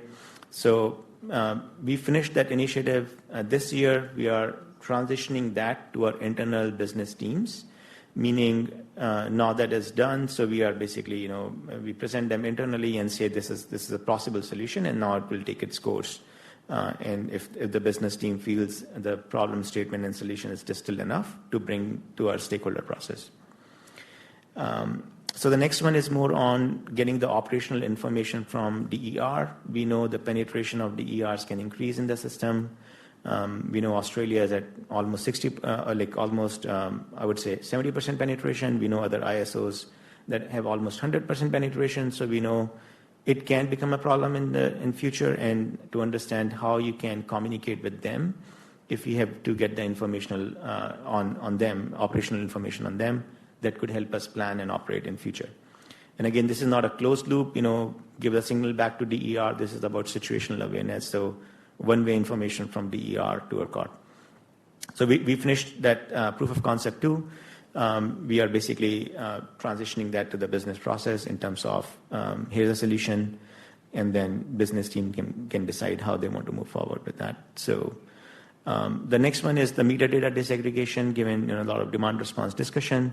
The thought process was there are a lot of AI companies out there who would claim that they can look at your meter data, and then basically based on that data, they can tell what's behind the meter. Is it PV, battery, or heat pump, etc. So we did that POC. We are basically thinking of doing an RFP right now to understand, how costly a solution like this can look like for ERCOT. And basically that would basically complete our package of problem and solution statement that can take its course. So those are the three initiatives I would say in 2025. We finished those, and we are going through the transition process now. The other ones, the number 4 on the list is system strength and inertia, real-time measurement. So we did a proof of concept that's coming to close now, but it's also something that we have to run at least for 6 months to understand, are we getting right values of system strength and inertia as expected. So that process is ongoing, and after that analysis is done, there are obviously several ways of doing it. So we evaluated one method. We also talked to several vendors out there and looked at several techniques, how you can do it. So we'll provide a comprehensive white paper on, what are the techniques out there, what is our observation, and why are we choosing one solution versus another. So that's number 4. Reactive power coordination, that's the one I talked about in the case study. The number 6 is more about robust AC SCOPF. As you know, there's a lot of discussion about are we studying the right hours? Do we know because today we study the peak and the net peak, but should we study more hours? So this is all about understanding, is the technology out there right now today that can truly do 8760 AC SCOPF? Because again, it's a hard optimization problem to solve. There are a lot of claims of, people can do it or not do it, but so we are trying to understand that, working with few vendors out there right now. The next one is impedance scan tools for stability assessment. As you know, time series assessment of stability is a pretty challenging thing to do, and it could become more challenging in future.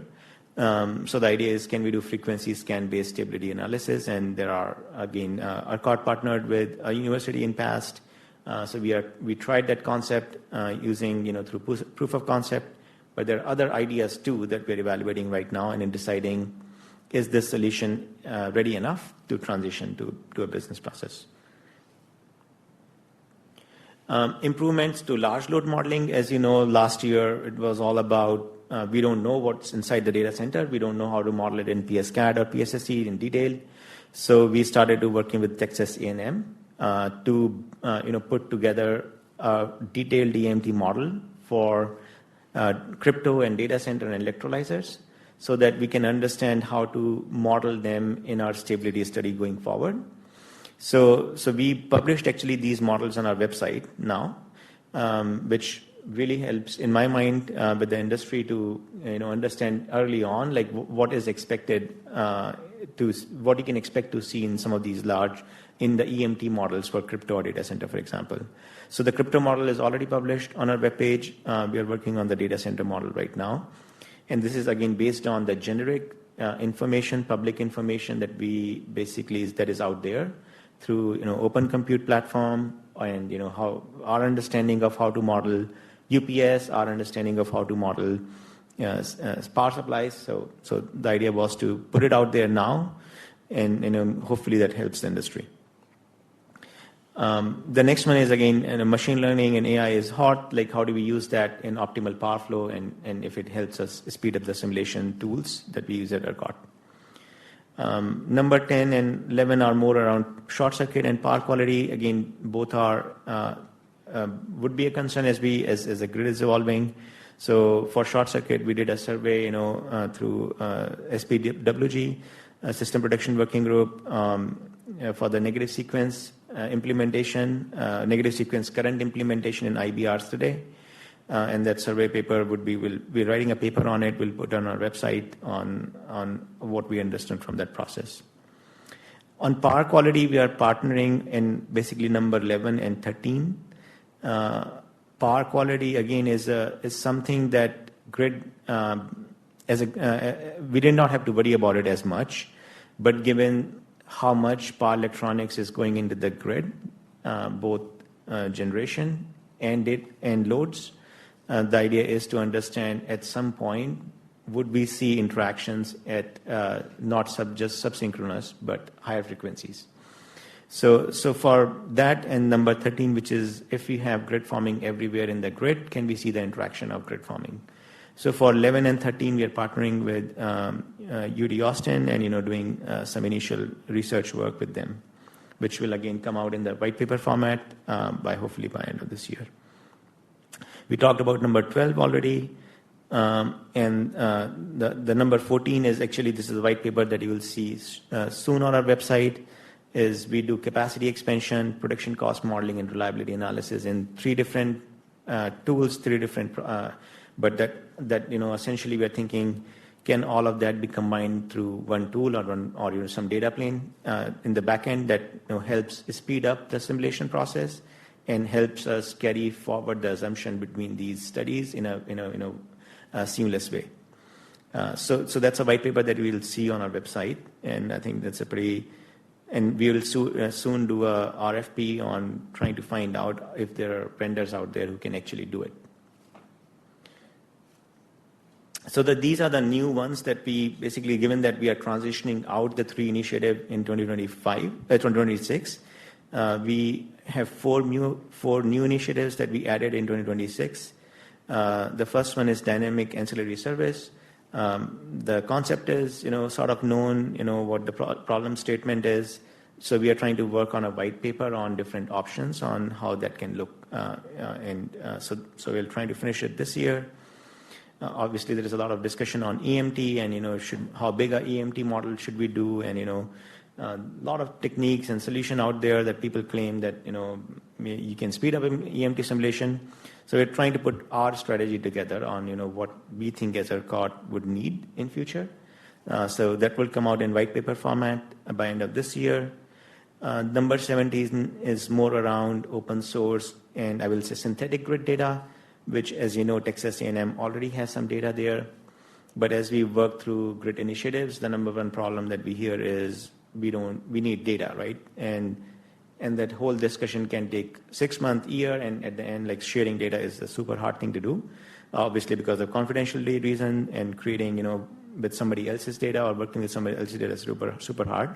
So what we're trying to do is work with Texas A&M again on this and create synthetic data sets that we ourselves use in our work and use that externally too, so that becomes a common plane for us to solve some of these emerging problems on this data set.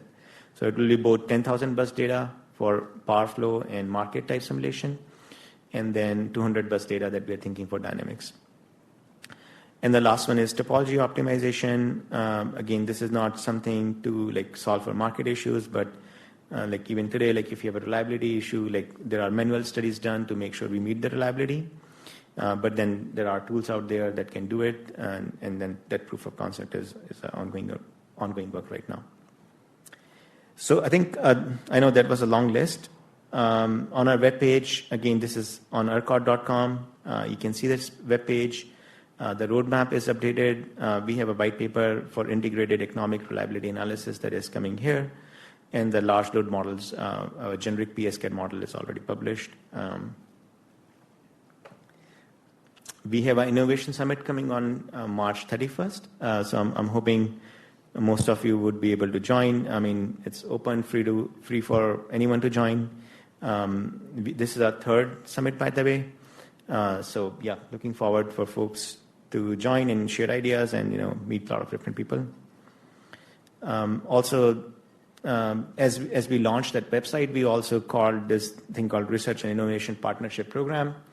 And as you know, there are a lot of ideas that ERCOT team get in different, same vendor asking maybe 5 different teams, to try an idea.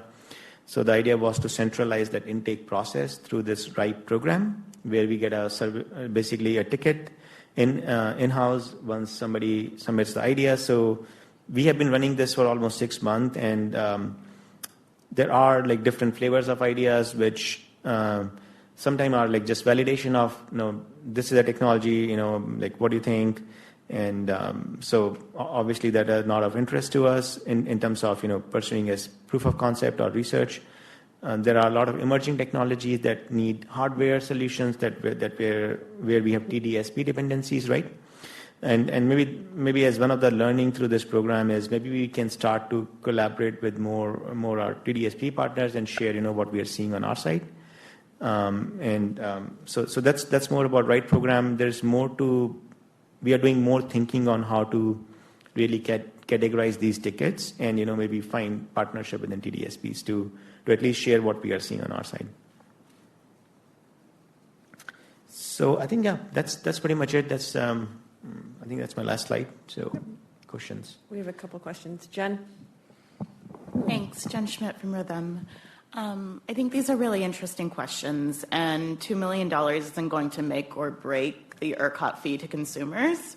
But I am worried that I don't see constraints on appropriate projects or how we will understand whether we have success or not from a value to the market perspective. So what are the restraints on spend snowballing? Because there's always going to be interesting questions, right? We're a giant market with a bunch of diversity. That is why we have so many stakeholders at the table. And I guess we have a strong private stakeholder process. So much of this R&D has traditionally been borne by the private sector. I can speak to at least one of the things on your list, which is meter load disaggregation using algorithms has been tested by LSCs for many, many years. And so the idea that ERCOT would spend money with a third party to validate something that LSCs have already been trying to figure out if it has value to our customers, and we would be able to provide that transparency to the customer so that they get value from this spend. Those are the kind of questions I'm a little bit hesitant on the grit kind of orientation. Could you kind of clarify where y'all sit? Yeah. So I think, what is the ultimate value of this work? Again, this is the thing as we transition, some of these things transition into a stakeholder process. So that would be, in my mind, would be the litmus test of how many of these things can actually transition, right? So from the problem statement perspective, we like the way we are distilling these initiatives is we thought as a group that, as an internal group, that these problem statements are not well understood, or there are just too many solutions out there which we don't know how to pick one, right? So I think I would say, that's a fair question, but how do we know the value has really landed? I don't think we are there yet. In the process where we can truly say what percentage is the conversion here. But that's a very fair question that's been asked a lot internally in our board discussion too. So yeah. Martha? Thank you. Martha Henson from Oncor. I actually wanted to comment on both of the initiatives that you spotlighted today. The first one, I think, was the reactive power coordination tool. About 6 or 7 years ago, ERCOT sponsored an NPRR that proposed a reactive power coordination tool that would essentially take voltage control away from the TOs and put it into this optimization thing. We filed comments to that with some concerns. It was ultimately withdrawn, but I think as you move along with that concept, I think it's going to be critical that ERCOT actually include the TOs in any piloting that you do of that before you write the protocol changes. We will care greatly about that transfer of control from us to ERCOT and some tools. So I would just really urge you to, talk to the TOs as that becomes more mature and let us participate in the piloting to the extent that you can when you're ready to do that before we see revision requests on that item. Got it. On the second one, can we shed load at the meter level? Oncor would be happy to share more information about that to help inform your white paper. I'm hopeful that some of the other DSPs are willing to do that as well. I did want to point to a filing that we made about 18 months ago in Project 55182 in Oncor's circuit segmentation study, the public version. We provided 7 or 8 pages of information on our capabilities in that space. I won't bore you with all the details, but the gist of it is that 40% of our system load is not equipped with AMI functionality, advanced meter functionality today. We did some back-of-the-envelope math to see what it would take to equip those customers with AMS functionality, and it was in the billions of dollars. And then besides that, the second issue is that the IT and communications... Similar to what you're spending on transmission. Yeah, I knew somebody would throw that in there. The IT and communications infrastructure that it would also take to be able to communicate with millions of meters on that scale is also not a functionality we currently have. We didn't even attempt to quantify what it would cost to put that in place, but also likely in the billions of dollars. And then to your point earlier that you made, today the interface between ERCOT and TOs and ultimately DSPs on load shedding really ends where ERCOT directs the TOs to shed load, and then we coordinate with our DSPs to actually make that happen. So I think a white paper is fine if it's sort of setting out the landscape of what capabilities exist today. And, I'd be happy to point anyone to the information we have publicly on file, but the short of it is the functionality does not exist today for the Oncor system without significant capital expenditures. And appreciate the update today and look forward to hearing more in the future. Thanks. Yep. Thanks, Martha. Okay. Any other questions? Any other questions or comments? All right. Thank you. Yep. Thank you. All right. We're getting close. Eric Goff.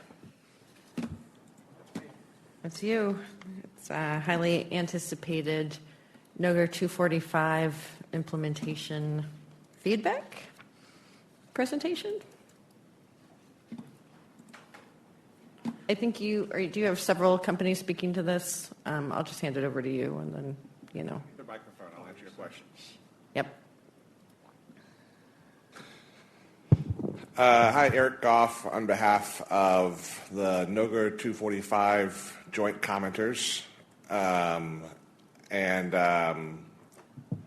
We asked for an opportunity to speak today due to the multiple board presentations where this topic has been discussed. At one of those board meetings, one of the board members suggested that TAC consider the issues around IBRs and NOGR 245 implementation. And so based on that suggestion, we reached out to TAC leadership to request this agenda item. Listening to the TAC meeting right now at ERCOT, fixing to go to the bathroom. Michael. Yeah, that's you, Michael. Hey, sorry. Okay, so I'd love for this to be a conversation. We'd really like for this to be a productive dialogue with ERCOT and with stakeholders. So I encourage people to interrupt me with questions or comments so we can have that discussion. So the purpose of this is to identify themes across different IBR companies and to update TAC about what IBR companies have done to do that. Me and my team interviewed multiple companies that have submitted exemption or extension requests to learn about their experiences. So this goes beyond just my own clients, but to a wider view of multiple companies. And most companies seem to have submitted several site applications that reflect improved performance on essentially all IBRs, although essentially all carries a lot of weight there. And even where applicable right through, standard curves met extensions or exemptions. There have been extensions that have been filed for further improvements under the requirements to be maximized, and exemptions that may have been filed due to the inability to get commitment from some OEMs on performance that had not been previously measured, such as row cough and phase angle. So in many cases, these exemption and extension requests were for uncertainty. I found through these discussions that there's been wide and deep engagement from IBR owners. Many of the IBR companies I spoke to said they spent thousands of dollars per site. Some of the larger companies hired new teams and engaged experts in order to meet these requirements and the times required by NOCA 245. Everyone I spoke to provided updated models, made settings updates, applied software that was applicable, and in some cases made upgrades to some hardware issues, although that wasn't required to do so. But they through the evaluation determined that it was feasible to do so in some cases, and so did it. Most OEMs have engaged to bring forward maximized solutions, but some OEMs have had difficulty providing PSCAD models specifically for legacy sites that historically didn't have that required, and so had never been produced. So my understanding is that in those cases, PSSE models have been provided for those sites. And so one of the questions that I got repeatedly was whether or not those PSSE models are sufficient for ERCOT to do the evaluation required by the rule in NOCA 245 for those cases where the PSCAD models might be unavailable presently. And then also some of the extension requests I found in the interviews were specifically to enable hardware upgrades that would require more time to make. There's been an iterative feedback process with ERCOT that has been driven through this formal communication channels like RFIs or the managed NOGA 245 inbox. And this has led to, process and compliance implications where the experts at these companies have, found there's like legal review for pretty straightforward questions. So we're hoping to kind of have more of a dialogue approach, on these sort of topics going forward. And I'll get into some past examples that we think are useful that we can point to. And then staff have been asked to make judgments on highly technical issues by multiple IBRs, so we appreciate that there's a repeated set of questions that staff seems to get, but also I think due to the highly technical nature of this and that ERCOT had to staff up for this, there's been times where the feedback has been mixed or different across different responses at different times, and we understand that's just due to ERCOT also having to hire up for the same problem in the way that IBR owners did.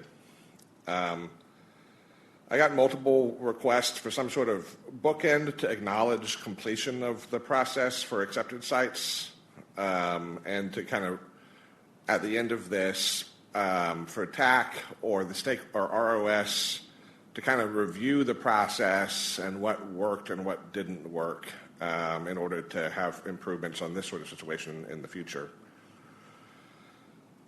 I was also asked to point to ERCOT data that's been given to the board to show there has not been a 500 megawatt triggering event since it seems to be last July.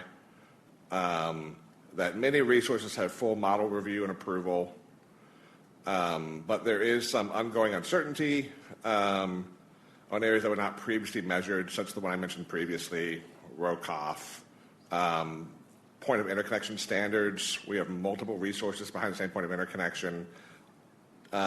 Technical issues like that still have some uncertainty.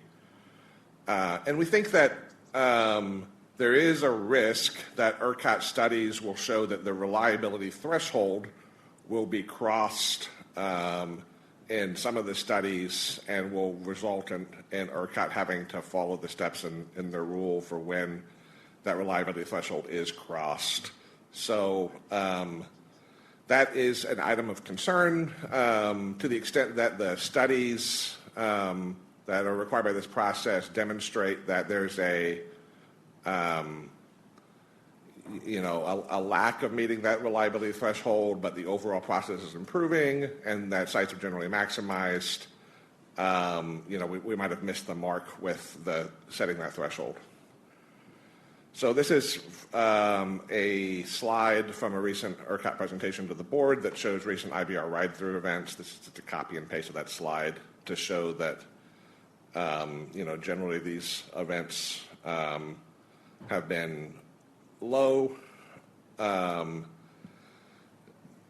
This is a copy and paste from a very relevant section of the Commission rule on this topic, 25.7, and this is what ERCOT has to do around exemptions with conditions.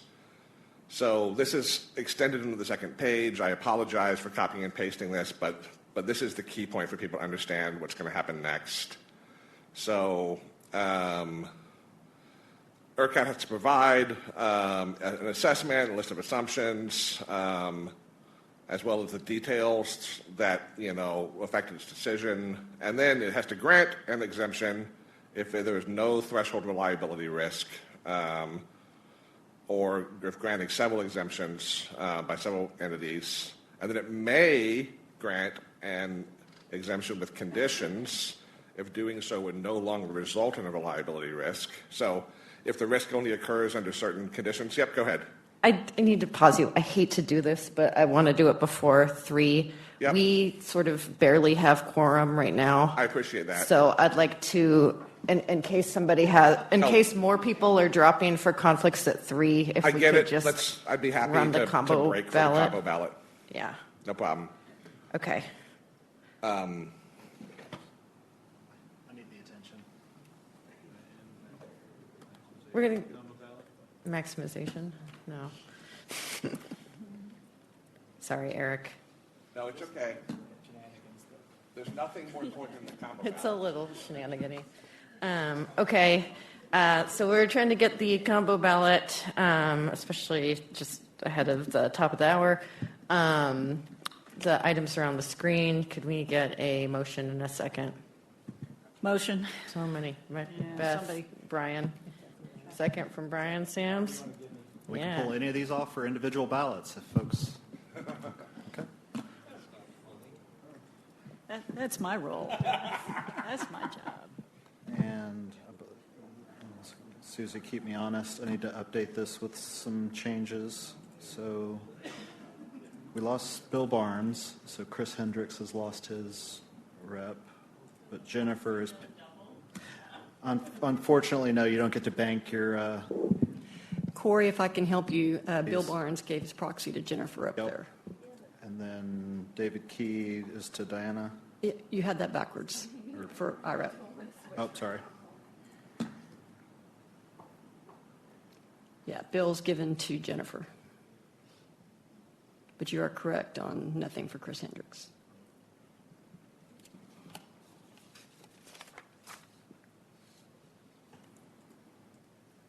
Diana Coleman.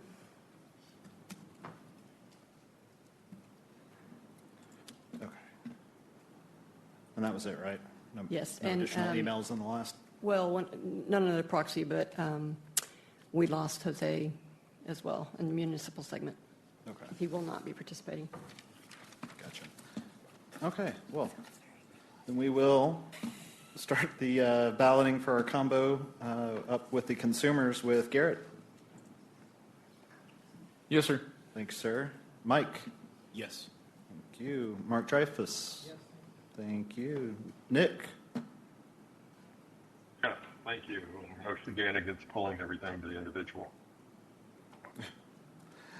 Beth. Yes. Thank you. Will. Yes. Thank you. On to our co-ops. Blake. Yes. Thank you. Kyle. Yes, please. Thank you. Mike. Yes. Thank you. Lucas for John. Yes. Thank you. Thank you. On to independent generators. Ned. Yes, thank you, Corey. Thank you. Brian. Yes. Caitlin. Yes. Thank you. Caitlin for Bob. Yes. Thank you. On to our IPM. Seth.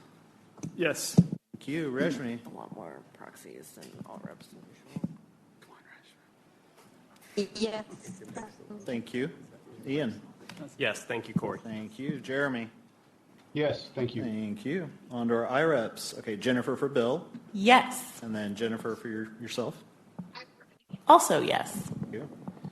And then just Hail Mary if Chris Hendricks was able to join us. Not. How about Jay? Yes, thank you. Thank you. Oops. On to our IOUs. Martha? Yes. Thank you. Keith?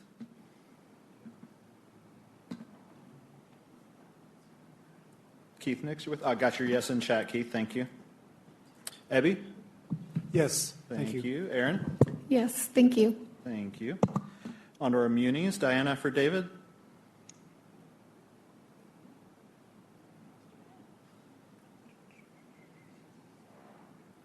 You with us, Diana? I can take you in chat.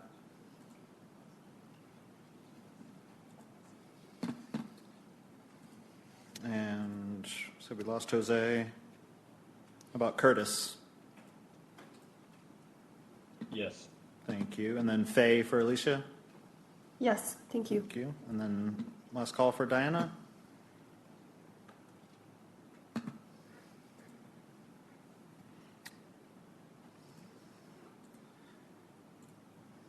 Motion carries unanimously.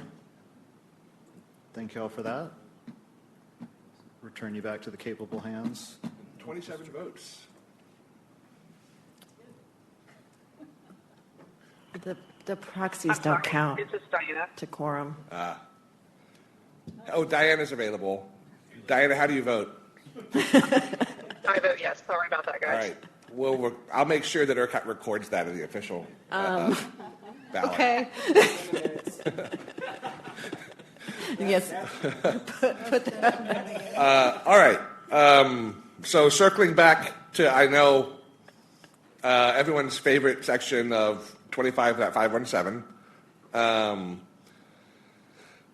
A and B I just covered, so there's the must grant an exemption process, may grant with conditions, and then carrying on to the next page.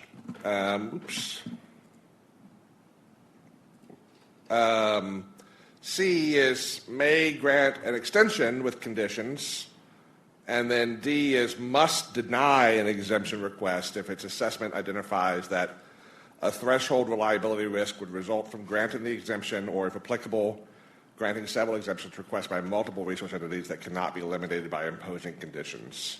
So there's the may if you could grant conditions, and the must if you can't. And then it can be limited to a period identified by ERCOT. And then next up is the definition for what is a threshold reliability risk. It's one or more of the following: instability, cascading outages, uncontrolled separation, and then the loss of generation capacity greater than 500 megawatts in aggregate from one or more resources other than the resource for which the exemption is granted. So, in other words, you create an impact on someone other than yourself, either as a generator or as a load that is more than 300 megawatts or equipment damage. I do think, like I said before the combo ballot break, that there is some risk that some sites will trigger this in ERCOT studies or study, and that's kind of despite the trend of maximization and lower instances that we've seen of this risk on the grid. Just want to quickly point out that the approach that ERCOT is taking for loads is different, and I would argue it's improved based on lessons learned, which I appreciate.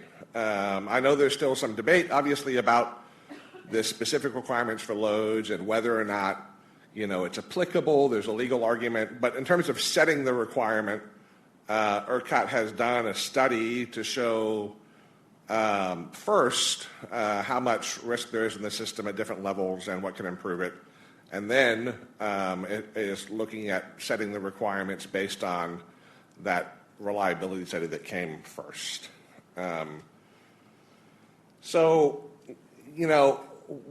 We want to suggest several different approaches and next steps, and think this would be useful to have a conversation around, although I appreciate that people are ready to go home. And so, I acknowledge that and hope we can engage in some way, if not today, at some other time. But, I mentioned that there's models that are not in the format that ERCOT wants, and maybe there are even models that weren't submitted, and so we hope that ERCOT can use the best available models in order to kind of run the study that kind of best reflects the system and tries to have an accurate set of models to the extent possible, even if not every resource met all of their obligations, or not every OEM submitted in the format that ERCOT desires. Try to have an accurate model. And then in the past, I don't know how many people were around for that, but when ERCOT and the stakeholders worked together on reactive requirements and primary frequency,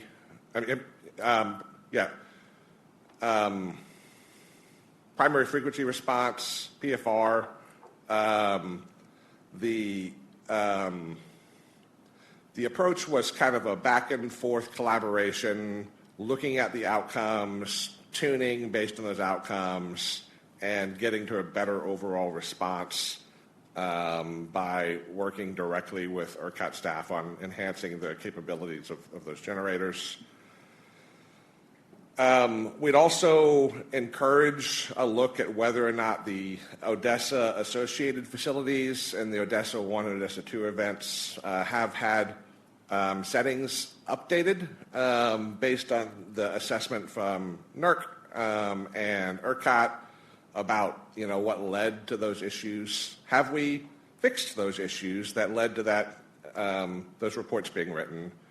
To the extent that issues haven't been fixed by every generator, there might be some older generators there or generators with inverter manufacturers out of business. Has there been sufficient updates in order to resolve the issues that occurred and made it a small enough problem? And then, given the concern I expressed about the threshold reliability issue, we encourage to look at other reliability criteria as sensitivities in that test that ERCOT does in the studies to see, what level of risk do they think presently might exist if the system can manage higher threshold risk than is identified in the threshold risk section of the section. That can at least be a sensitivity, even if they're required to evaluate based on that threshold risk. Also, some of those criteria in that threshold risk were based on NERC requirements, and those NERC requirements and other NERC requirements look for a 15-minute incident or a 30-minute incident rather than just instantaneous incident. And so we encourage, at least look for a 15-minute incident as one way to consider the outcomes of those studies, especially if ERCOT, as they evaluate, believes that the overall reliability risk has been improved. And then the conditions are a really powerful tool that ERCOT has that, if you remember from the copy and paste from the rule, that's where you get from the may grant an exemption or extension to must deny, is if you can use conditions to alleviate the problem. So one of the ideas that we heard ERCOT discuss during the NOGA 245 debates was conditions based on the level of IBR penetration, and if it could lead to concern. So perhaps, if ERCOT's concern is about cascading outages ultimately, then what level can you stay at below for that risk to be, eliminated, based on the resources that are unable to ride through to the degree that ERCOT wants. So this is a similar approach to what ERCOT has done for the load side, which set the SOL and then evaluate potential impacts and reductions in load consumption based on that SOL. And so, it does seem to be a lessons learned there that we could apply, looking backwards. And then finally, there are sections of NOGA 245 that is the actions to be followed following an apparent ride-through failure that includes like a evaluation, a corrective action plan. And those are pretty thorough and robust, and so we encourage ERCOT, to the extent they have uncertainty around granting conditions, to rely on knowing that those corrective action plans will be done and those evaluations will be done if an event actually occurs. And then last slide, the last presentation of the day, is longer term, to the extent that my hypothesis is true that the reliability threshold does result in unnecessary impacts on IBRs based on an engineering judgment. We might want to revisit that risk level just to see if it needs to be different. There's also, we have relatively strict modeling rules that lead to people, having hesitation around modeling and being uncertain around what is required or taking certain actions because of the strict modeling rules. So, there are rules around mixed technologies of, different inverters of different capabilities in order to have, model standardization. But now that we have POI requirements for models, maybe we can revisit that. And then an overall strategic approach to modeling, I think, is really important, even though I know this is in the weeds. A recent example from is in Pigger 144 that was just filed last week that would require loads to go through a restudy if they updated their modeling in some situations. And that restudy leads to delays, and so they might be reluctant to, update their facilities to be improved because of that restudy risk. And similarly, here, if there's a risk that updating models to be more precise, to be more accurate, could result in a loss of an exemption, then they might be reluctant to update a facility that would update the model because of the impact on an exemption that may be granted in the future. And then lastly, we think the maximization concept was really good and drove outcomes, but looking back, it was kind of not precisely defined, and so it was difficult to target for, from an engineering perspective, where they like to have a specific requirement to design to. And so it might be useful to kind of be more precise about expectations for maximization, so engineers have more confidence in the actions they take in order to maximize in the future and to keep sites maximized. So overall, kind of in summation, I think there's been substantial updates from IBR owners and operators that have led to significant improvements, sites that didn't expect to be able to meet legacy requirements found through a careful analysis and rigorous analysis they could do so. That's a good outcome. That outcome came because ERCOT put a lot of pressure on those IBR owners to make sure that they did what they had to do. And it resulted in serious evaluations and an improved grid. And so I think we can be proud of that outcome and try to move forward based on that. And then anything that fails, let's evaluate the actual risk that is there from a reliability or operational perspective. With that, I'm happy to answer any questions or, have another time to talk about NOGR 245 modeling if people don't want to talk about it right now. What do you want from us?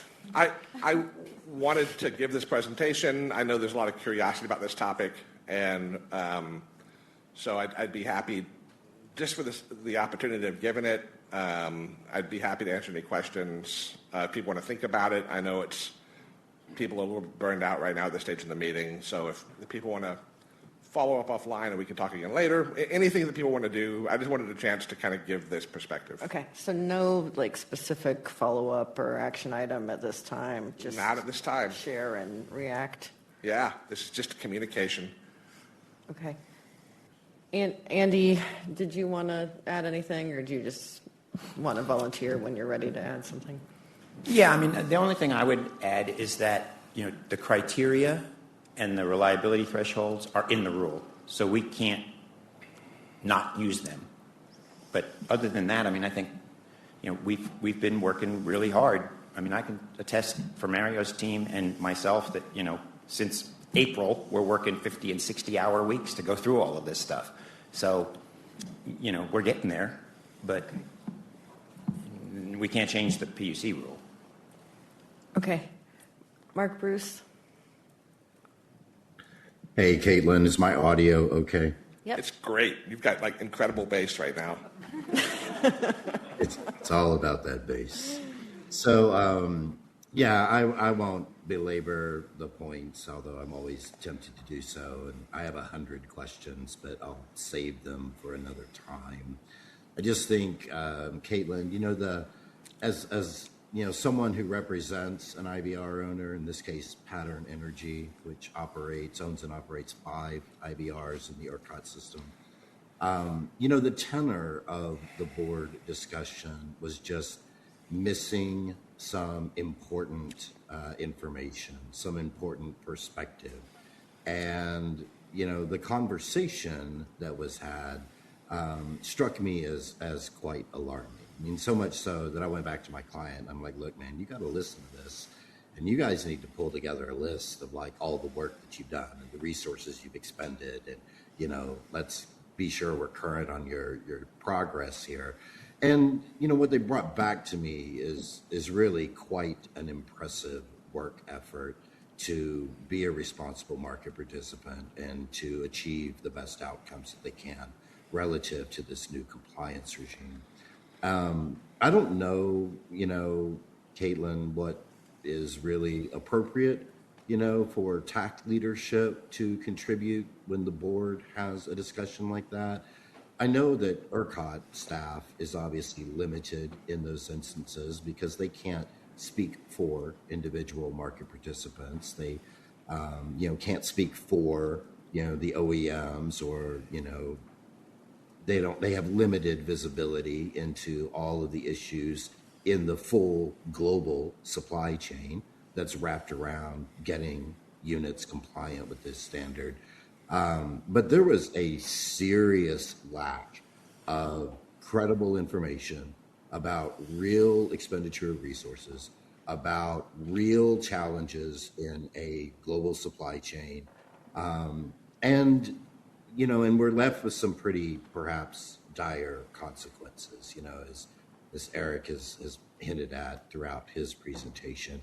And so I don't know what the proper role for you or TAC leadership or, opportunity in the board structure for, stakeholder input there. But that was not an informed discussion.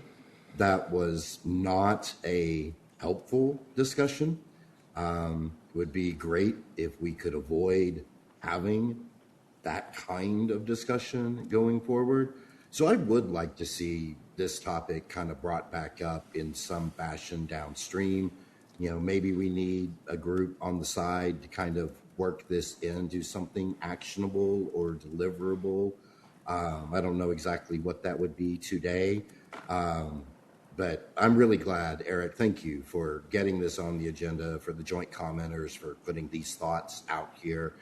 It's at least a good starting place. And hopefully there's a flag in the ground that, what was missing from the prior executive level discussions is pretty important. And somebody needs to bring something forward on that. Yeah, I think, those are all points well taken. I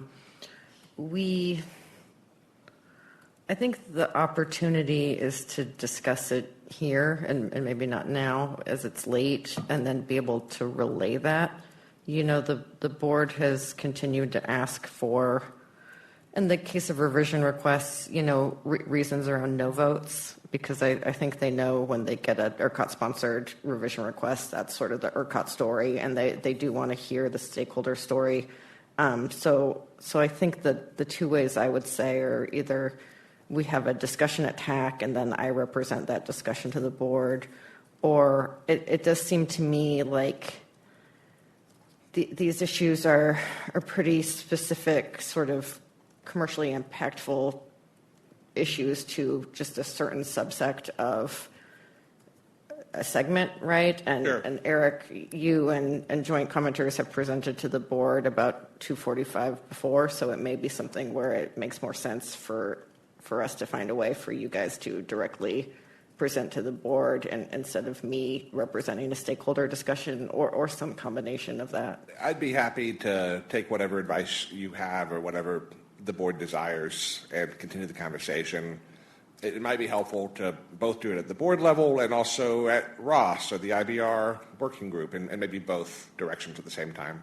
Yeah, and Martha and I do briefings, and we have been asked about 245 compliance. We just, I don't really have the personal company knowledge about difficulties or research or, commercial decisions that go into it. I'm happy to take that feedback and then represent it, but it probably makes more sense for those companies to represent it themselves. Be happy to do that if invited by the board to do so. Okay. Why don't we, Martha and I maybe talk to Rebecca and see. Okay. Thank you so much, TAC and TAC leadership. Congratulations on getting to other business. With no quorum anymore, I'm sure. All right. Action items? Do it. Yeah, I think we actually got this squared away earlier between the ROS and WMS updates. So I think where we landed on that is to say that item 2 can be removed, and then at some point in the future, if Brian or someone else wants to bring an item related to EPA regulations to us, we can entertain that and assign somebody to it. That's all I have.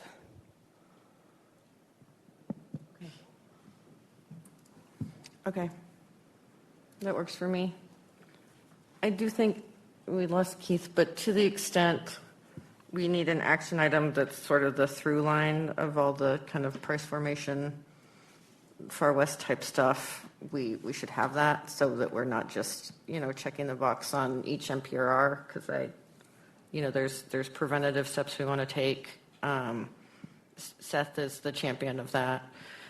I decided, but so maybe that's something to think about language for. That's probably a Seth, Keith, Blake project. Okay. We don't have much of a crowd anymore. Under other business, I was also going to raise, we do not this year have a biennial stakeholder working group review, but I would suggest that maybe after the June board, maybe July TAC, we just do a check-in on any changes we might want to make. We have sort of a lot of new work and the batch load stuff, if that needs, I don't know how we want to address that, or if we need to task force, or if LLWG needs to be adjusted after batch 0. I raised my really great idea about ancillary service working group, so NITICA doesn't have to go on, a 4-committee roadshow every month. So maybe just to check in July about, where we stand and if we want to investigate anything further. I'll toss another one out there. It's the rethinking as we're building facilities to accommodate large loads and the interaction between that and RPG and the plan. So I don't know how all of those pieces are going to fit together, but I think that there's the opportunities for some improvements there. Yeah, I get a lot of questions about RPG, which is an awkward position through from TAC. From TAC. RPG is its own thing, but as stakeholders, we know we're going to, and it came up as part of the batch discussion, is the interactions between what comes out of batch studies versus how does that interact with the regional transmission planning process? Are they one and the same? And if they're not, how do you keep from restudying as part of the RTP? There's some bigger questions there that have to be answered, and I think may require us to rethink some of how we've been handling transmission planning so far. That's a good call, because that's, it doesn't report to TAC, but that's probably the group I get the most questions and comments about. So we don't have to do anything right now. I was thinking about a discussion at July TAC and then, a fall workshop if we want to, but we don't have to go through the whole kind of subcommittee and working group review process that we did last year. Okay. All right. We can adjourn. A little bit late.